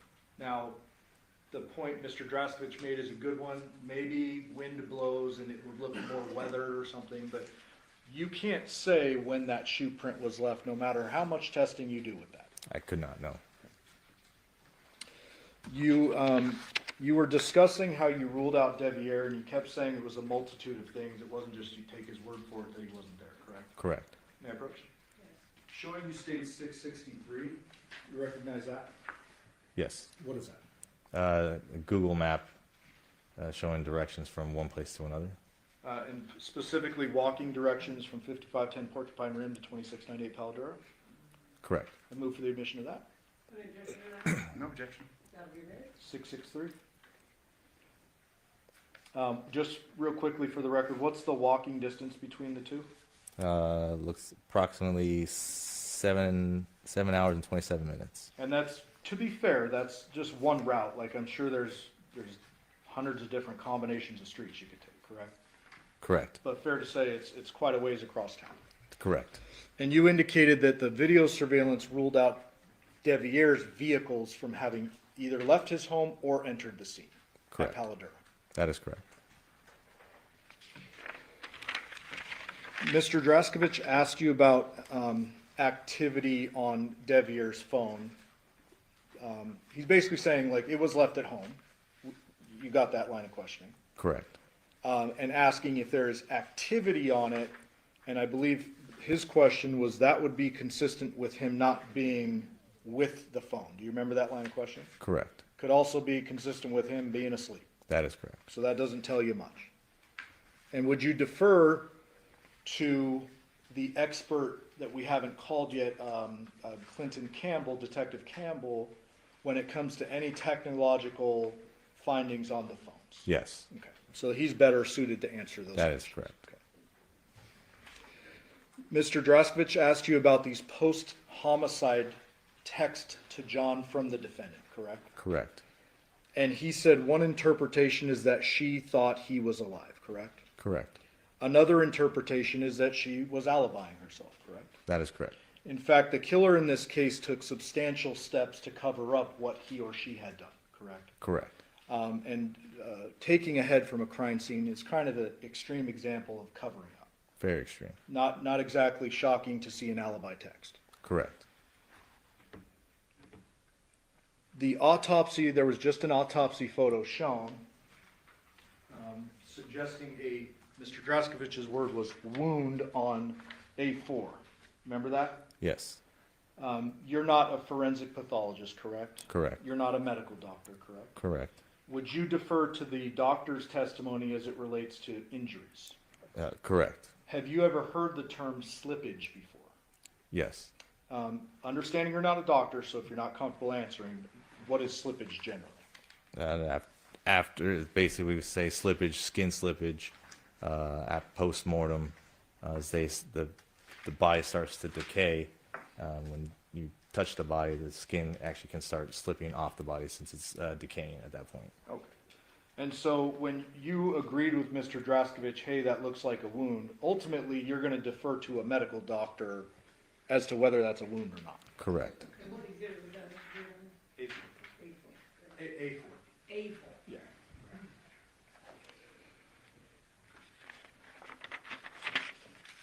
And Detective, I apologize, I forgot to put these up before. May I approach? Yes. Almost done. You recognize all of these? Yes. And do those all appear to be images of the relevant folks we've been talking about? Correct. Judge, I move the admission of 13, 609 through 613. Number 13, 609 through 613? No objection. Thank you. Just for the record, 613, who is that? Masao Yoshida. 612, who is that? Victim Jonathan Willett. 611, who's that? His mother Yoko Willett. 609, who is that? Devier Willett. 610, who is that? Devin Michaels. 613, who is that? Jonathan with his 2 kids. Do you see the defendant who you arrested for murder with use of deadly weapon here in the courtroom today? I do. Can you please point to that person and describe something she's wearing today? We stipulate the ID of Devin Michaels. All right. Identification has been stipulated. Thank you, Your Honor. I'll pass the witness. Thank you, sir. As far as deferring to the medical doctor in this case, that's the same medical doctor that said that there were no tattoos, correct? Correct. No further questions. Any follow-up on that? No, thank you. Do the ladies and gentlemen, do you have any questions for this witness? If you could write your question on a full sheet of paper with your name and your jury number. Counsel President.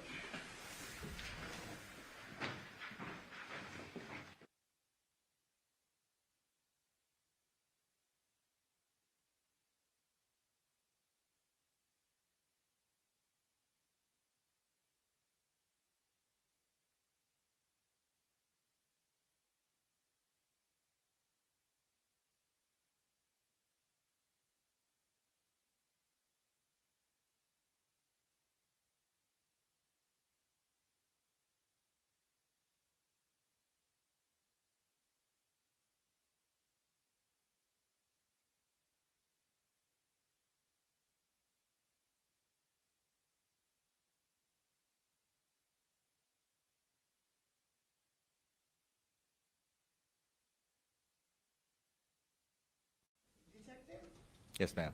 was there an inventory of tools taken in Davier's work van and verified with his employer? There was not. Okay. And at any time, was the missing knife ever described to you? Yes. If so, could you describe the missing knife? What type of blade? Was it serrated, the size or length? It was described as kind of like a meat cleaver hatchet type. Okay. State any follow-up based on the jury question? Just, I don't know if you caught that part. It said, was it serrated or not? She said no. Thank you. Any follow-up? No follow-up, thank you. Okay, do the ladies and gentlemen, do you have any further questions for this witness? Okay, seeing no response, detective, you are excused. Thank you very much for your testimony here today. Thank you, Your Honor.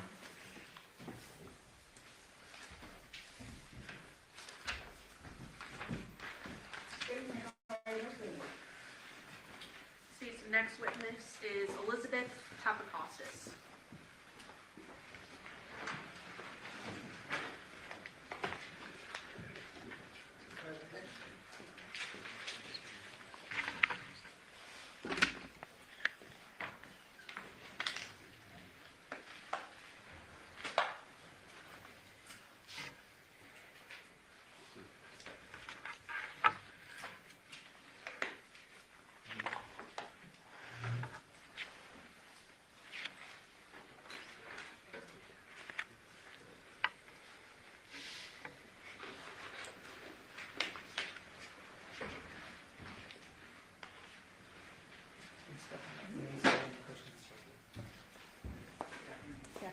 You solemnly swear or affirm the testimony you're about to give in this action shall be the truth, the whole truth, and nothing but the truth, so help you God. Yes, I do.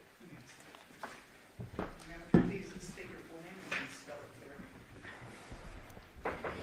My first name's Elizabeth, Elizabeth, Papakostas, Papacostas.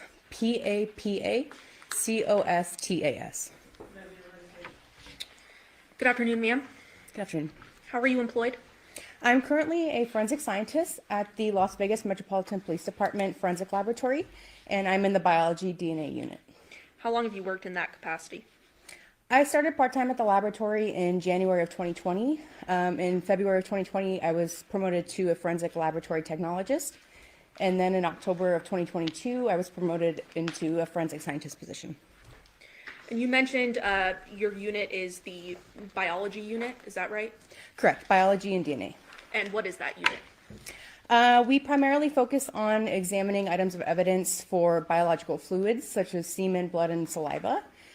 We also do examine items for what we call trace DNA, and we examine those items, we take them through the laboratory process, and then I also write reports. And you mentioned trace DNA. Can you please define that for the ladies and gentlemen of the jury? Trace DNA it was previously referred to as touch DNA. So it's commonly items that are handled, clothing that's worn by somebody, and essentially what it is the skin cells that come off when you're handling items. And you sort of touched on it, but can you go in depth about what your duties are in your position? Sure. In the laboratory, I can take physical items of evidence. Again, I'm looking for any signs of those biological fluids. And once I take those items, they go through a laboratory process. And then at the end of that process, data is generated.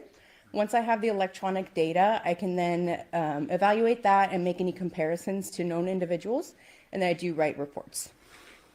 And what is your training and experience that makes you qualified to be able to do this work? I hold a Bachelor's of Science degree from the University of Nevada, Reno. And then during my first position as a laboratory technologist, I underwent a training program. And then once I was promoted into my current position, I also went another training program. During that time, essentially, we work on mock casework.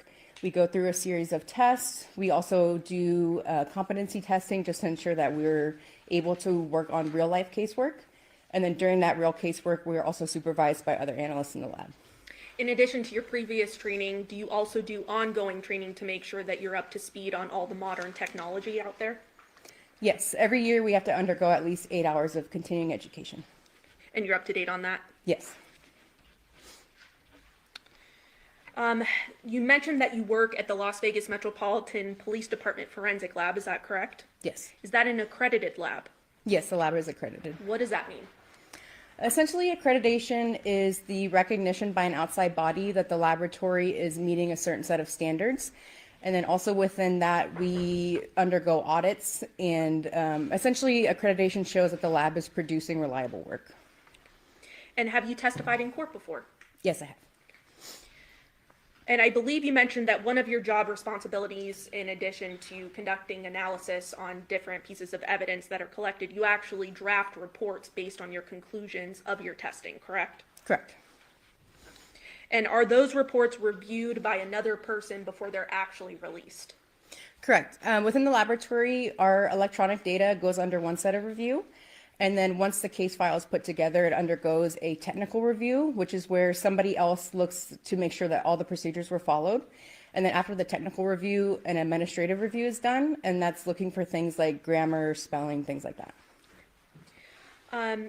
Now, do you conduct DNA analysis as part of your duties? Yes, I do. Can you explain to us what is DNA? DNA stands for deoxyribonucleic acid. It's essentially the backbone of our bodies, and it's useful within forensics because it's what we are able to use to differentiate individuals. So your DNA would be different from yours and so on unless you have an identical twin. That's the only time someone would have the same set of DNA. And within that DNA, we're looking at portions of it, which are called alleles. And from those alleles, you receive one from your mother and one from your father.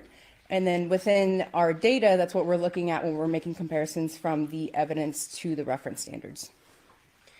Now, in your work of DNA analysis specifically, are there things called known samples versus unknown samples? Correct. We refer to evidence samples as unknowns because we don't know who the evidence is coming from.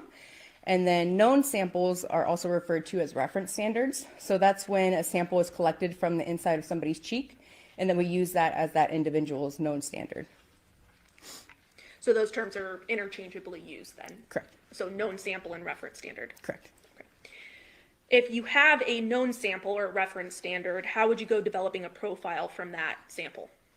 The unknown, so the evidence samples and the reference standards essentially undergo the same process. The first step in that process is actually screening the item. So commonly we see swabs, so the swabs will be cut into a tube.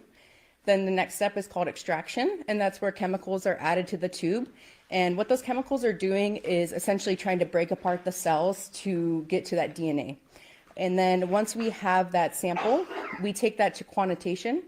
Quantitation is where we use an instrument to see how much DNA is present there. It can also show things like how much male DNA is present, if the sample may be degraded, things like that. After that step, we go to amplification. It's essentially like a Xerox machine. So what that's doing is making copies and copies of the DNA, which takes us to what we call our loading phase, or where the data is actually generated by another instrument.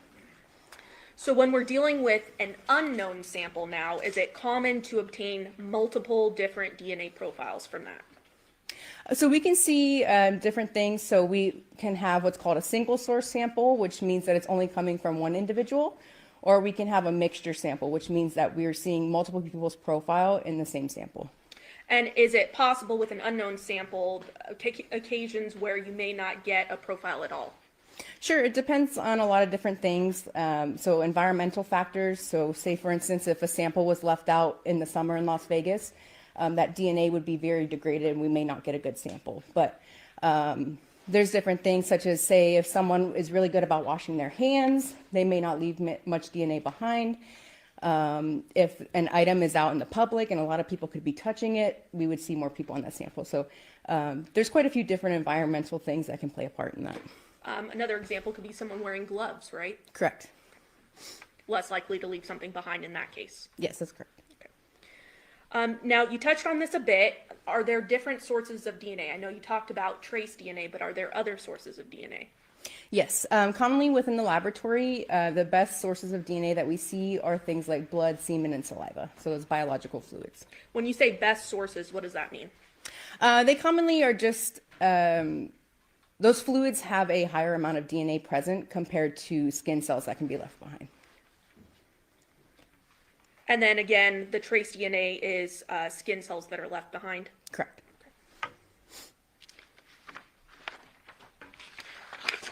Now that we have a little bit of a background, I do want to talk to you about this particular case that you're testifying for today. Did you conduct an analysis on items impounded under an event number 23-15229? Yes, so actually within this case, I did process an item of evidence, as well as another laboratory technologist in the lab. We do what's called group work. So she also did process items, and then I received the electronic data from her. But ultimately, you're aware of all the testing that was done with Correct. these items, correct? Yes. Because you're making the conclusions. Correct.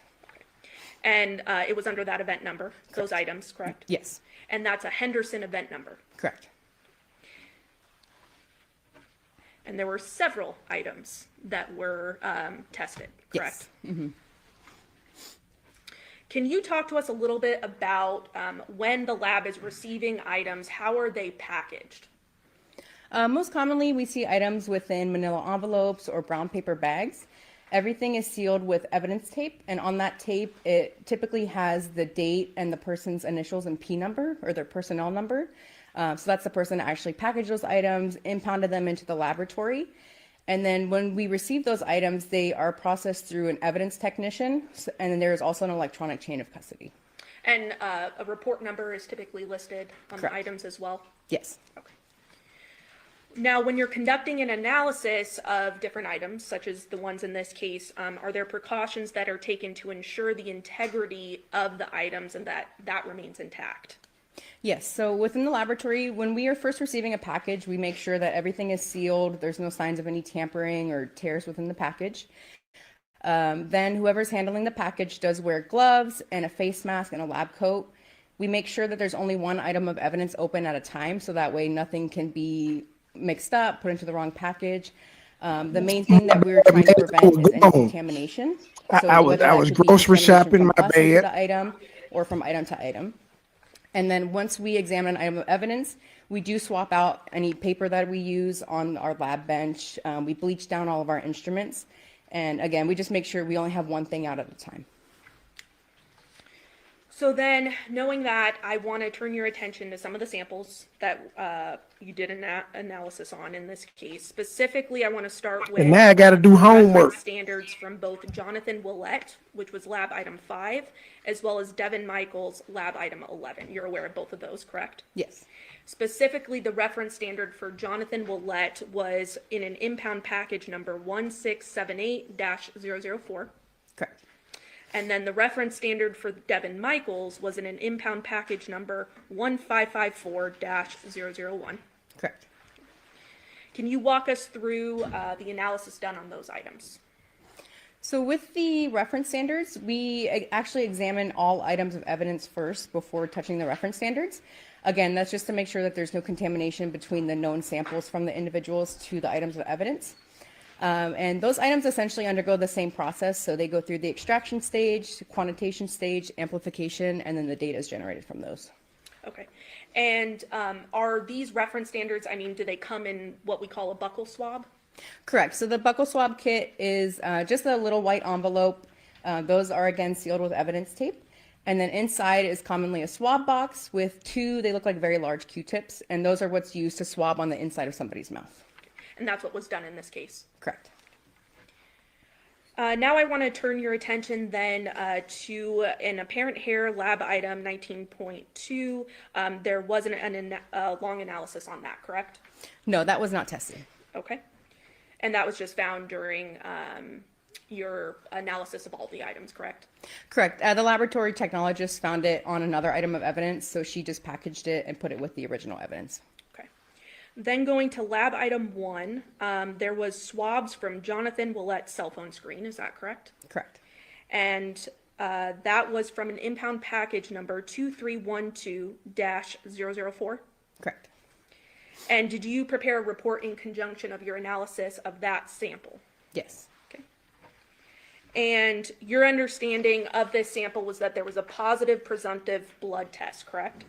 Correct. So what that essentially means is when we're doing the testing, if we see something that may resemble blood, we use it's essentially a color change test. So the technologist will take a small sample of that, apply chemicals to the filter paper, and if there's a color change, that indicates that it's a presumptive positive test for blood.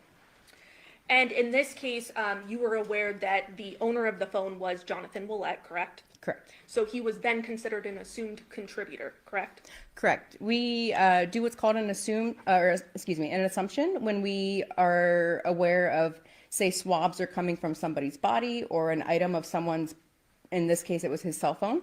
So I was able to look at the data and assume that his DNA was present. And again, in my conclusions, there was also no foreign DNA indicated. And what is foreign DNA? In this case, foreign DNA would just be from somebody besides Mr. Willette. And there was no foreign DNA, is that right? Correct. Now, are there better sources of DNA than others? I think you touched on this a little bit about blood and saliva and things of that nature having more DNA contained in it. Correct.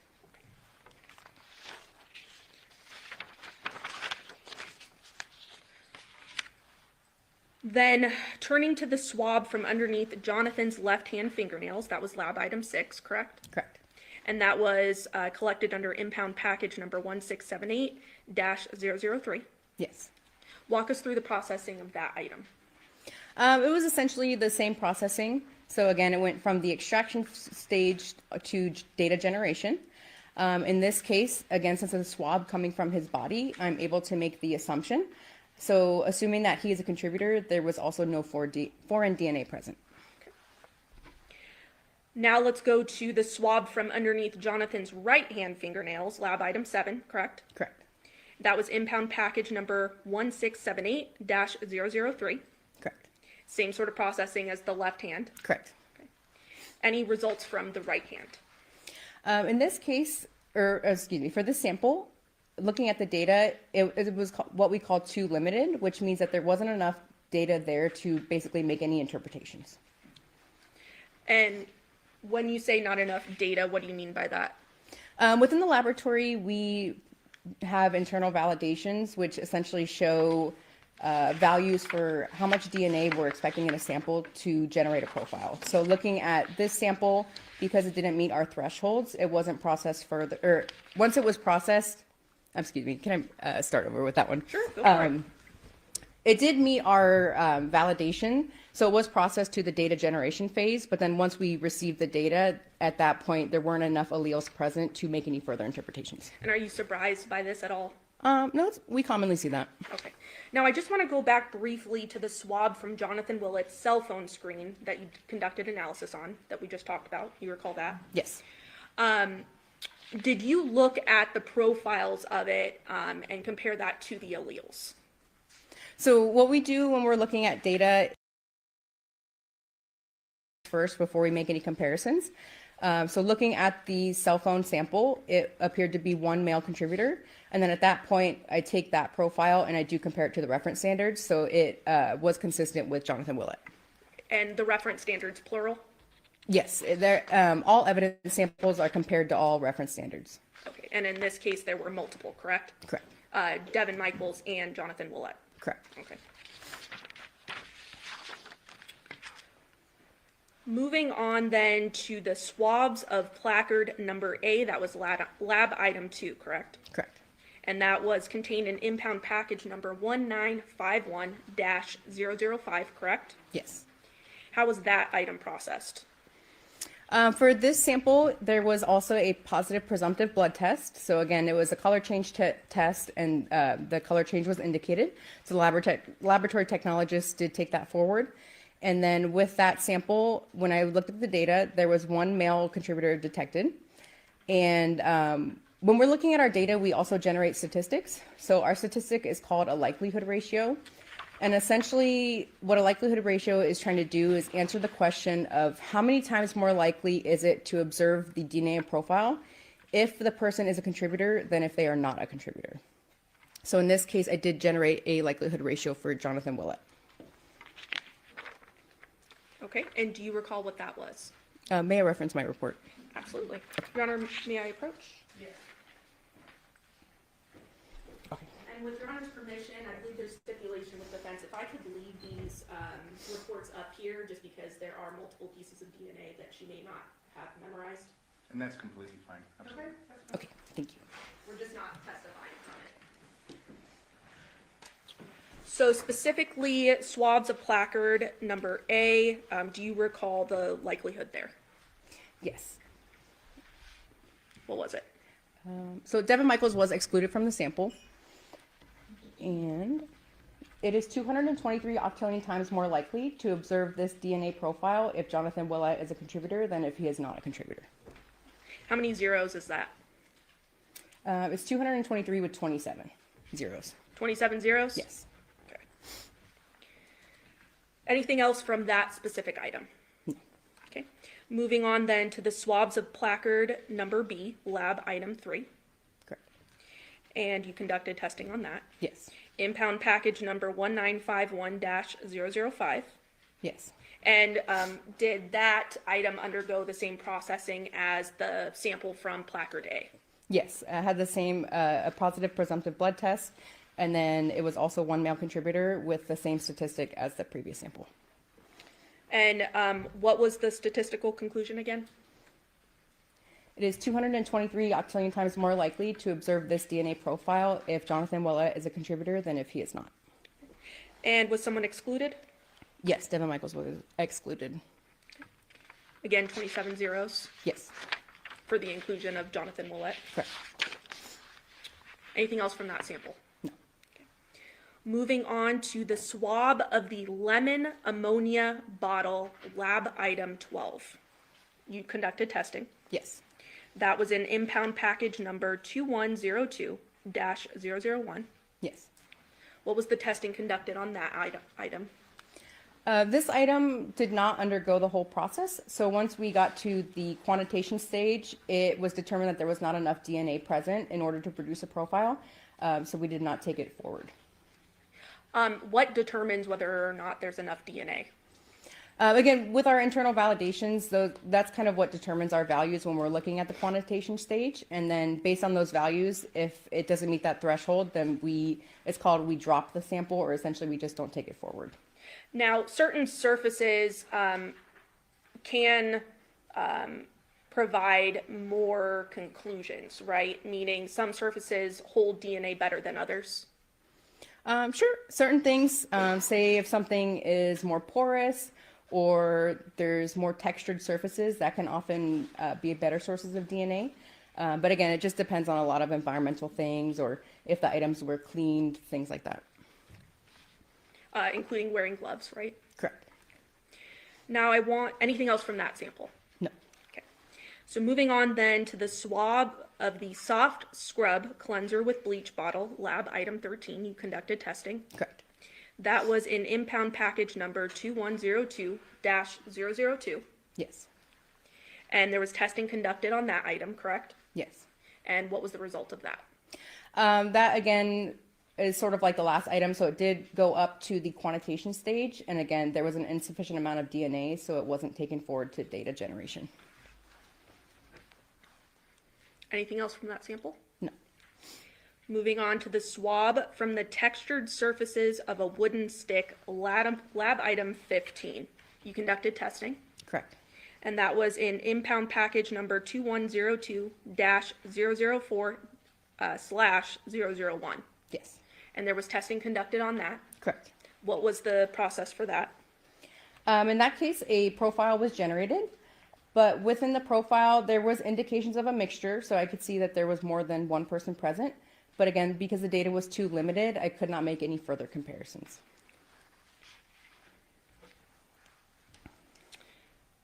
Okay, moving on to the swab from the textured surfaces of a doggy door cover, lab item 16. You conducted testing.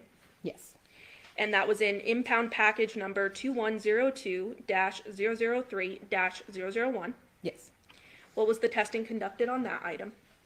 That sample went to the quantitation stage, and at that time it was determined there was an insufficient amount of DNA, so it was dropped at that time. Again, that in-house validation you talked about earlier. Correct. Now, are you surprised by this with, trace DNA samples and things of that nature being what they are? No, it's commonly seen within the laboratory. And we kind of already went over this, but certain surfaces are easier to lift DNA from than others. Correct. Moving on to the swab from the garage door opener button, lab item 17. You conducted testing. Yes. And that was contained in impound package number 1951-006-007. Yes. What was the processing of that sample? Data was generated for that sample, and looking at it, I determined that there was 2 contributors present. At least one was male. Devin Michaels was uninformative, so that essentially means that there wasn't statistical support for an inclusion or an exclusion. And then there was support for inclusion for Jonathan Willett. Now, looking specifically at the inclusion of Jonathan Willett, what was the statistical conclusion of that? It is 194 million times more likely to observe the DNA evidence if Jonathan Willett is a contributor than if he is not a contributor. How many zeros is that? Is that 6? 6, correct. Okay. Now, you mentioned that it was uninformative regarding Devin Michaels, correct? Correct. But there was a statistic related to that. Correct. So we do still receive that likelihood ratio. In this case, it was 0.0108. Now, your lab, as well as yourself, conducted analysis on some bags that were impounded, correct? Correct. Now, I want to talk specifically about the swabbing of the outside and inside of the wallet, including all pocket openings, also known as lab item 18.2. Yes. Testing was done on that. Correct. Impound package number 2312-002-002. Correct. What was the testing on that sample? Data was generated for that sample. Looking at the profile, I determined it was a 4-person mixture. At least one was male. And there was actually support for inclusion for both individuals. And then since there is support for both, we do what's called a combined support for inclusion. So that means that we're ensuring that the statistic shows they can be present on the sample together. So you said both. What do you mean by both? Who? Oh, I'm sorry. For Okay. both Jonathan Willett and Devin Michaels. So both Jonathan Willett and Devin Michaels are included. Correct. There is support for inclusion for both individuals. And what was the statistical conclusions? Let's start with Jonathan Willett's first.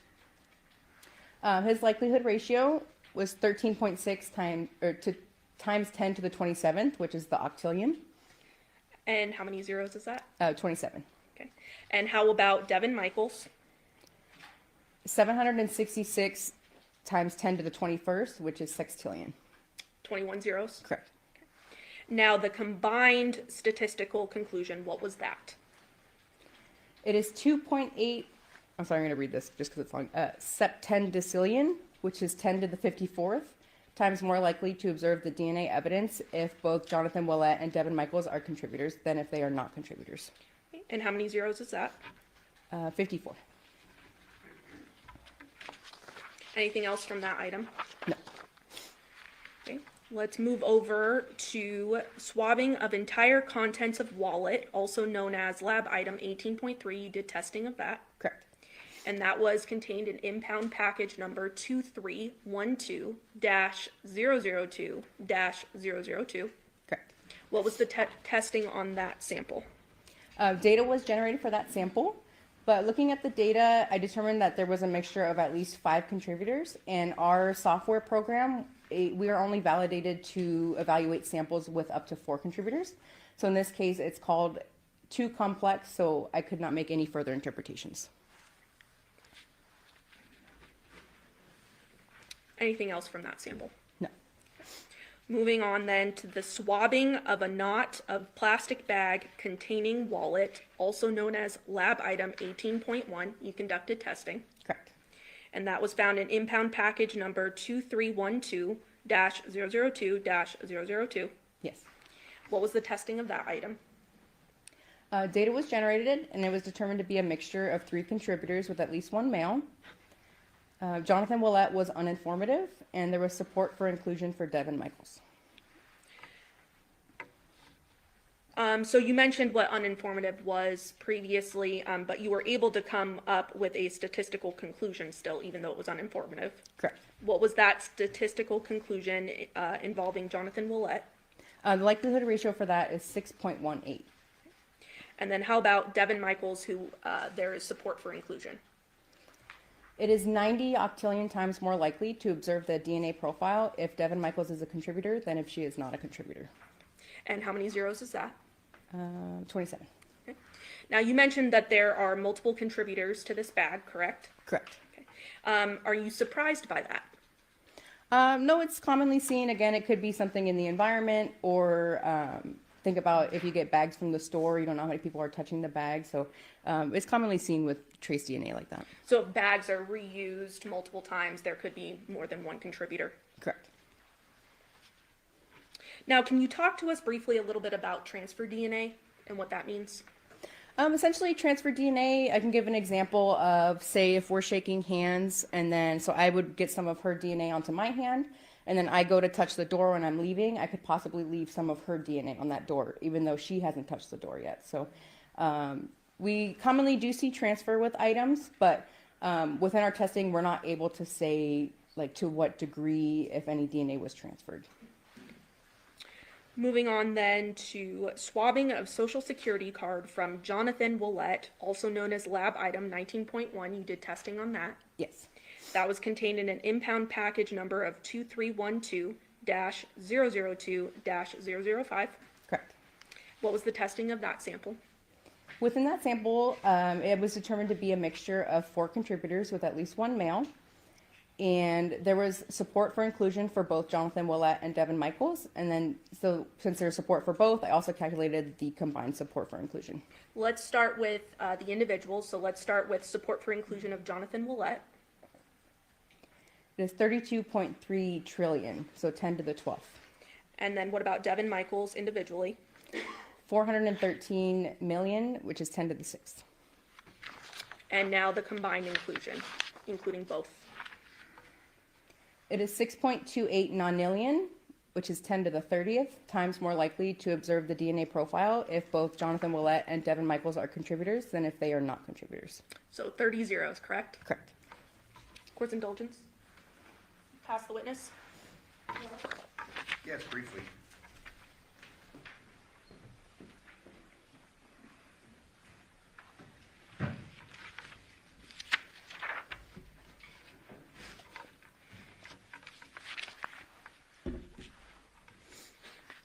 And in reference to the reference standards, generally taken from buccal swabs or otherwise, correct? Correct. And in this case, we just had 2 reference standards, correct? Correct. Jonathan Willett and Devin Michaels, correct? Yes. There was no reference standard submitted for your evaluation concerning a Devier Willett, correct?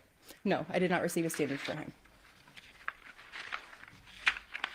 Fair to say that based upon your analysis, we had DNA attributable to Devin Michaels and Jonathan Willett on the plastic bag containing the wallet, based upon your testimony.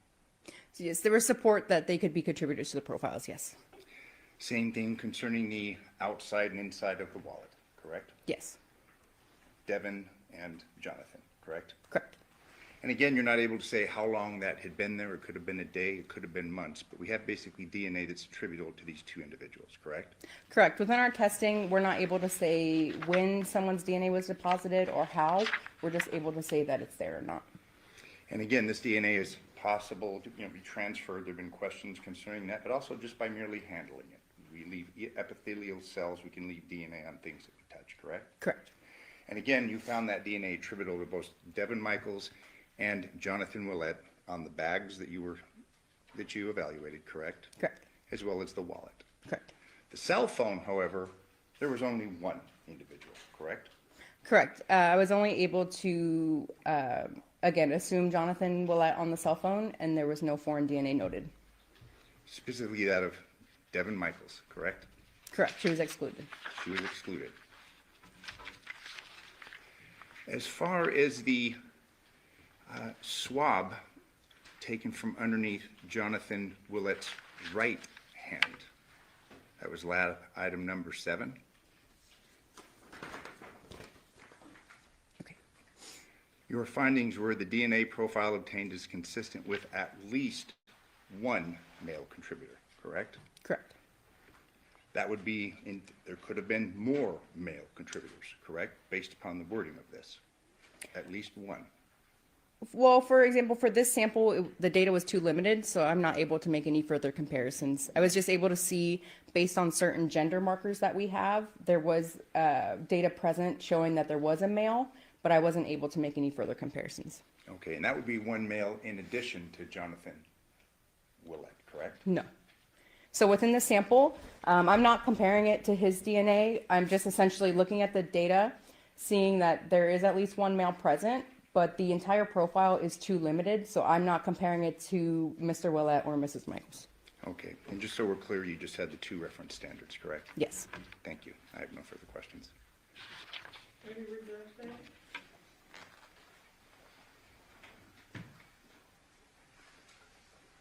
Court's indulgence.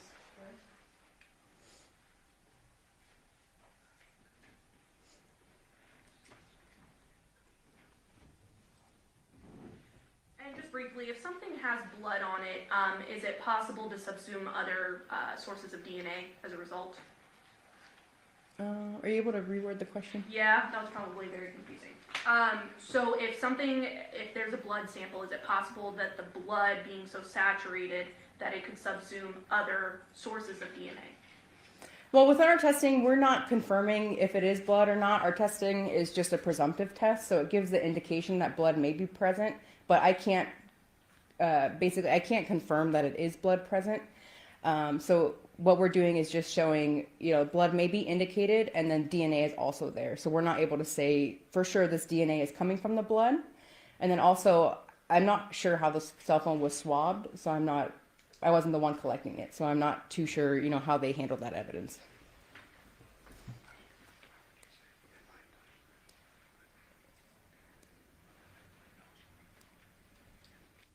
So if I were to touch an item, with my finger, for instance, but then my nose started bleeding and it went on the item, would that make a difference?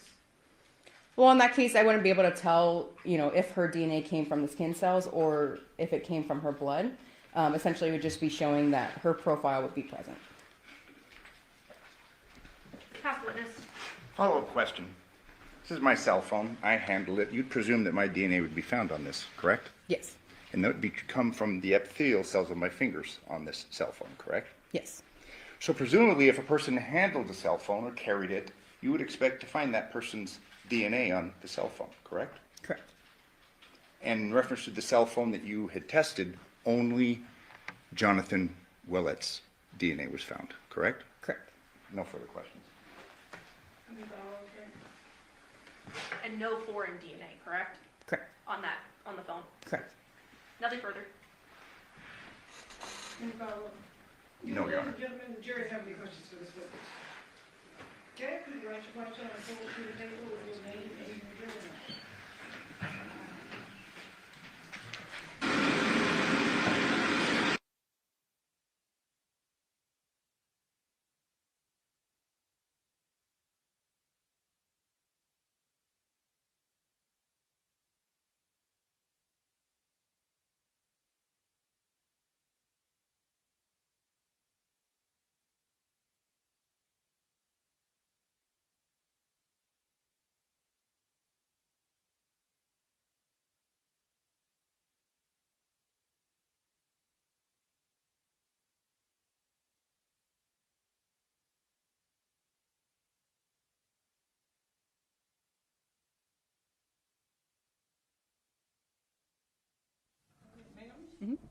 on the cell phone, was DNA found on the outside of the phone or just on the screen?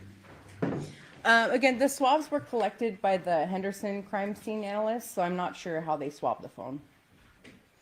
State, any follow-up? Your Honor, I'm sorry. Oh, There's sorry. one more question. Councilman Perch?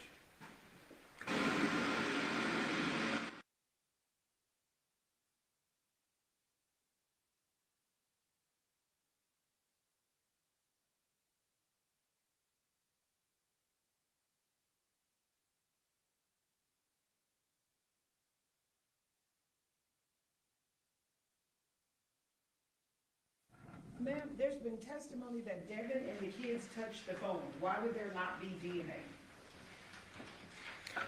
Again, there's a lot of environmental factors. So again, if someone was wearing gloves, if the item was cleaned recently, some people are what we call shedders, so they just naturally leave more DNA behind than others.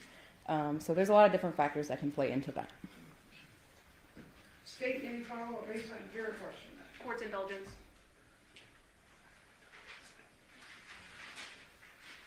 It's possible any item that I touch, I could not leave DNA, correct? Correct. Pass the witness. Oh, depends, any follow-up based on your question? I think we have another juror question coming. There's no more comment. You want to wait until?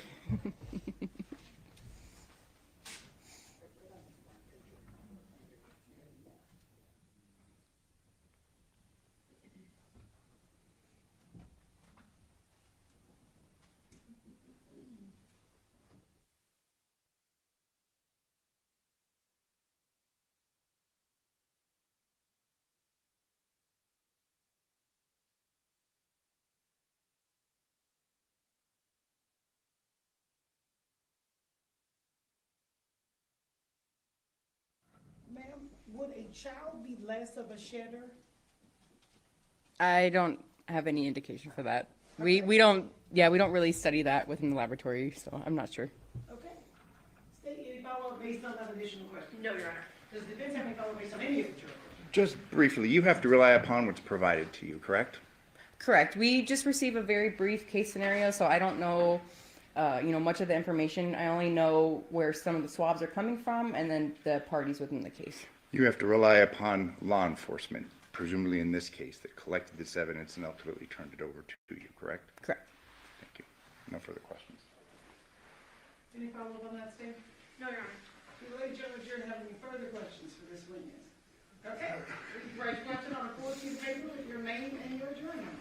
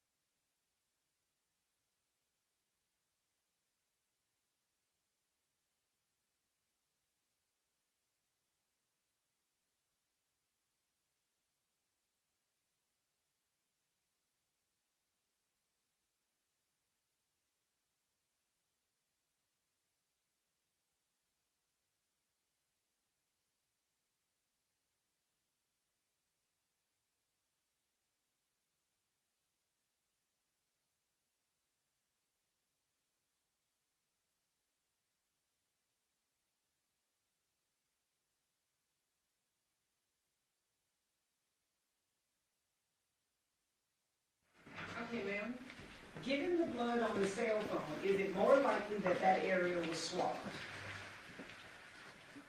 Again, I'm not sure. I don't know, how much possible blood was present on the phone.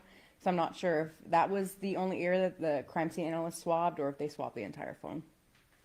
Does CSA document their swabbing procedures when they turn in a sample, such as the area swabbed, the number of times, things like that?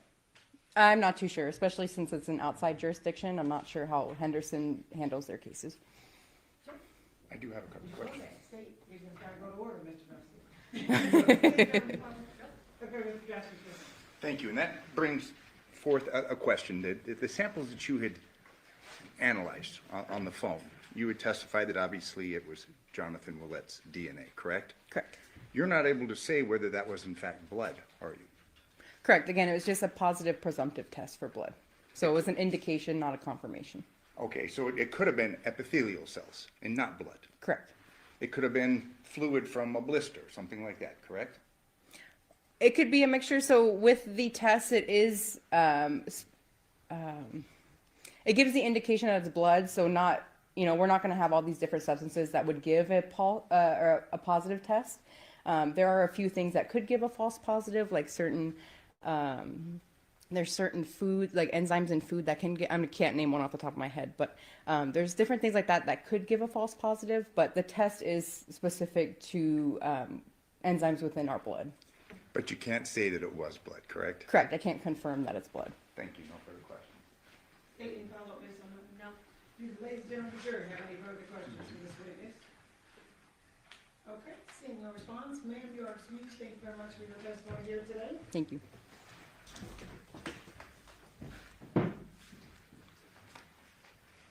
Okay, ladies and gentlemen, at this point, we are going to take our night recess. During this recess, you must not discuss or communicate with anyone, including fellow jurors, in any way regarding this case or its merits.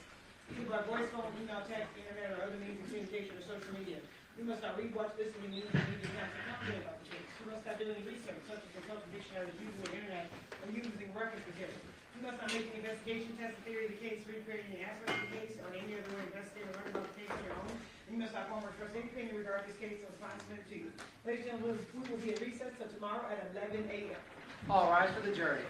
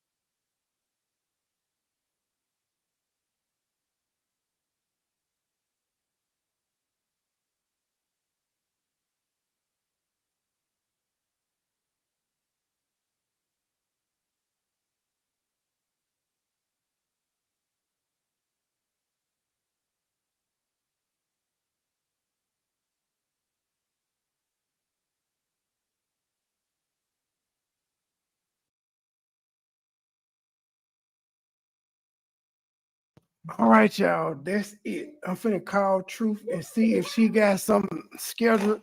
If not, I'm gonna go ahead and run this Eat with Q content because I ain't saying nothing anyway. I'm just gonna let it play. I'm finna have a conference call. We'll see tomorrow. I don't know what time she said that it was going on and all of that. They did 5 hours worth of streaming, but they really didn't do 5 hours worth of court because they did at least 2.5 worth of breaks.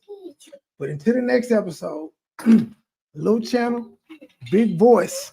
We out. Low key niggas hating, but they don't want no beef. State gang, true sippers, bitch. I bet we don't eat.